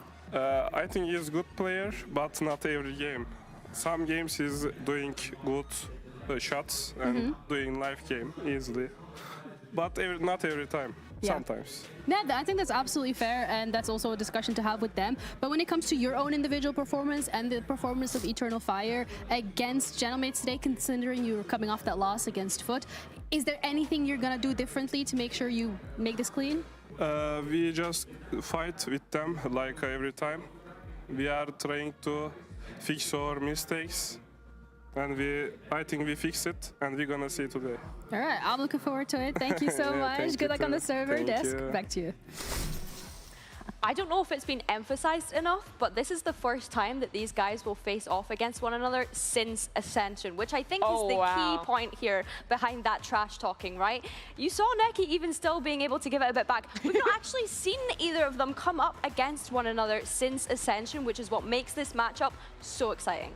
Yeah, it's that ability to actually fight back this time around, and it's going to be in that server. It feels like a lot more is riding on this just outside of elimination, and whilst we've heard from the Eternal Fire boys, let's also hear from some of our Gentlemates as well.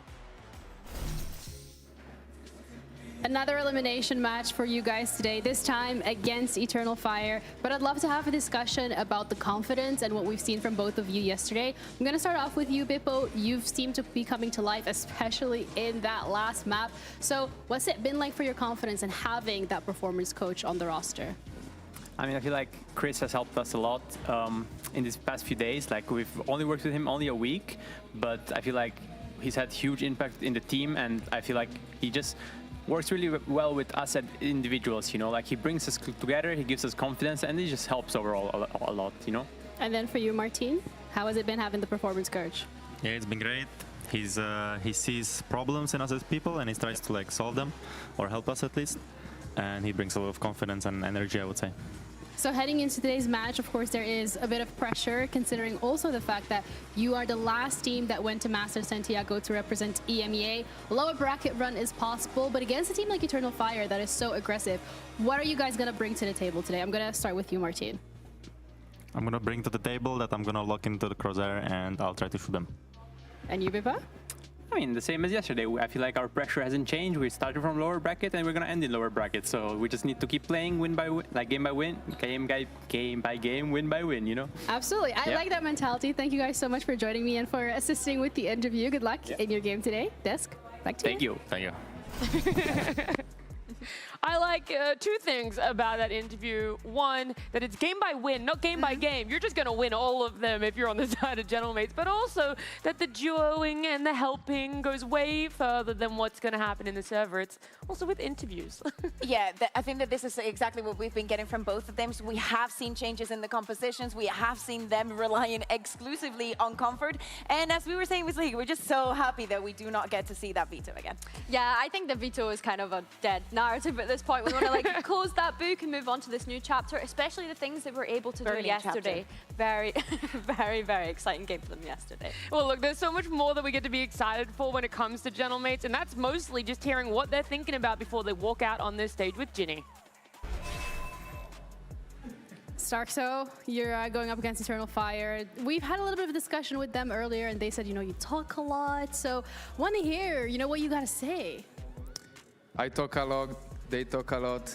Let's see who's shooting better. Today is the chance to prove it. Anything else you want to say? Good luck, you know. Let's have a good game. That's what I want to hear. Thank you. Well, let's have a good game because Gentlemates going up against Eternal Fire starts now. Smoke on my vision so hazy. Shots in the dark, you made me fall. Decisions in the past were made all these eyes on me, can't breathe. Gotta keep from falling. Eternal Fire. Keep falling. Take a risk even though my heavy.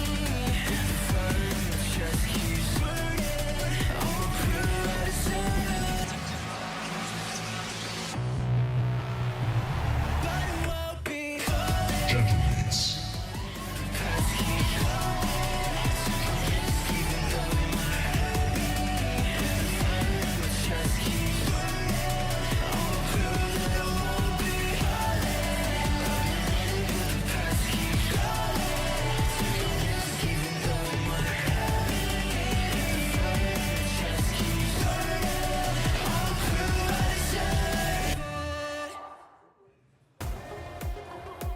There's a lot to prove for both of these teams. Not only that they could be that third and final slot going to London, but the fact that words that were exchanged online are going to be meaningful, that they do have an impact. And whoever shows up today, as Statso was saying there, is really going to put this narrative to rest because we're finally getting to see them face up against each other, Billy.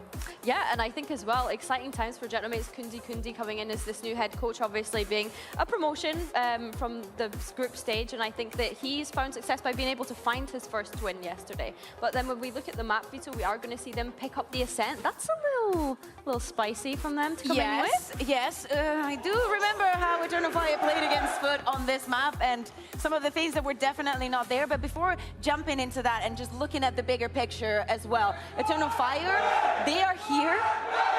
I want to say by mere chance, because they did go into that very long last map on split against Foot.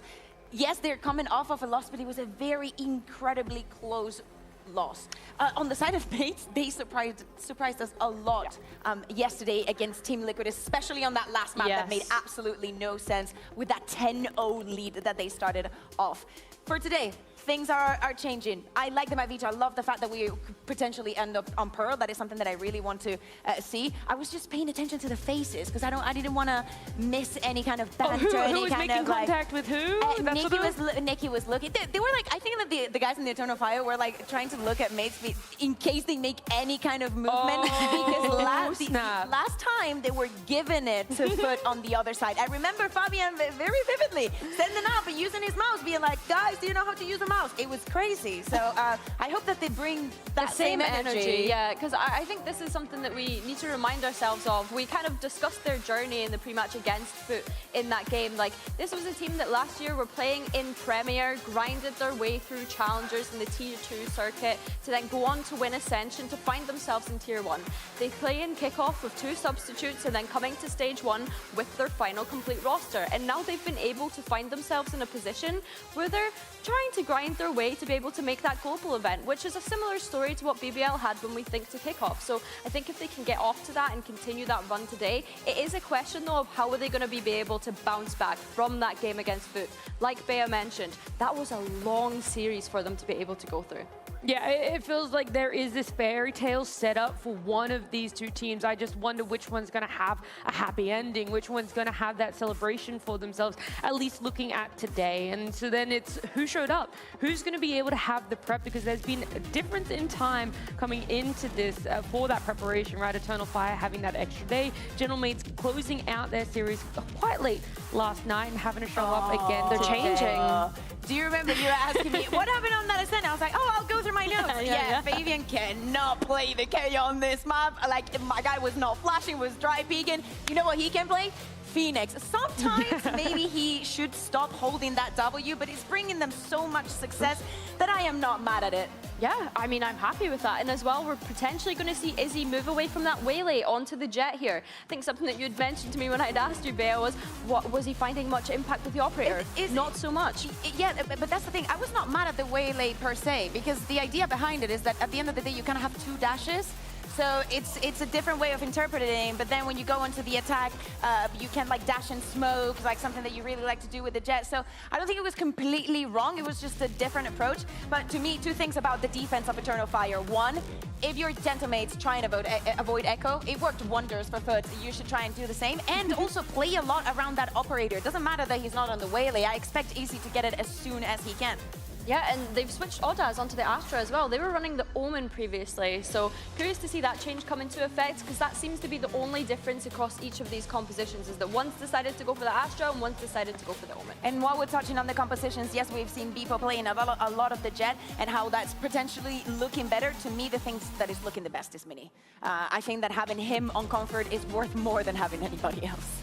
Yeah, I think that's fair. I think that Mini was someone that we had highlighted yesterday that we need to see step up, and he certainly delivered that yesterday. Individuals stepped up yesterday. Will they step up again today, or Eternal Fire going to be able to bounce back from that upper bracket loss? Let's get this one started on map 1 Ascent with Pansy and Hypoc. Yeah, we'll be locked in on this one. As always.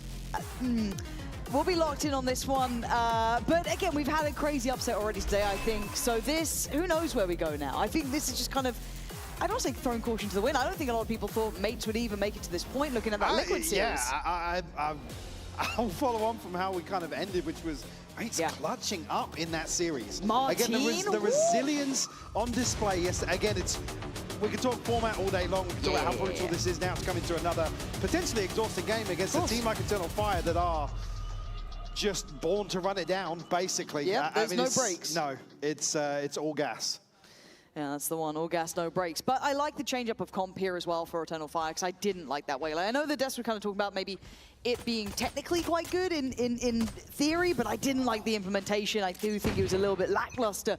But on this map as well for Mates, I mean, to me, Mini was outstanding. Yeah, he really Pure was. class as an anchor, but starting out on the attacking side here for Mates, and obviously Eternal Fire on the defending side. Here, actually gonna, with a little bit of company, has to respect the util here. Beepo able to dash in. And another thing I've certainly got my eye on is Beepo demonstrating a bit more comfort here. Probably a sigh of relief to get through a series here with a comp change. Overall change of direction here. Neki catch one drifting into the smoke here. Martin good for the trade, and Beepo follows through. Yeah, all looking pretty solid for Mates to start with. They'll be happy enough with that as a beginning. But a pivot. Not going to take things too lightly, as I think most people have realized by now. Nothing is really given at this point. Echo gets the catch on the cross, blind, but going to be happy himself with it. Very scrambled call, though. And they're going to be able to get the plant down here and comfortably set up. But you look at the HP advantage here. Glyph down at 22, Beepo tagged to 75. Martin has to deliver on the first, and he does. I mean, we constantly ask more and more of this man, and he always seems to be up to the test and at least hitting his stride as of late. As Echo going with Izzy, gonna really put him through his paces. That was gorgeous from Eternal Fire. And a reminder of their firepower, Mike. I know we can sing the praises of Gentlemates quite often in what they can bring to a server when it comes to at least that aspect. But you put Eternal Fire under a similar lens, they are also passing the test. Absolutely. A team that continues to impress. I mean, Neki, for me, alongside Echo, two of the most exciting players to really watch develop throughout this year already. And really, that's how do you pick a highlight from this roster? Everybody has had their moment in the sun. Oh, this is a nice And the Izzy as well. Got to argue has the upper hand in terms of that head-to-head. Like I said, for me, Beepo at least showing a lot more promise than we've seen previously yesterday on the Jet. Certainly want to see mates build upon that, but obviously there's no turnaround in between games here. No, and when you ask about adaptation, how much have they been able to work with, it's going to be hard to ask those questions of a team who's just coming off another game. And as much as this looked a little interesting at the beginning with Echo falling, it should be kept in hand. It is just classics coming out for mates here this round, so by all rights, you're imagining a little bit of a roasting over towards the locks, but it does encourage Glyph then to swing, so going to make this costly. Going to keep them somewhat in check.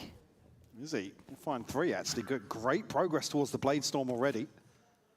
Oh, they're looking a little bit concerned about confused, something. Maybe the in-ears there, just getting those right.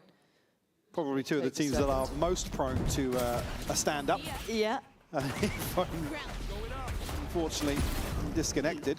One enemy remaining. Is he able to farm up here? Again, it's only 2 to survive, and have to see how the round 3 purchase will settle after this. I believe probably just a short break. It's probably exactly what we saw on the reaction. Yeah, just going to get those in-ears right. You can see it there, just a moment.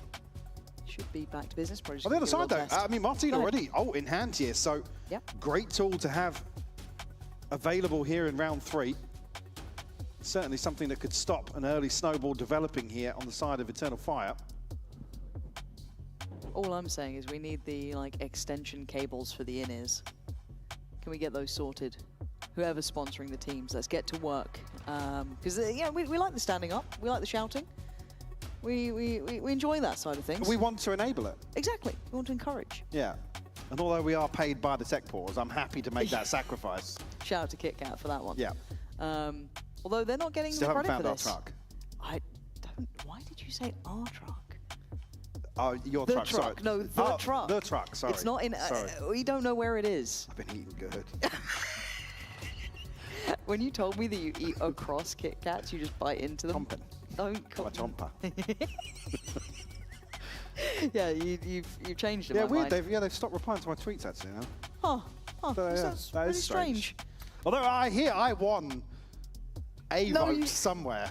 Nonsense. In the first 90 seconds. Yeah, At the end of the voting window. It was a landslide. You can't be doing that. It We was a are just landslide. waiting for those in-ears to get themselves sorted and everything to be good to go. So it was what we expected. It shouldn't take too long. I say that with no confidence. We'll see. Because yesterday, we had a generational tech pause. We did. It was a real throwback. Yeah, actually it was a bit of a throwback. It did, right? Although, yeah, it wasn't like it used to be. No, I kind of miss those days, you know? You can't call them the good old days. Well, you can. You can. Back in my day. Back in my day. It would have been just us. No desk. No desk. No, it was, yeah, it felt a little vintage, and no, I was really against it. It was a time. Now, luckily, though, it's not going to carry on. So all the talk of the past is moved forward. And actually, we're going to have a little check-in this round as well with the Gentlemates comp. So we get to kind of see how it's sitting with them. I'd love to see if they want to implement Martin's ult here. Again, you might know you're coming into a very Well, how well do they read the light buy bonus, here? Yeah, look at what's on the other side here for Eternal Fire. We'll be able to hop on board with the comms just to see how this one pans out. Yeah, can we pump it? I will drone, guys. Okay. Put smoke garden. I will drone. You're Ready? You're one. You're gonna be the one. Really? I'm only a big 3. Go Molly. Go Molly. Can I smoke in one corner also? Yeah. I'll use both smokes then. Okay. Can you wall tree? Actually, wall tree. Only smoke. Get side. Wait a bit. Can judge. Come. Let's do 4-1 A speed. Leave corner there. Okay. I will ult hold my body from mid. Connor, stay here. Yeah, You will blind for us. Yeah. Or something if needed. It's Sova and Jet on A. Play anti-flash someone? I'm anti. Okay, I'm off. They dart recleared him in, so nothing. He's good. Hold my body from mid mini, okay? Yeah, mini holder. I will cage and trap here. Go. Speed up. We're journeying in, closing me to me, Sova. I'm binding up. Closing me, bind it. Help me. Could be switch on you, care. Hey, behind you! Garden! Spike down. Oh my god, 1 HP. In the smoke. Buddha, just go side. Close the door. Close up tree. I would be nervous by all rights, but the fact that it's Echo scares the life out of me. Beheading Martin, you could hear the panic, the change in comms when they realized someone was behind them. I think that was Ordaz at the time, but Echo with 7 bullets, had to take a gamble.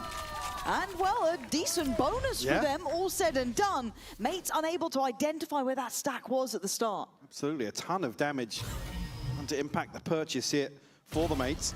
And again, things really in a position to spiral out of control. Potentially, there was Ordaz, you're right, tucked in. Potentially, if it wasn't for Mini, an opportunity to punish the running back here. Let's go! Good. Like I said, then upgrades to be considered. Obviously, Echo's position to cause further issues on the side of the Mates. Neural theft available. Again, Beepo really the next closest. Again, to me, I just can't keep my eyes off of Mini recently. The way he's been working has been exceptionally interesting. And again, keeping a lot of presence towards middle, humbling some of that pressure that maybe Izzy would have been considering. Chomping a bit to get out there, yeah. Oh, hands down. But good space taken here by Beepo. Uncontested, however. Now looking to just funnel in towards heaven here. And the plant won't be contested, but plenty of information here off the drone. An attack as well. Not sure if they can punish that one on the other side of things. Fabian tagged up. Yeah, feeling he will like be punished. He was almost unnoted there, but he had been revealed. So again, Eternal Fire flooding the site perfectly. Mini, I said, keep eyes on him. He can't do a thing here. They got swept on the site. They're even pausing for thought, taking a second to see if they could maybe catch him on something, but no. Easy work on that retake. A little lost in the lurk. Again, Izzy to show presence early on. Maybe just keeps Mini considering, I guess, the other half of this rotation, but so quickly, Fire able to stack up in towards heaven. And, as you said, just sweeping the site. The kill feed just all green for them. It looked so easy. None of the crossfires holding, no swings off it. It just felt 1 by 1. Oh, that's broken the buy too. Yep. Izzy, operator in hand, still 1 off the Blade Storm now. And this ult cycle looking a little healthier on one side of the board. Pending the outcome of this one. If they could punish Izzy, though, that'd be a dream come true, but I'd be very surprised if they could get to him on a solo fight here, but he has been left towards market now. Still has that dash just in case required. He's comfortable. Is going to invest it, though. Gonna know what? Oh, the note! I didn't think he landed that. I think he saw him. Oh, it was just perfect. And Ordaz starting to flex a little here as well. Starting to take that space by 1. We haven't seen them explore before. This is looking fantastic. Until now, maybe a bit overzealous here. Unnecessary. As Ordaz going to be required to overachieve, and, well, he does. Now, Mini 23 HP, a 1v3 presented.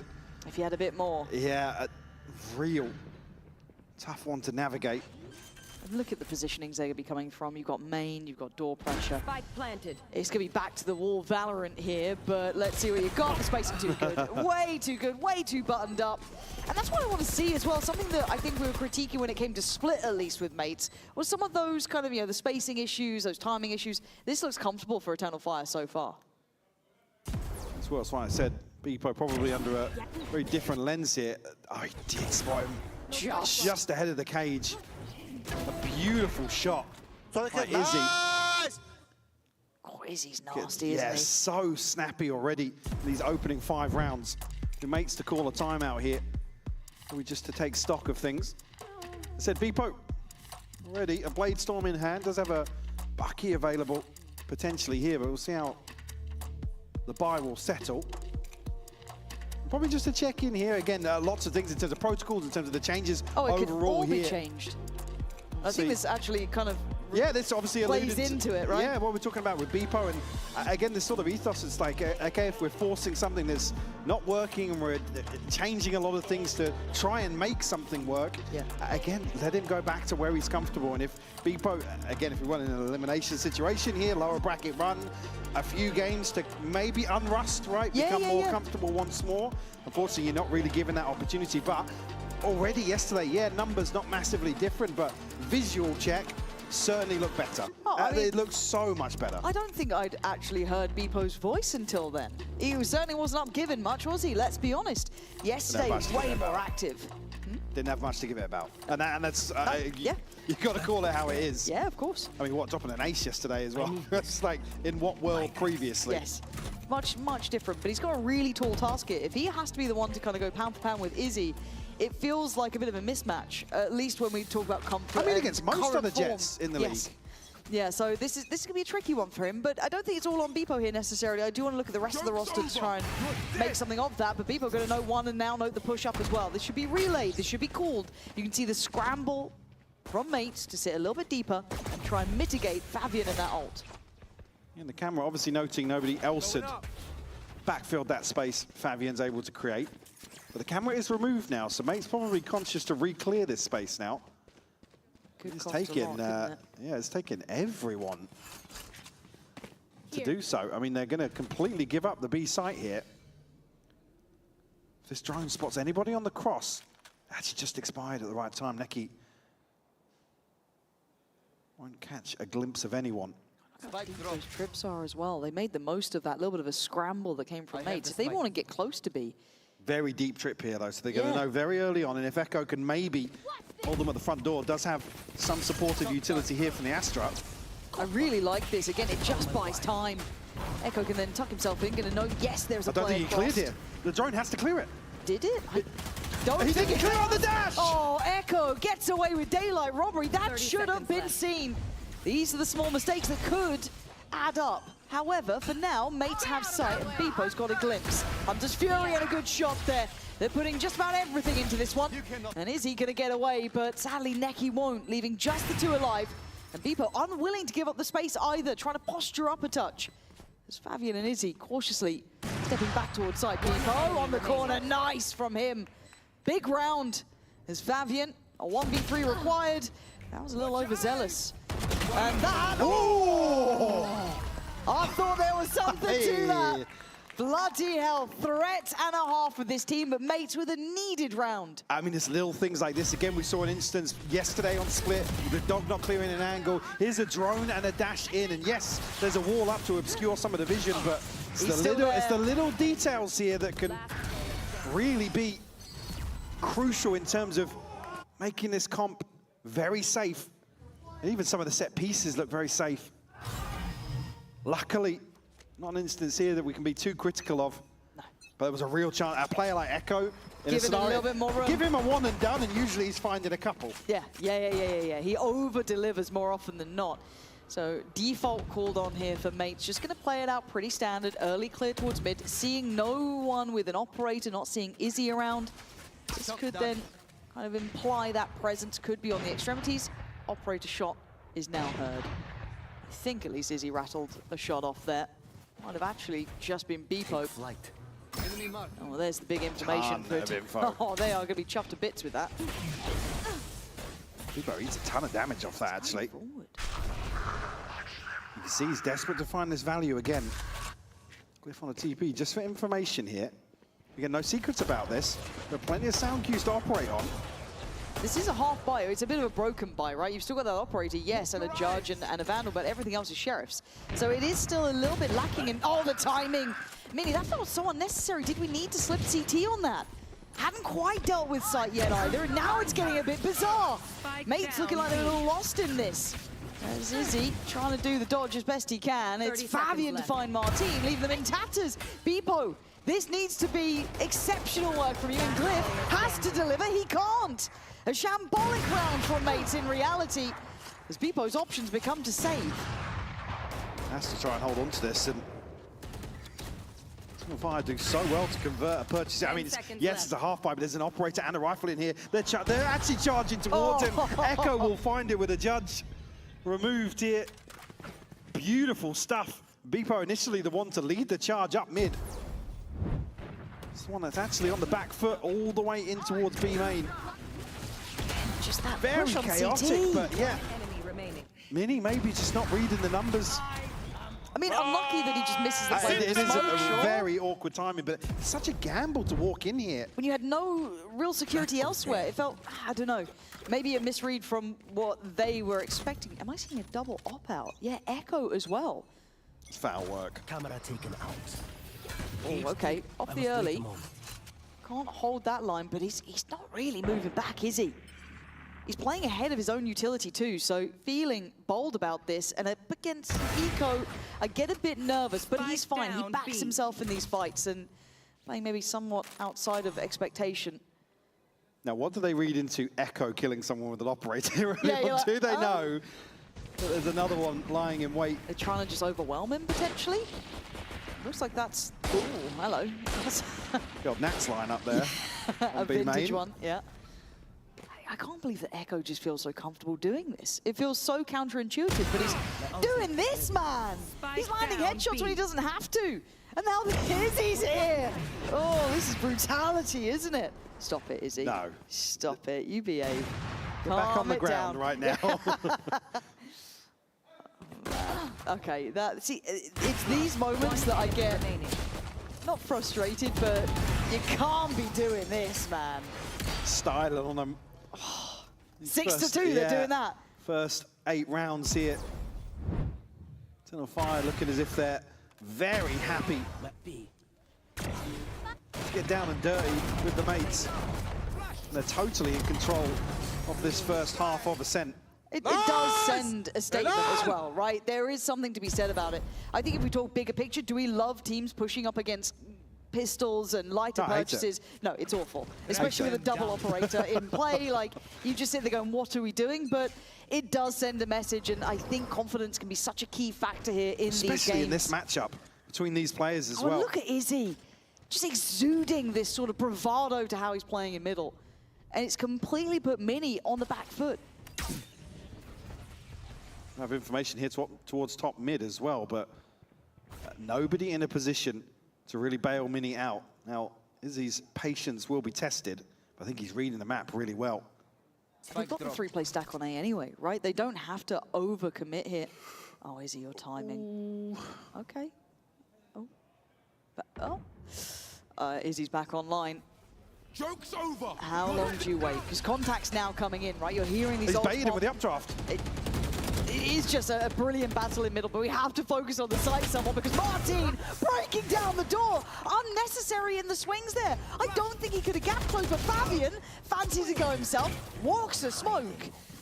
I feel like this is too far. They've taken, I liked what Izzy was doing, but he's the one who's seemingly playing the safest now. But they're on the cross, seen and revealed. He shouldn't get away with too much. Called out information and he goes forward. He's all alone though, swept aside. Mates given a chance and they will take that every day of the week. I think you probably expect a few rounds like this, whether or not it will slow things down on the side of Eternal Fire, but Mates up to the challenge. They're in round 9 for sure. Martin just bulldozing his way onto site. There was a moment there, I mean, Izzy baiting the updraft here to almost lure Mini in. Not that I think that's maybe going to have a massive outcome in terms of what's going on elsewhere, but 6-3 now, the scoreline. A divide and a neural theft on one side and nothing available here for the mates. Fabian looking to maybe crunch here towards the orb on the back of Eki's drone. Won't actually catch either player. Okay, well, Daz, can you slow this down? Get some spell back towards door. Getting a little panicked here, somewhat. Yeah, very panicked. Bebo's behind them all. That was a messy round again. Some fundamental flaws with Eternal Fire. Neki. He's got a bit of play there, but it felt individual again. No one able to potentially work off the back of that as Izzy just about makes it over. But Bebo's taken control this time. Looking sharp as Echo. And to try and pull up a 1v3. Not gonna happen. Bebo, exceptional work there from him. Runs away with this one, a dash all the way through Treat. Gets up into heaven, applies so much pressure, and even though actually 2 kills in favor of Eternal Fire on the site. They looked indecisive by Switch almost. It got a bit too panicked here. You saw it with Martin's presence. So it's difficult in either situation here to really choose which side of the site you want to prioritize, but another round that, again, in terms of pacing, the mates look happy to follow Eternal Fire down this rabbit hole. If your mates, you've surely found a bit of a weakness there, right? This A site, they look like they want to kind of exploit this over and over, but... Yeah, like I said, you'd maybe expect to see a couple of rounds like that, but I don't think that's sustainable against Eternal Fire. If you want to go an entire map playing like that, it's... Eternal Fire, I mean, my They mind scare goes to me. split, but it goes to split, right? When I saw the game with them before, just that repeated hits, but I guess it is mates this time, knowing they're up against a lighter purchase, potentially looking to explore the other side of the map. Mini's made great progress up middle as well. Unchecked on until then, he's got freedom. He's even noted the players moving as they do go down, and actually it's Martin caught there. That's Echo. Oh no, is he? I thought he was on for another. Necky's grabbed one towards Starzo, and suddenly we've got a bit of a flip of the script here. Bebo forced to invest the knives. He needs to clear Echo and needs to do it somewhat quickly. There is pressure to this. It is a 1-for-1 trade out. Mini again going to be required to go huge on this. Does get himself at least an upgrade here, but 79 HP. And the spike not to hand here. Well, they've made great steps. Good strides. He needs to get both. I don't know if he's got it in him here. Trying to isolate one, but the shots aren't landing. Fabian is a little low though, 10 HP. They Line up, easy.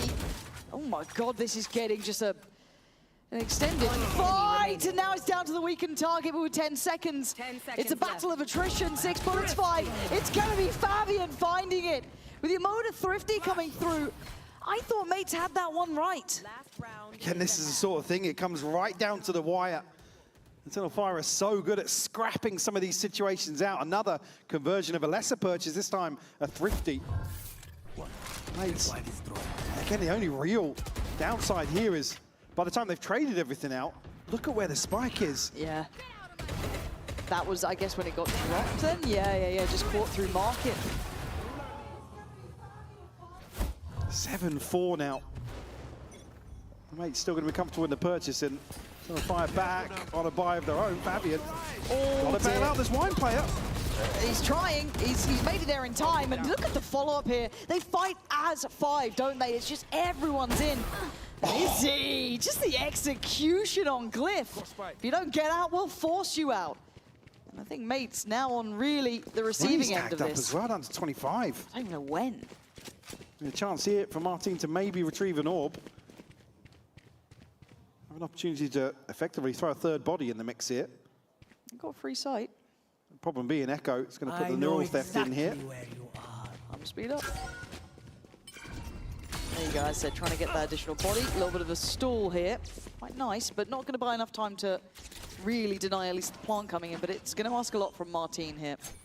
Looking to sit safe, potentially, for that ult. Divide could cause issues as well. They've got to remain fairly active on the site. Team probably just looking for the opportunity to invest here. I thought he was pretty close to that on Fabian. There's the ult pop. This is a time buyer. Trying to work with Mini here. Good work, good corner play from him. Echo a little ahead of that. Mini still 20 HP. Flash gonna be fine to be turned here. Mini again, they are doing this. Mini is desperately trying, but orders! Where did you find the second? Mini soaked so much of that, but Ordaz just excelling here. Beautiful shots to close out an 8-4 half, Lauren. Again, both teams looking to scrap back and forth here. And I think we actually are going to have a halftime interview with Monster, who is a VALORANT player for one of our local teams. One enemy remaining. Oh my God. Oh, that was...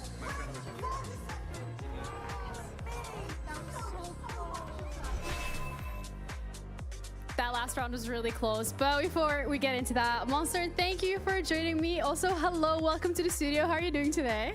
Hello, I'm doing fine. We just have a nice day off, so we went with a team to watch some matches and support our ex-teammates and friends. Is there anyone in particular besides Starkso that you're supporting here today? Obviously my Czech brothers Martin and Mini. And when it comes to their performance, it was an 8-4 half, so it's pretty close. I mean, that last round, that was so close, right? Do you think they can do it? Yeah, they can definitely do it. I mean, we've seen them pulling up some already nice clutches, some nice shots. So I think if both Martin and Manny will keep beasting on the Agents, on the Phoenix, on the Cypher, I think they will pull it out. In general, when it comes to them being in the lower bracket, it makes things a little bit more complicated because if they lose one game, they're out. But when it comes to them being able to make it to London, do you think they're going to be there? I think that's for sure.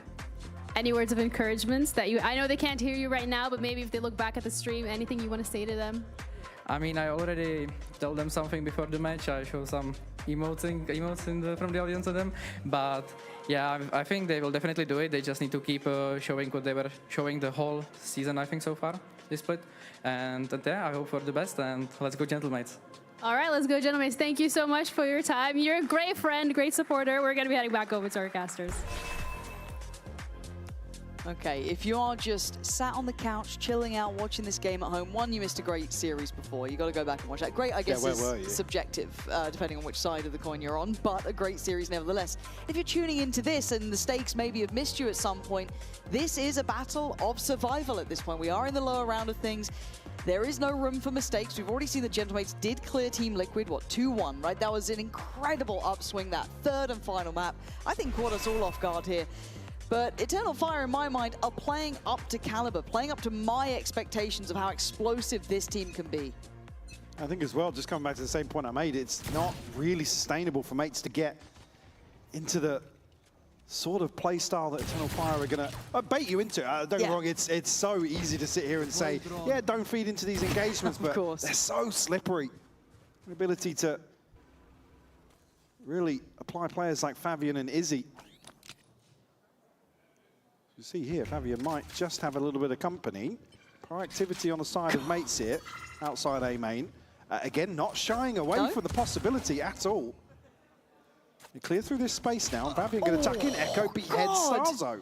That's just a Ferrari peak on the site. Who's still on the site though? Mini, okay, he was so good at anchoring this side of the map. And, it does turn into a bit of a battlefield, but eventually does go down. Ordaz there to be able to keep it in check, but the plant's in play. At this point, trying to batten down the hatches. Fabian's still got util to play with as well. Again, going to be given a smoke to flash out of. Paranoia sent through. See what mates can get done here. Flash off the reveal. Doesn't actually land here. Fabian forced a little deeper into main. Okay, Ordaz. Going to be forced off for now. You can see Neki just tucked in. I was going to say not quite clean enough to be able to reset. As Eternal Fire doing exactly as prescribed here. And you're right though, mates getting pretty active on the other side of the map, trying to get involved, but you've got Echo just... I mean, here's the thing, right? People, in a round where Izzy and Fabian can go aggressive somewhere on the map, alongside the likes of Neki, you have Ordaz and Echo, who are just solid anchors. Obviously, you're talking about the attacking side here. If you're going to pressure onto the extremity, Echo's one of the few players you want to run into, man. Certain rounds, he just looks so crispy. All in towards mid here from the mates. Hello. Get what they want, but a ton of information given across. It's a throwback. I do love a good stand middle. All of us, see if we just get one, that'll do. So you just roll as a pack of 4 players now. They did suffer their own casualty in the form of Beepo, but that's fine. Again, you're not expecting to win every engagement here. You're trying to make something out of nothing. And for Neki, though, it's farming time. He is the one kind of standing on the side. He's got the support there with him, and they hold the line well. Comfortable stuff for Eternal Fire. Double digits, obviously. Mates have to answer back now. Prevent a bonus being converted. It would feel like the nail in the coffin here on Ascent, for sure. Will they continue with this trend we've already seen in the first few rounds? Happy to brawl out, at least early on the barrier drop. Mini looking to maybe punish the lighter side of this inventory here, the light shields, but rifles across the board for Eternal Fire. Okay, so we do have a little check-in here for the comms as well, so we get to hear it from the other side. Let's make sure how they're sounding.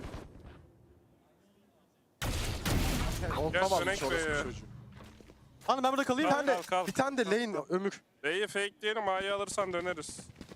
Ömür tek bekim var sana çıkmak istersen. Hala cross mu ala? Bak ben vururum onu. GT'de. Evan'ı kırdı. Evan'ı kırdı biri. Garden Evan'ı kırdı. Abi şimdi buradan dönün ya. Tam fakeleyeceğiz zaten. Bir pikleyelim beraber. Flash atarım. Ben gidiyorum, siz ikiniz Abi takılın Orba. bence. Alsana silahımı, silahımı. Orba, dinle deme. Orba ben basayım. Gidin flash pick atın. Phoenix alıyor sancak. Çok iyi kol. Tamam. 3, 2, 1. Görmedim kimseye. Drone basacağım Silahımı buraya. alabilirsin, alalım. Ya wall basıyorum şöyle. Ben yürüyeceğim buraya. Sol boş, O lane'den sağ pick boş. yapacak, pick Face, yap. Market, 2 market. Tamam, ne boş? Biri dönüyor. B5 mu? Markete su görüyorum. Evet, market molly verdim Ömür.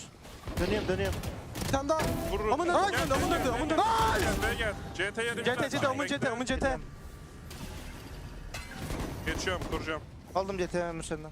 Sola bakıyorum. Açık kuruyorum beyler birazcık. Çıktı. 80 vurdum, 2 çıktı.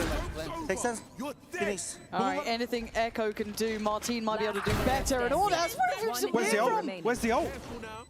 Martin, what do you want to do about He can this? push onto the backside of the ult. Where is it? Oh, it's all the way towards Switch. Okay. This is such a bizarre round. Martin trying to play this just Wardaz can play right. late on this though. Yeah. Martin almost has to make a decision here. He's got to be the one to make the move, right? Can he get right on the edge? Is that still... It doesn't catch. It doesn't catch. He's sticking it. Oh, and Ordaz has no idea. Martin, with daylight robbery, steals it away. Just outside. The star a little misplaced here. Not sure. I didn't actually know when it had gone down. If it was scrambled again. He's so far away from this, but... Man, just as I said, Echo, like I said, in some of these rounds, so crisp. How does he get 3 in that situation at the start of the round? I literally couldn't tell you. It felt just unfathomable that he was able to achieve it, but still, sharp reminder of what they can do, but a lifeline for Gentle Mates. They need a couple more of those to keep themselves kind of feeling out this game. I'd like to see a couple more players. We know that Martin can do this in Mini. Give me the others. Stepping up, we saw Starzo having generational impact again in that previous series. We need a bit more of that. Izzy, though, slips the net, and bloody hell, they're swinging everything, man. Starzo will get a response here, but Izzy quickly answers back. 3 left for the mates now. 2 Guardians and a Judge, so advantage firmly in favor of Eternal Fire. The timing on this. Oh, Cliff, oh no! How are you losing that fight? Oh, that's a gut punch, I'm feeling it. Starzo now under a lot of trouble, you can see it there. Izzy just barely visible in some of these fights, but so damn clean, they are such gunners! Just embracing the Turkish approach to Ascent.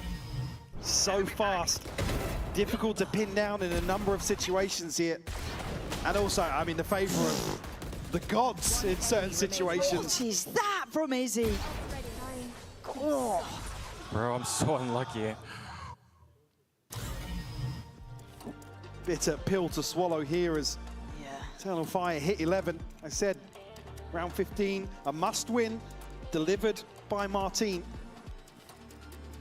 They're right back into the thick of it. Look at the ults, Mike. Yeah, I mean, it's a bleak outlook, to be honest.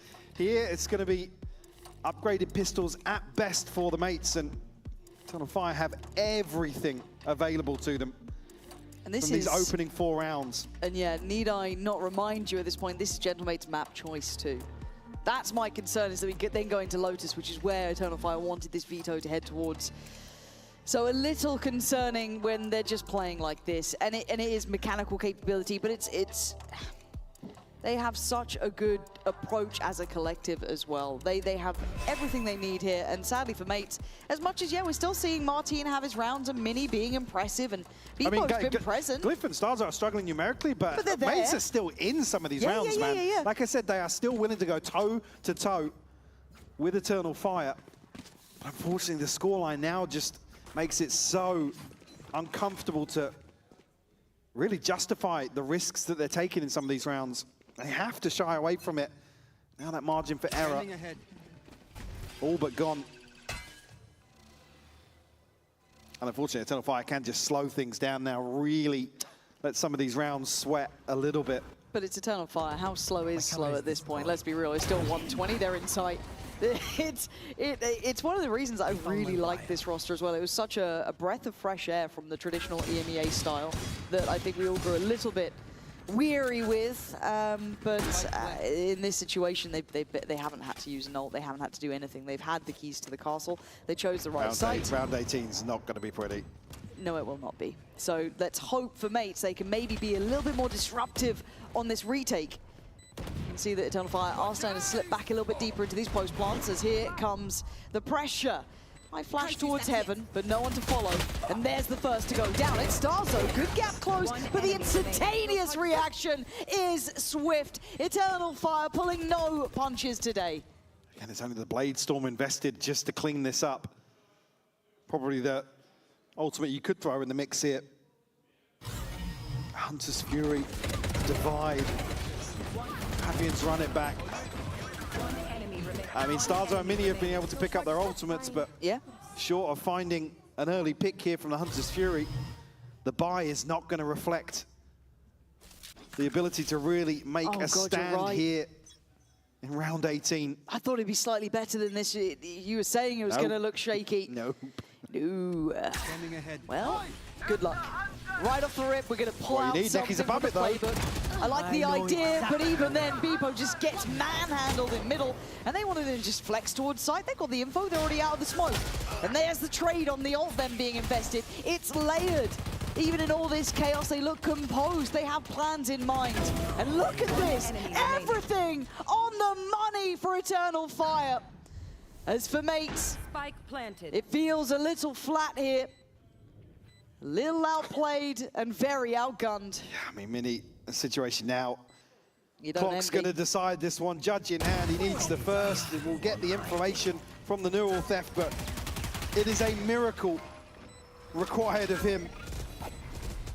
Eternal Fire just chomping at the bit to close it out here. We'll find it. Neki to close, finding number 13.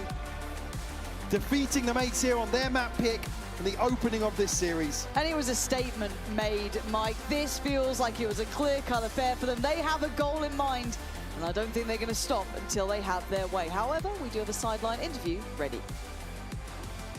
As that was 13-5 on your opponent's map pick, by the way. What's going on right now?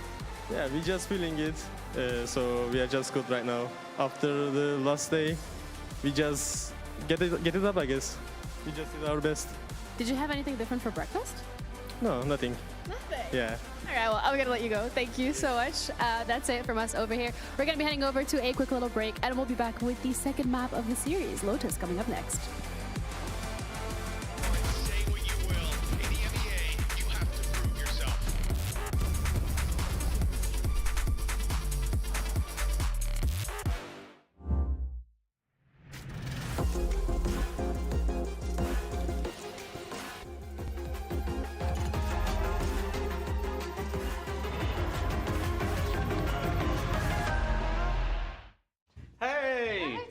Alberto was looking for you, by the way. Really? Yeah, you better get there Okay, quick. I'll go check.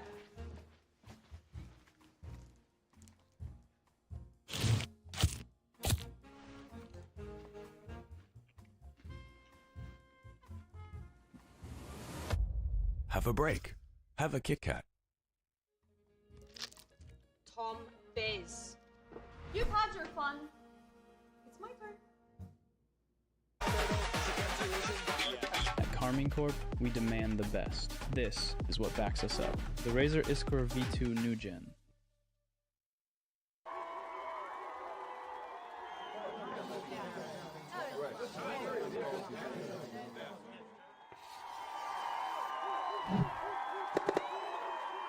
Red Bull gives you wings. Let's take it up a notch. Running out the clock.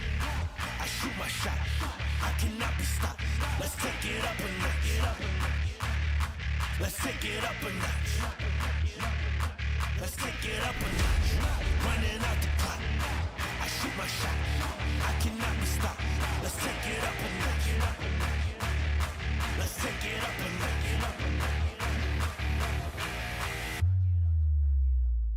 Let's take it up a notch.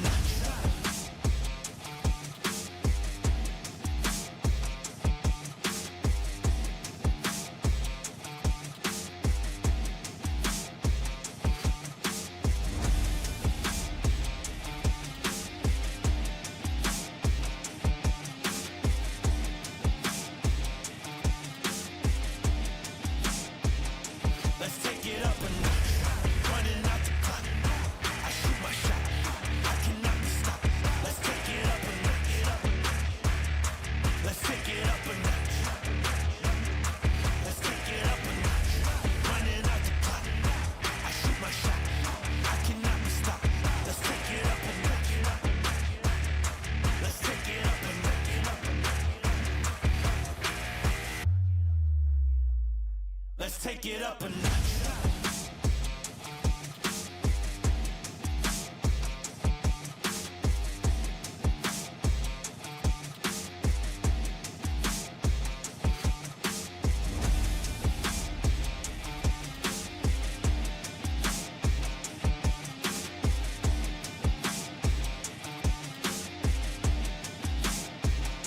Let's take it up a notch. Running out the clock. I shoot my shot. I cannot be stopped. Let's take it up a notch. Let's take it up a notch.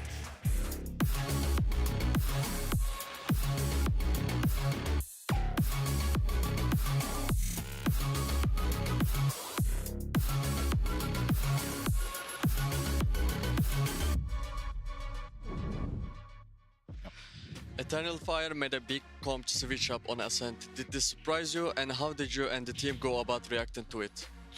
I mean, I think they had a rough game last Ascent they played, so I don't think it comes as a surprise. I think Double Duelist is something what they play in the other map, so it's not kind of surprise.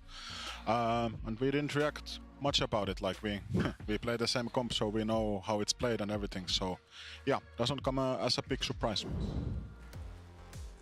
Not a surprise for them, and it wasn't really for you guys either. It was more of this breath of you're happy to see that change, and I'm sure at all of the Eternal Fire, not only players, fans, support staff, all of that are excited, happy with it too, because they get the win off of it, right? This is a change-up that you make, and it looks much, much better for them. I just get like mixed feelings with this coach confessions because Kundi's like saying, oh yeah, we know exactly how this comp works.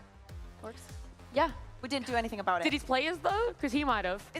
Well, he has a couple of minutes actually at his disposal to choose and talk to his players, but it's like same thing as yesterday when we asked him a couple of things. I'm not getting the confidence then, but you know, I'm not going to read too much into it. The compositions, like, they work mostly the same. I think that they give more autonomy to players like Fabian to do the things he was doing. The Phoenix ult is absolutely amazing. I think that the biggest difference, and something that I was highlighting did not work the last time the Eternal Fire played, is that they wanted to play a lot of up, and Foot did not allow them, that operator, to have much impact. This time around, we see an Easy that is just going up around. We saw him with the Outlaw, we saw him with the operator, and I think that one of the rounds that is going to stick with me is this eco, where Mates just walks. This was a bit muddy. Most of this map was muddy.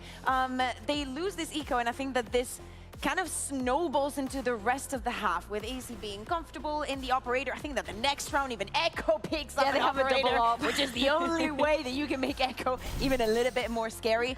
But yeah, comfortable and individual brilliance from the side of Eternal Fire, an easy walk in the park. I think this is the thing with Eternal Fire. You say muddy, I say chaos. I think that they thrive in chaos, and even when they make chaotic moments, that's where it's a comfort zone for them almost. See, here's the thing.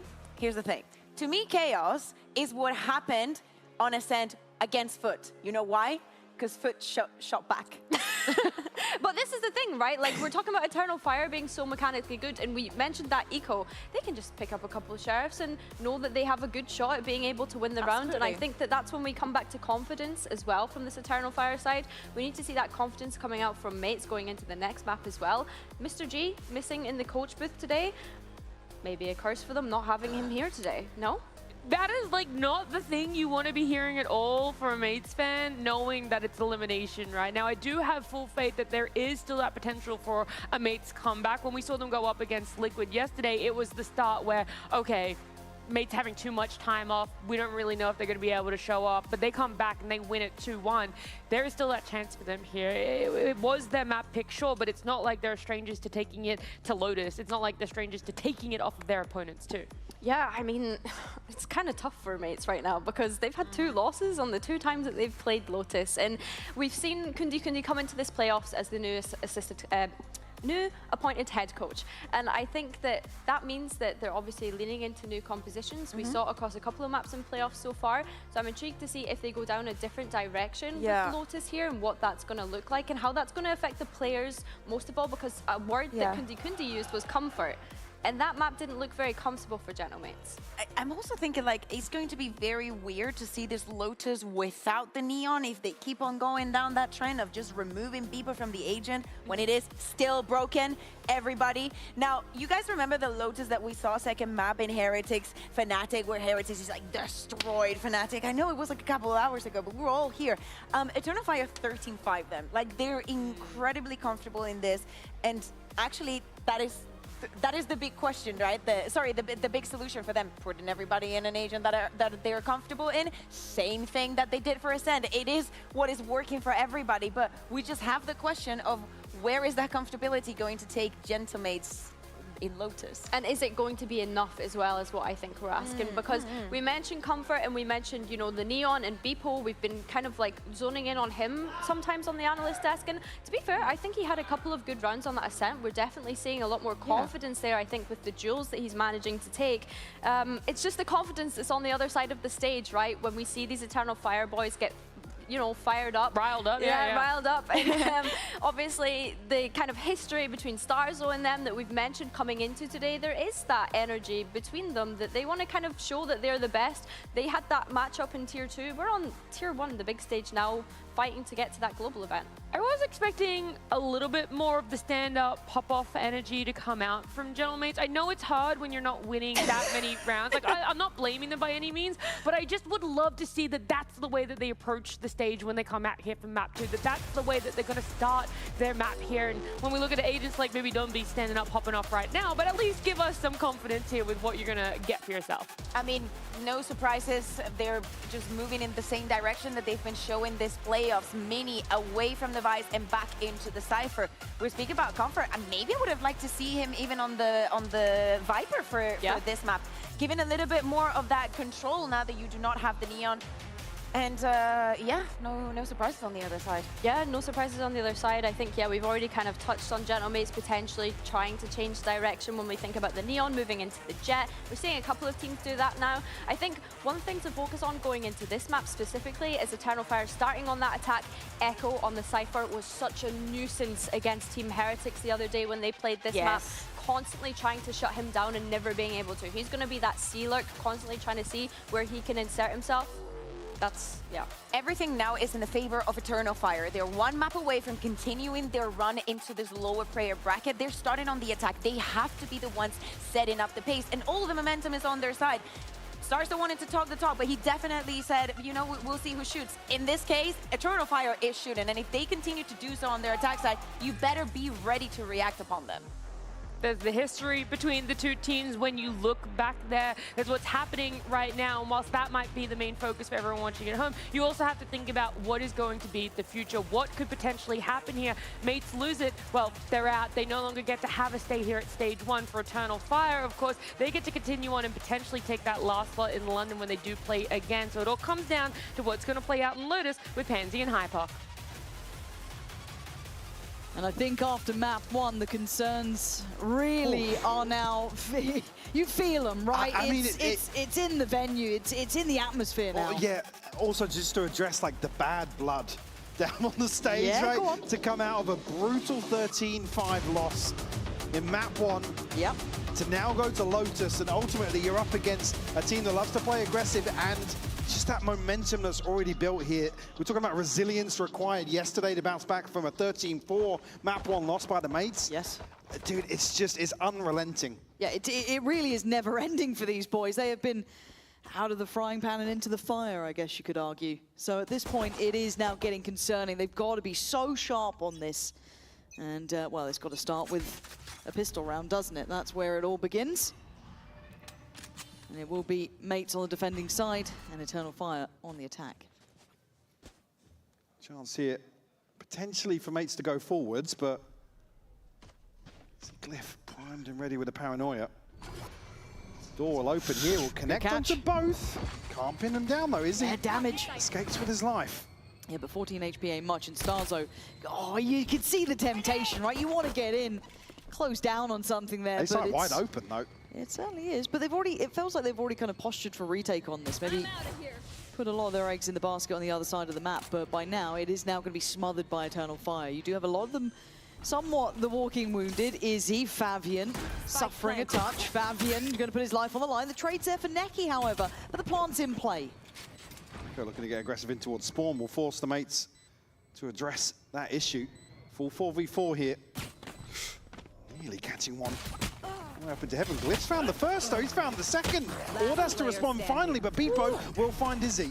Ordaz, a 1v3, the paranoia, exceptionally good. But can he find the third and final man? He certainly heard them, but Mini's on the case. He's not letting this one slip just yet. Mates with a necessity here of getting around on their side. Again, a massive indication of how the mates want to approach this, at least early on. Stack up, strength in numbers. They'll get what they want initially from that first engagement, but Izzy left the walking wounded. Oh my God, they force him. They're going to force back in here. They're actually going for this. Oh, they're naughty. Expect them to run it down again. Yeah, they're up to naughtiness, Michael. I like it. I mean, this team, it feels like no one's been able to humble them yet. It doesn't matter even if they lose, they're still up for it. All right. Now, this will be a horrific surprise for mates. They will not expect this. And if they do, I'll be incredibly impressed. Don't want to give away the game. The counter goes in. It's a big that pain shell. The C's as well. Actually thought it might even do more damage, but they get to live. But at this point, you're getting a bit curious as to what's going on. A Sheriff Herd doesn't give away the full game, but now there's plenty of bodies, but they can't seem to close down on them. Martin able to stand his ground as Mini then dives in as well. Much as Eternal Fire may have wanted this, they ain't going to get what they want today. With 3 remaining, I mean, Jesus. mates make it out of there. Look at their HP, though, after that. Not much left in it at all for the mates, but a second on the board regardless. Make the purchase a little more awkward. Eternal Fire will come back in with upgraded pistols as well. She's got to be conscious here that there's still certainly a threat. Yes, a huge advantage here, but they can isolate a player or two. Eternal Fire certainly still with a shot here in round 3. They're going Aggie on this. Okay, Meg's trying to play out. Ooh, that's a problem. That's Ton of info off that reveal. At least, what, 2? I don't know if it caught the third, but even then, very telling. And an immediate rotate, a pivot across to the other side of the map over towards A. Easy. All good. Now, issue being, when they get up onto site here, they can make use of these upgraded pistols and the Bucky as well. Starvo found one.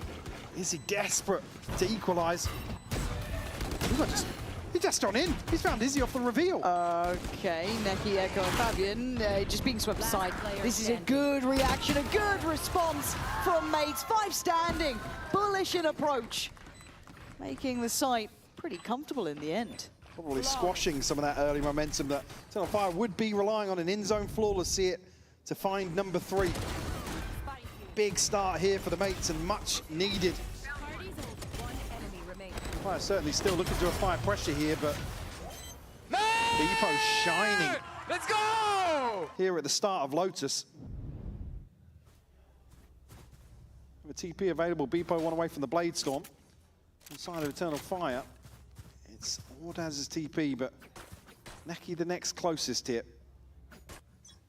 Rifles back in hand, a slight advantage in terms of inventory for Eternal Fire after a bizarre opening 3 rounds. Again, stacked as 4. Look at how they want to play. This is what you want to see from the mates. You almost have to, right? It's... If they shy away, it's Eternal Fire. Once they... Oh, God. Get that feeling of...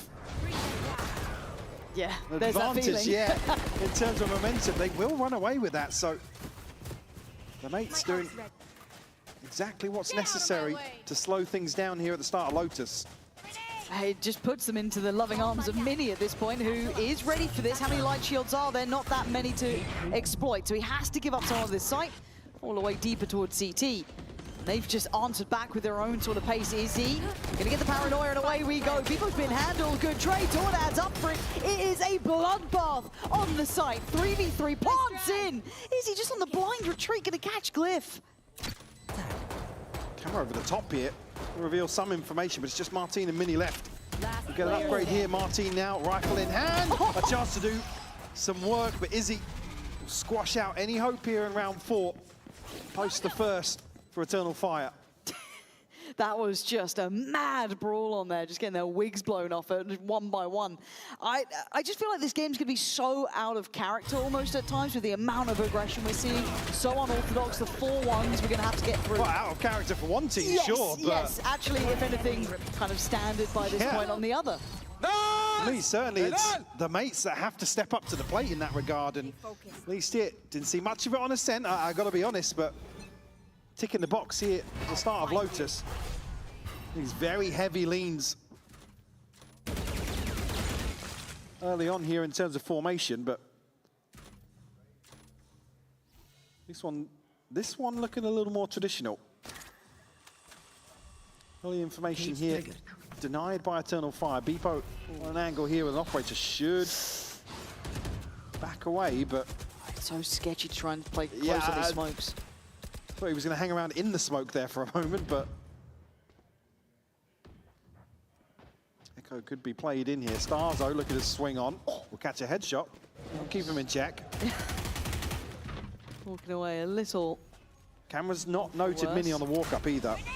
Yeah, paranoia. Okay, they're on the site. I'm waiting for the commitment. Okay. Martin still able to isolate one and play his life. Izzy is slowed down, but it never really slows him down. Even at player disadvantages, they're still going to go deeper. They're still going to try and find a body to drop. And Starzo suffering from that early engage. Be forced off and considered. And they're already hunting him down. You're looking at Izzy. He's got that deep line cornered off. Mini, surely expected now. But Beepo's found Ordaz. Does this open up a chance now in the 3v3? Izzy's opportunities were limited. Guy to left on his own. Forced to fight forward and falls, leaving Neki in the 1v3. A great reaction from mates, but they're not out of the woods just yet. Oh, where are we, Mini? Well, we're playing the cam, and that time, Neki's actually on for an absolute heater, saving Eternal Fire from that. A Red Bull clutch and a half. Neki delivers here. Again, slightly off, but maybe chaotic comms here. Mistakes made. Absolutely.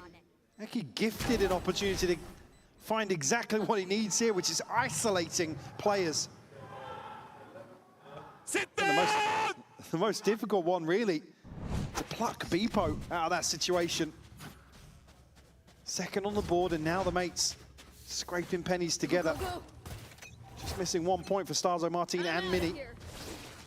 Izzy now operator in hand. And he's been lethal with this. And look at the X-ray. Pacey, man. There's four players here. 4-1. How many times are we going to say this? Stacked up, he still gets out. Caught on the retreat, though, is Fabian. He goes down. That is a recoverable weapon if they do want to explore further. But it's a quick pivot. They're playing in Martin, who's got the up and over. Does drop a player. This is madness, Mike. Got to stabilize here. Starzo, Beepo, and Mini now, weapons in hand. Izzy does have an ultimate, but not much in terms of util here. It just feels like no matter the odds, they just scare me the way they're playing. Exuding confidence on all occasions. And Izzy set to succeed on the line as well. Turns his glance to the other side of the map. He plays in front of the smoke there. I feel that was unnecessary, a step too far, but who am I to tell him how to play at this point? As they line up, Neki can't stop fighting these players. Starzo, wrong place, wrong time.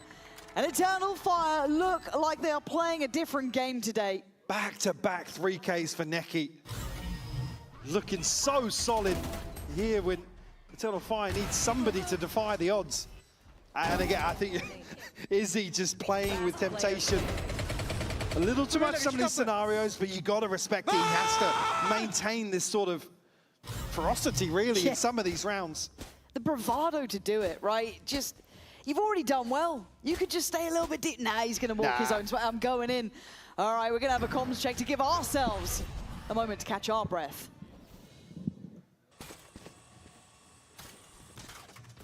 I broke camera, I'm gonna fake TP. They will open doors, Bipo, maybe. Be up, searching. Oh, good, oh, good. They might see us. Set in Hobbit, Wait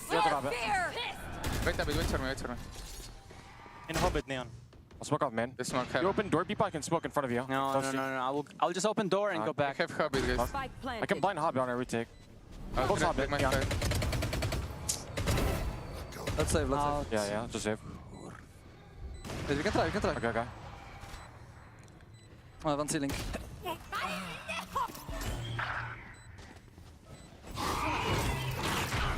Vi har det.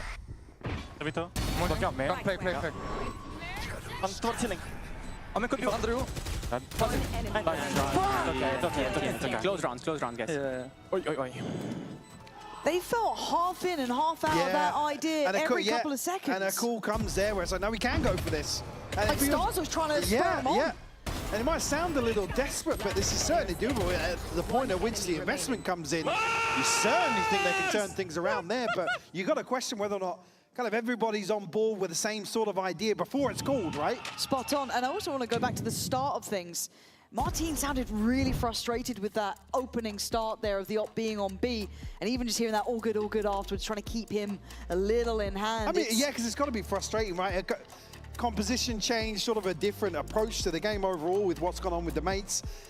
Beepo and Martin are in the firing line again. Oh, God, yeah. Especially now in this series. Again, as a duo in terms of coming out of a big meta shift. Yeah. Beepo alongside that discussion as well.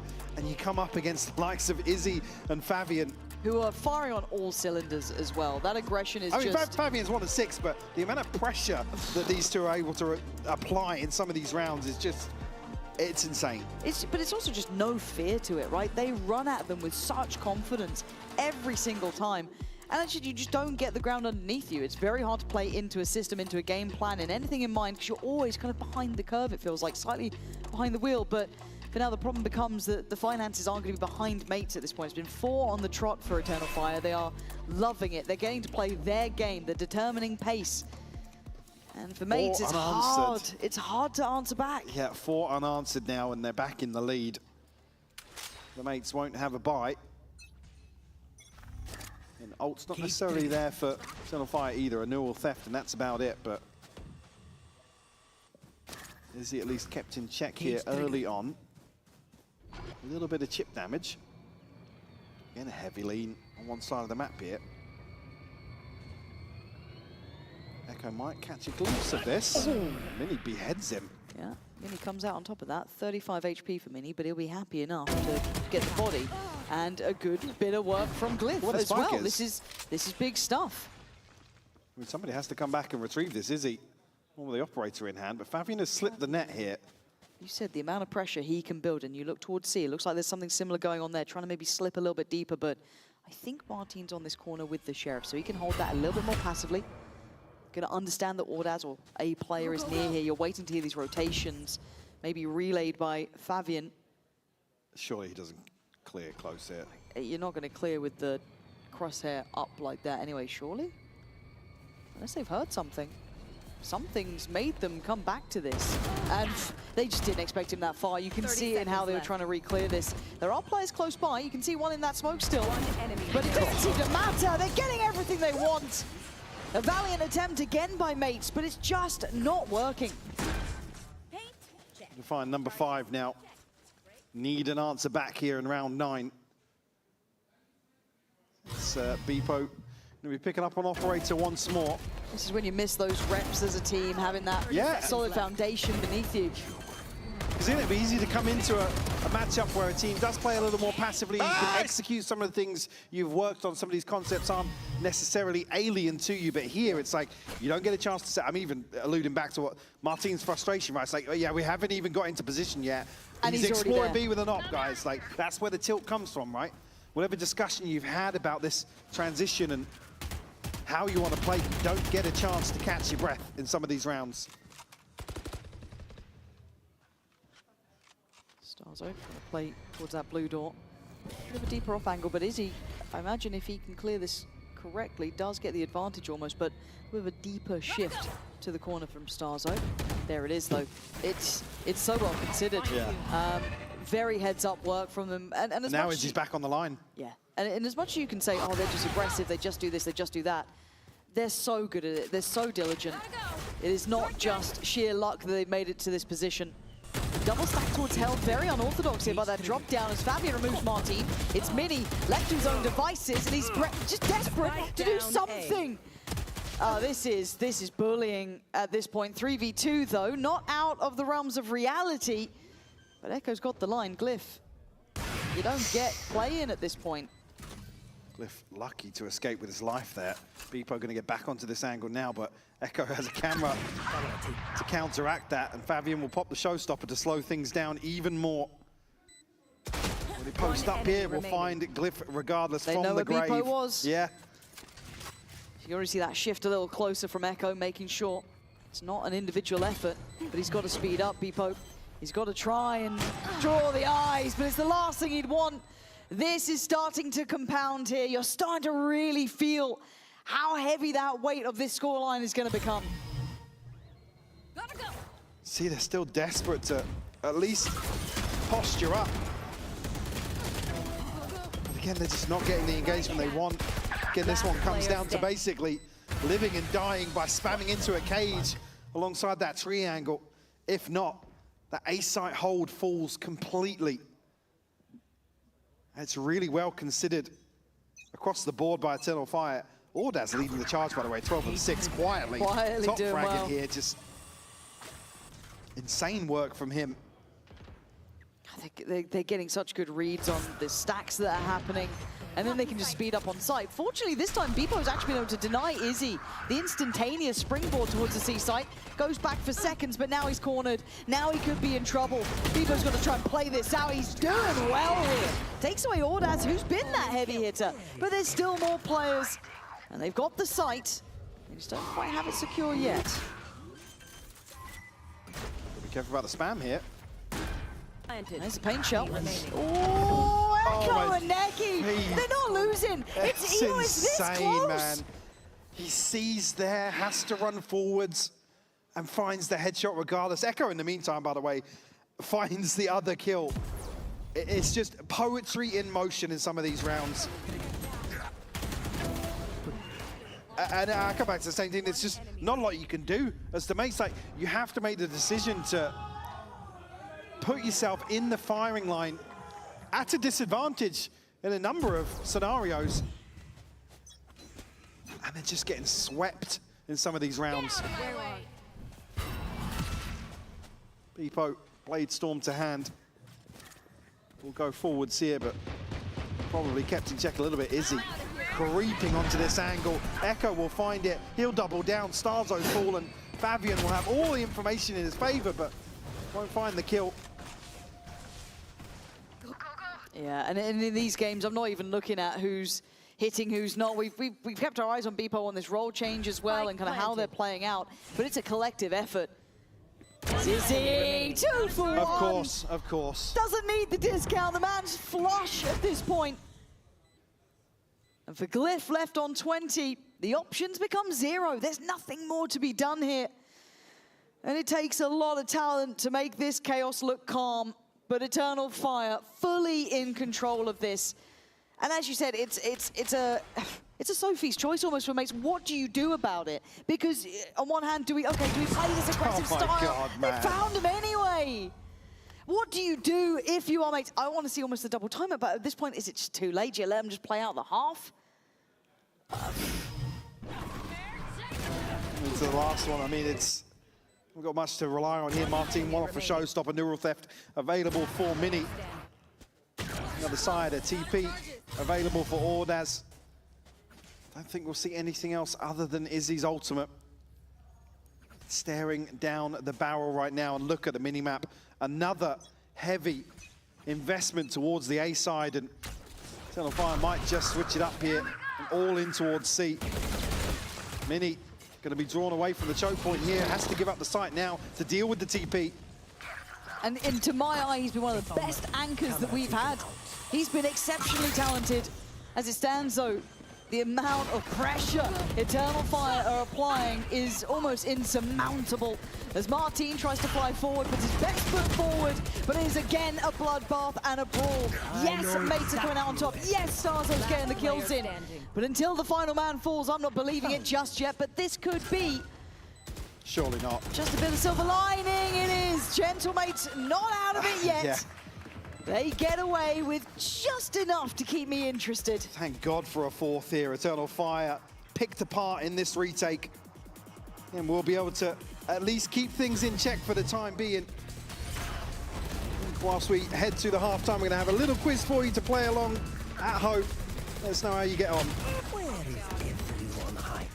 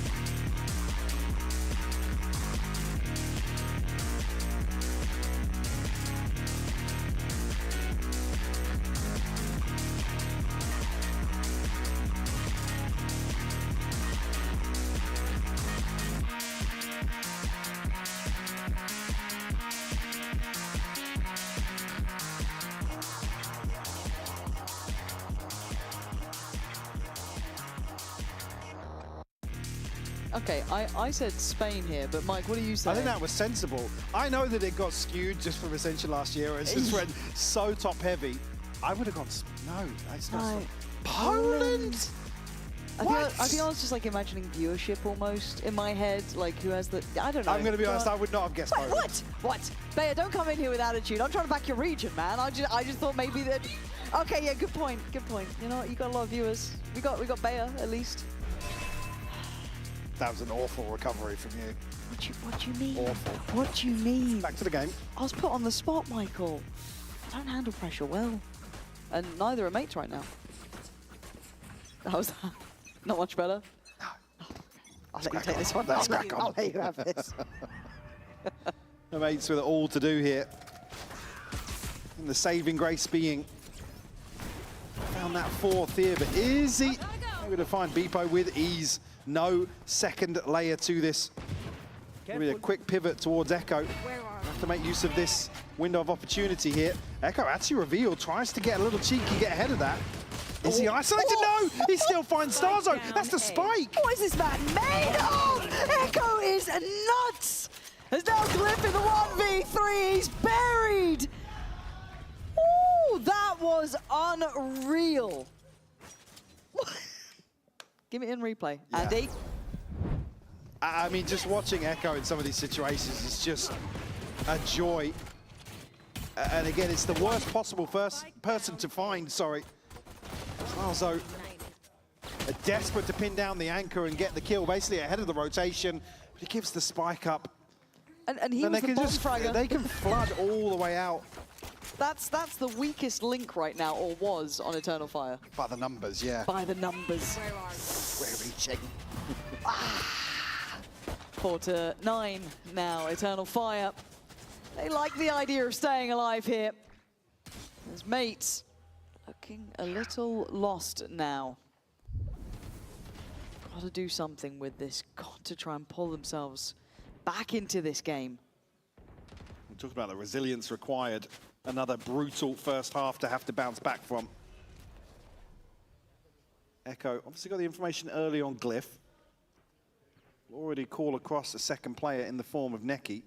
Just a sheriff in hand for him. All 5 members of the mates staring down the A site. I have to reveal their whereabouts here. The audio and the trip, actually. Echo's found one. Neki has found one as well. Echo going to comfortably tuck in here. Nobody can really remove him from that position. They'll get the plant at best, but surely not the round. As Fabian will find, another headshot here to find number 10 for Eternal Fire. And rifles kept in hand here. Talking about the previous, all but decided by the round, the first half scoreline. Similar affair here on Lotus. Everything rides on this first buy. Eternal Fire convert a bonus here. It will feel like a death sentence for the mates.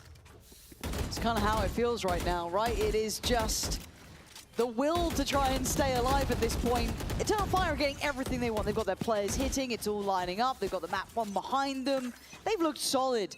For Mates, it's been an arduous road, though. They had to play such an incredible series not too long ago. And to be able to keep doing that after getting coaching changes, role changes, you can give 1,000,001 reasons as to why. But on the day, it has been Eternal Fire firmly in control of this. But an opportunity for Mate to fight back. I think it'd be easy to probably lean into those things really heavily, but Eternal Fire once more impressing me. Hands down. Their overall approach here as they're going forwards once more in round 15. Martin will find Izzy though. It's a good start. Don't need to clear Fabian, who just handed. Oh! He's handed out more than haircuts. The headshots flying at this point. And Martin gonna walk away a little weaker than before. Neki. You see he wanted to swing onto that, man. Echo knows his angles, knows the chance that somebody could be there. Oh, it gets marked. Second again. I thought he was fine. Nah. Starzo, we're not shooting bodies. Maybe 4 to 10, are we? All right. Just a rifle and Don't a sheriff lose this here. round, though. A Oh 2v4. my God. Oh my God, not after that. All right, lock in, folks. They're all huddled into tree. No. Nordad's still alive. But Neki's util. C's there for Neki. And they've cleared. They've cleared so much of sight. No. There's no way.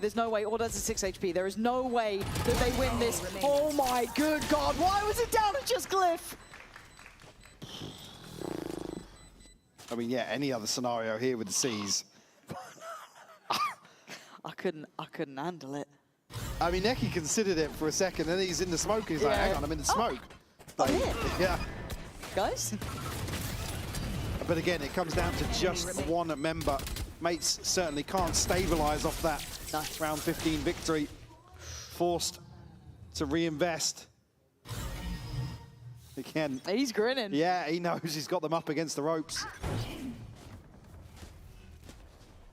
So at least, I mean, Starzo a Guardian Mini, a scope in hand.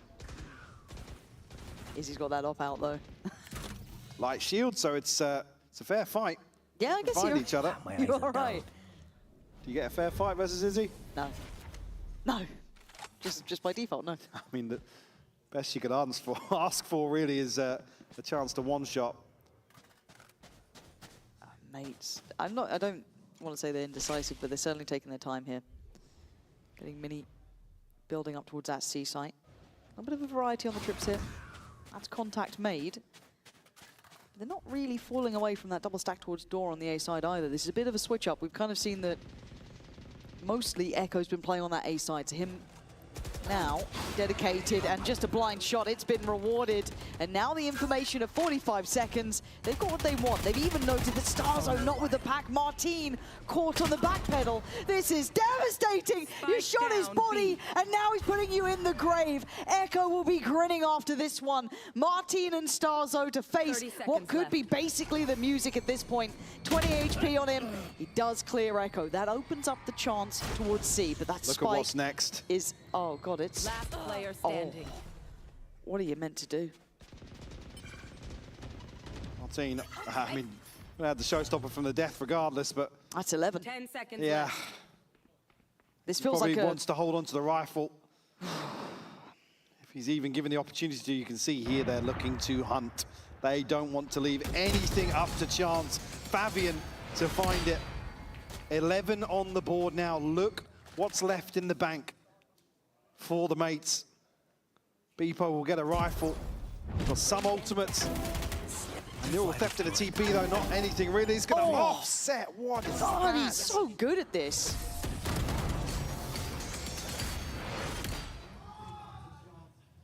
Second timeout called here by the Mates.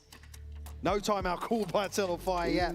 Happy to let them really rot here on Lotus. I mean, what do you do? This feels like one of the most commanding games, one of the most suffocating games I've seen in a while. Even if the scoreline gets closer, it's how Eternal Fire win these. It's how they play. It is so compounding that you just, how are you meant to catch your breath here? You've got to consider this purchase now. What do you do? Allow 12, invest what you can here. We're already seeing Beepo and Mini adjust their buy ever so slightly, but as it stands, Mini will have nothing left. Glyph now opting for a stinger. Like I said, just one ultimate really to open up a round like this. They could find a pick, sure, maybe. Yeah. Glyph and Mini can do something with theirs in terms of info or a quick pivot. But these are not concepts you really want to, well, that you're really able to feel confident about. And then you come to the scoreline. You almost don't want to look at it if you're mates. Yeah, I mean, they push all in here. They've got to. And they want to deny the fight for overtime, make a stand here in round 17. They've got to, but Eternal Fire, we're going to check in with them, see how it sounds to be on the verge of what could be an incredible victory.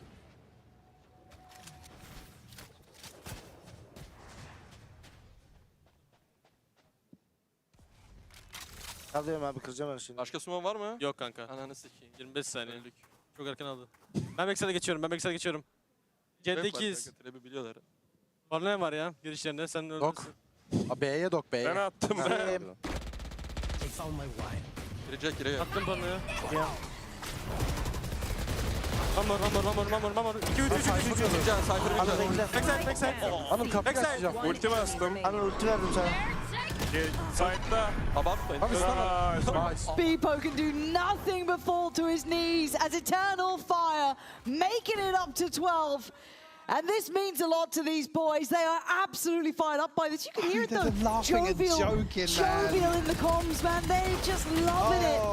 The way Martin dies as well. Echo about, I mean, a small handful of players that can make a judge look impressive, but snapping back and forth here. Bir can, Cypher bir can. Oh, they know they've got him. They know they've got him. It's more than just blood in the water. They have got mates absolutely where they want them in this. Is Izzy. Can he keep himself composed in these moments here? The temptation to overplay, to fight in. And Fabian, well, he absolutely is up for that challenge. It leaves Neki in a world of trouble. Support's on the way. Echo overwhelmed. There's still life yet in the mates. Clinging on to it for now. The ultimate here off the plant.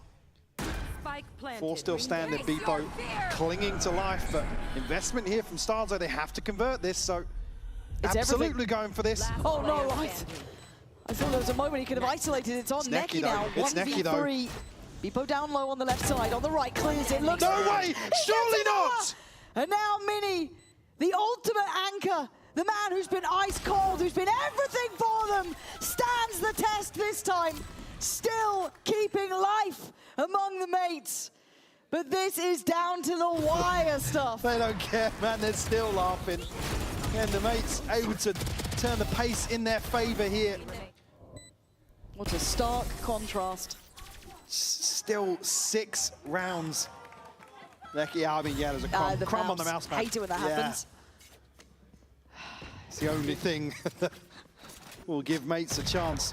Keep their head above water here, but it has to be flawless now. Why am I scared of this round, though? I'm terrified. He's got to get checked. He's got to get checked. Someone's got to deal with him. Ooh, Beepo's taking damage. He's got the kill, though. Fabian's dead, and Echo gets cleared. This just all feels like I'm living on the edge here. Neki now next in line. Does take 1, but takes a lot of damage for it. Down to 8 HP. Izzy quick to backfill. Has Izzy dealt with util? Do they know about it just yet? I mean, they're prioritizing towards CT. Absolutely the right decision. Good call. Can't make mistakes, though. Can't fall to this. Unable to trade on that, so they keep the numbers up. 2v3. Neki, no! It's down to a 1v2. It's so doable when it's Izzy. Paranoid that someone's near him on the back lines. One to the right, one to the left. Izzy, divide and conquer was the name of the game. He can't complete it. Martin with 3, and mates starting to make the scoreline look a little better. Got to have a couple of clean rounds, though, to really stabilize in terms of finances. Martin going to be one away from another showstopper. See, Bladestorm invested here. Everybody else off kilter a little bit for this old cycle. Issue being on the other side. Neki, Ordas, Echo. All with ultimates to invest now. Izzy just past halfway. And the buy is still there for Eternal Fire. This will be it, though. This will break the bank. Lost bonus to consider, sure, but this is the one to give mates some room to breathe, at least. with the hand around the throat is still Eternal Fire. They have a buy here. There. Take this. And they're getting active. They're pushing further, herding mates towards that A site. There will be Echo waiting.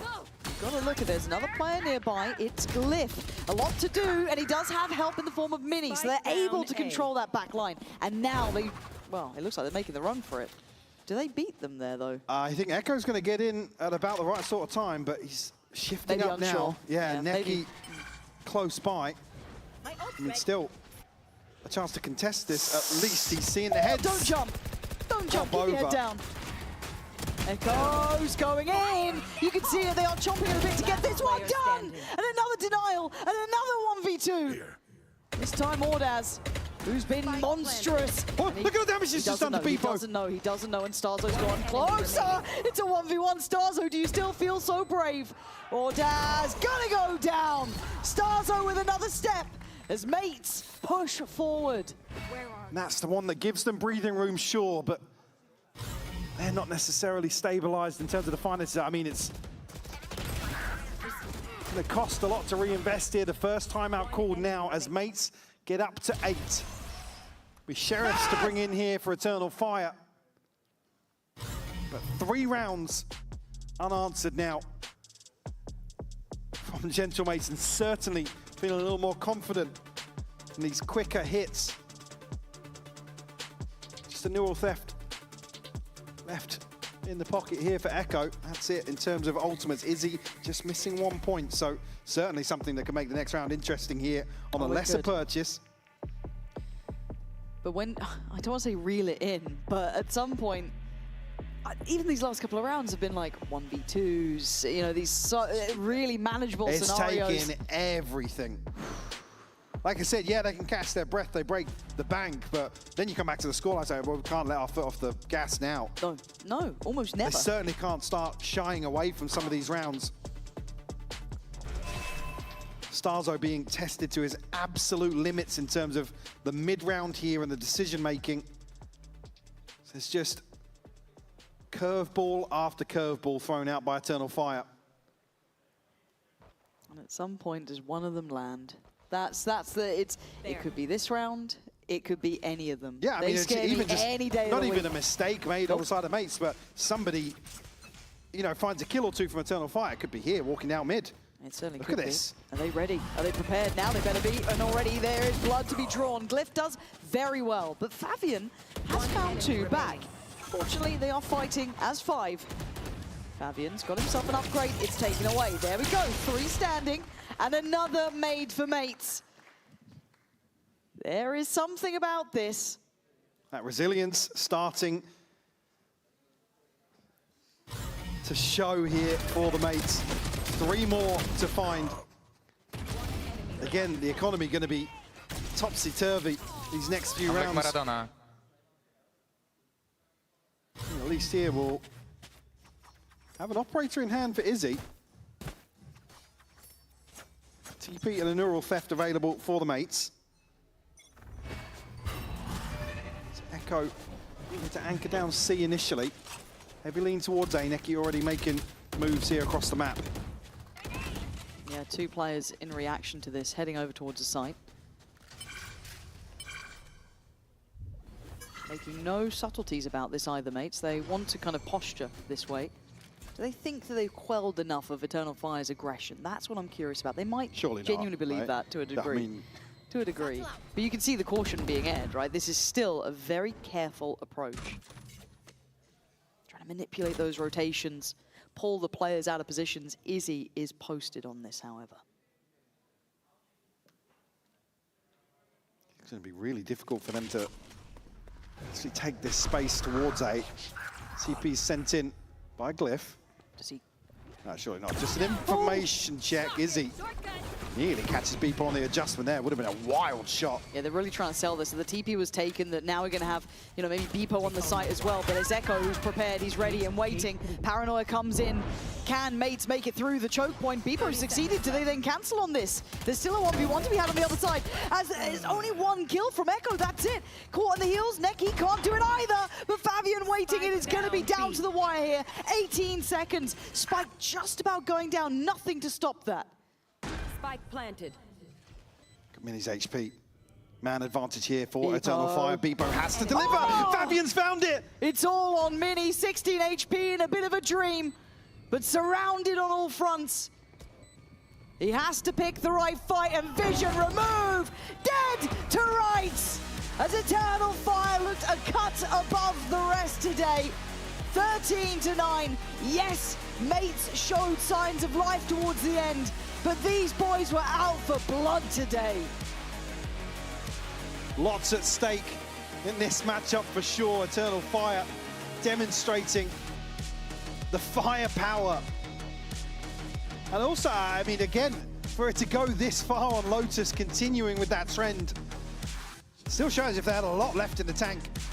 The mates, unfortunately, will fall here. Unfortunately, bow out in a good run.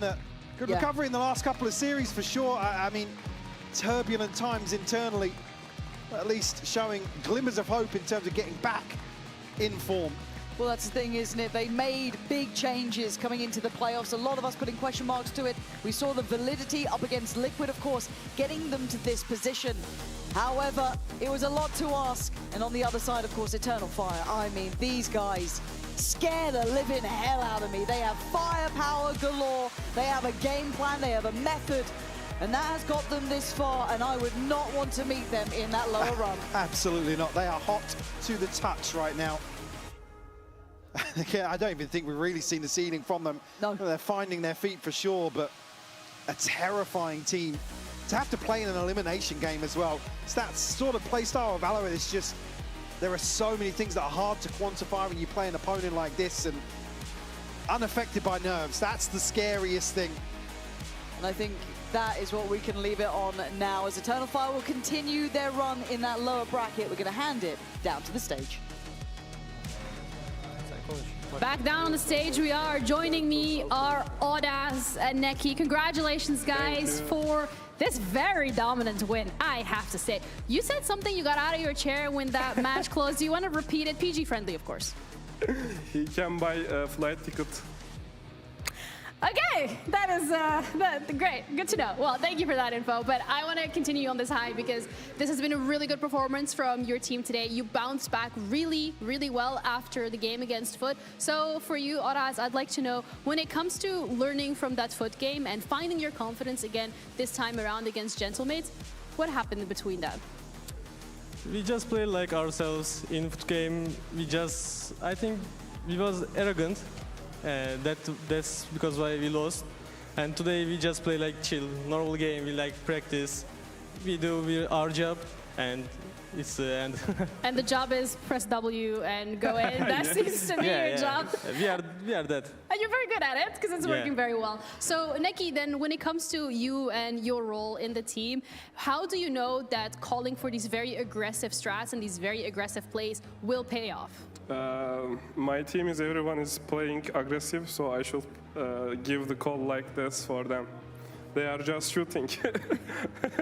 They are just shooting, and you guys are very good at that. So in terms of the routine when it comes to preparing for these games now in the lower bracket, because they have a bit more of that pressure. If you lose, you're out. Is there anything you're doing differently here for the routine, Neki? No, we are just playing like us. Yeah, we're just doing normal things. Nothing changed. One more game, we are on London, so it's okay. Yes, I want to talk about that. Again. Let's bring up that bracket. Let's bring up that bracket because I want to talk about London. I want to talk about the teams that are no longer here with us. BBL, Liquid, Gentlemates, they were all in Santiago, Neki. Are you surprised that they're gone? No. No? That's what I said before the match to you. Yeah, it is. You're like, they don't have your, they are nothing. If they don't have your. Yeah. Did you think Fnatic was gonna be eliminated, Audaz? No. No? No. That was a surprise. Yeah, that's a race. So you thought that tomorrow, that next game, next match would be Fnatic, but now it's Heretics. Yeah, it's good. They're looking pretty strong. Do Yeah. you think that there is anything in particular about them that has given them the opportunity to change and be so strong so quickly after what we've seen at the start of the stage? I think no. We are just gonna shoot them. It's gonna easy. It's like the easiest strategy. Yeah. We're just gonna go shoot. I mean, it's easy when you say it, right? But having to do it so consistently on the server, is there anything that makes you guys stand apart from the rest? Because we've seen Turkish teams dominate. We've seen BBL do it in the first kickoff, and they went all the way to that global. We're now seeing you guys dominate. Foot has also already qualified another Turkish teams. What is it? Is it what you guys eat for breakfast? Is it your routine? Is it just the comms, the vibes? Like, give us a little bit of that. What's the aura? Turkish power. And I think we love each other. I think we love each other. It's the key. So when we are loving each other, we are winning. When we hate each other, we are losing. So we just love each other. It's a good thing. How do you make sure you keep loving each other and don't hate after a loss? We do nothing. We just love each other. We play like 1 year, maybe more than 1 year. We are like family, so it's all good. Okay, well, I do have one final question, and that is for next week when we're looking at the games. You guys are playing Heretics, Foot is playing Vitality. So do you guys want a rematch with Foot in the low bracket? Yeah, okay. Well, first you have to beat Heretics, so we'll see about that. Thank you guys so much for joining me. And congratulations once again on a very, very dominant win here today. That's it from us. We're going to be signing off for today, but we're going to leave you with the Razor end of day highlights, so enjoy them. We're going to be back again next week on a Friday. Bye.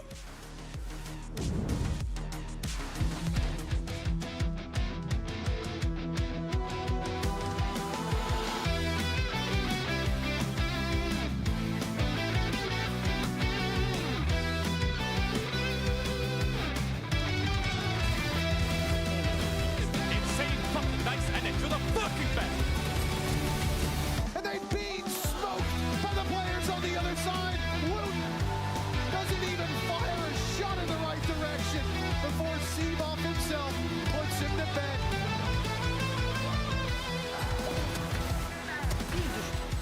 Oh, I got the free kill. Nice, Benji, nice! Nice! Let's go, guys, amazing!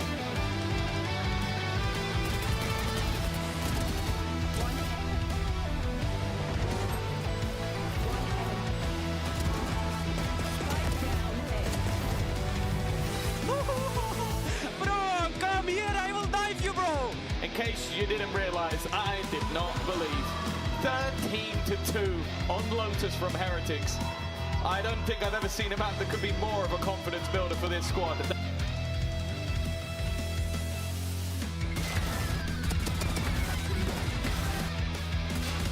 Yes, boys, yes! We got a pistol!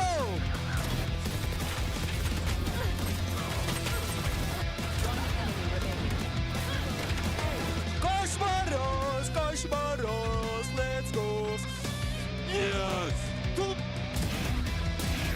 Last player.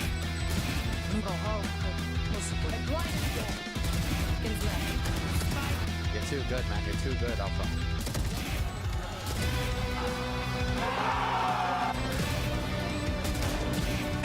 Let's go!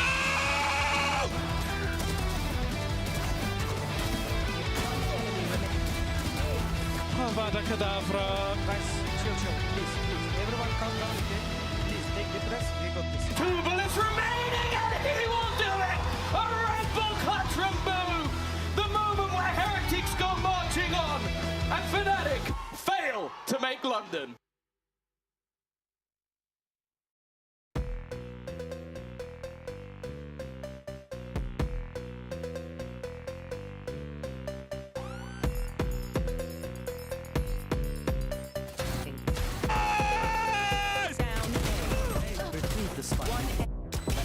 Let's go, shit! Let's go!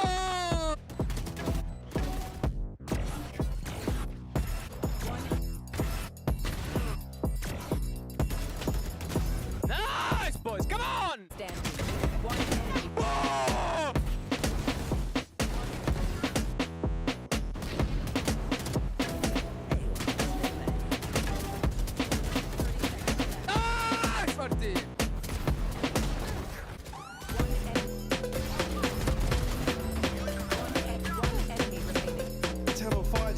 champing at the bit to close it out here. We'll find it. Neki to close, finding number 13.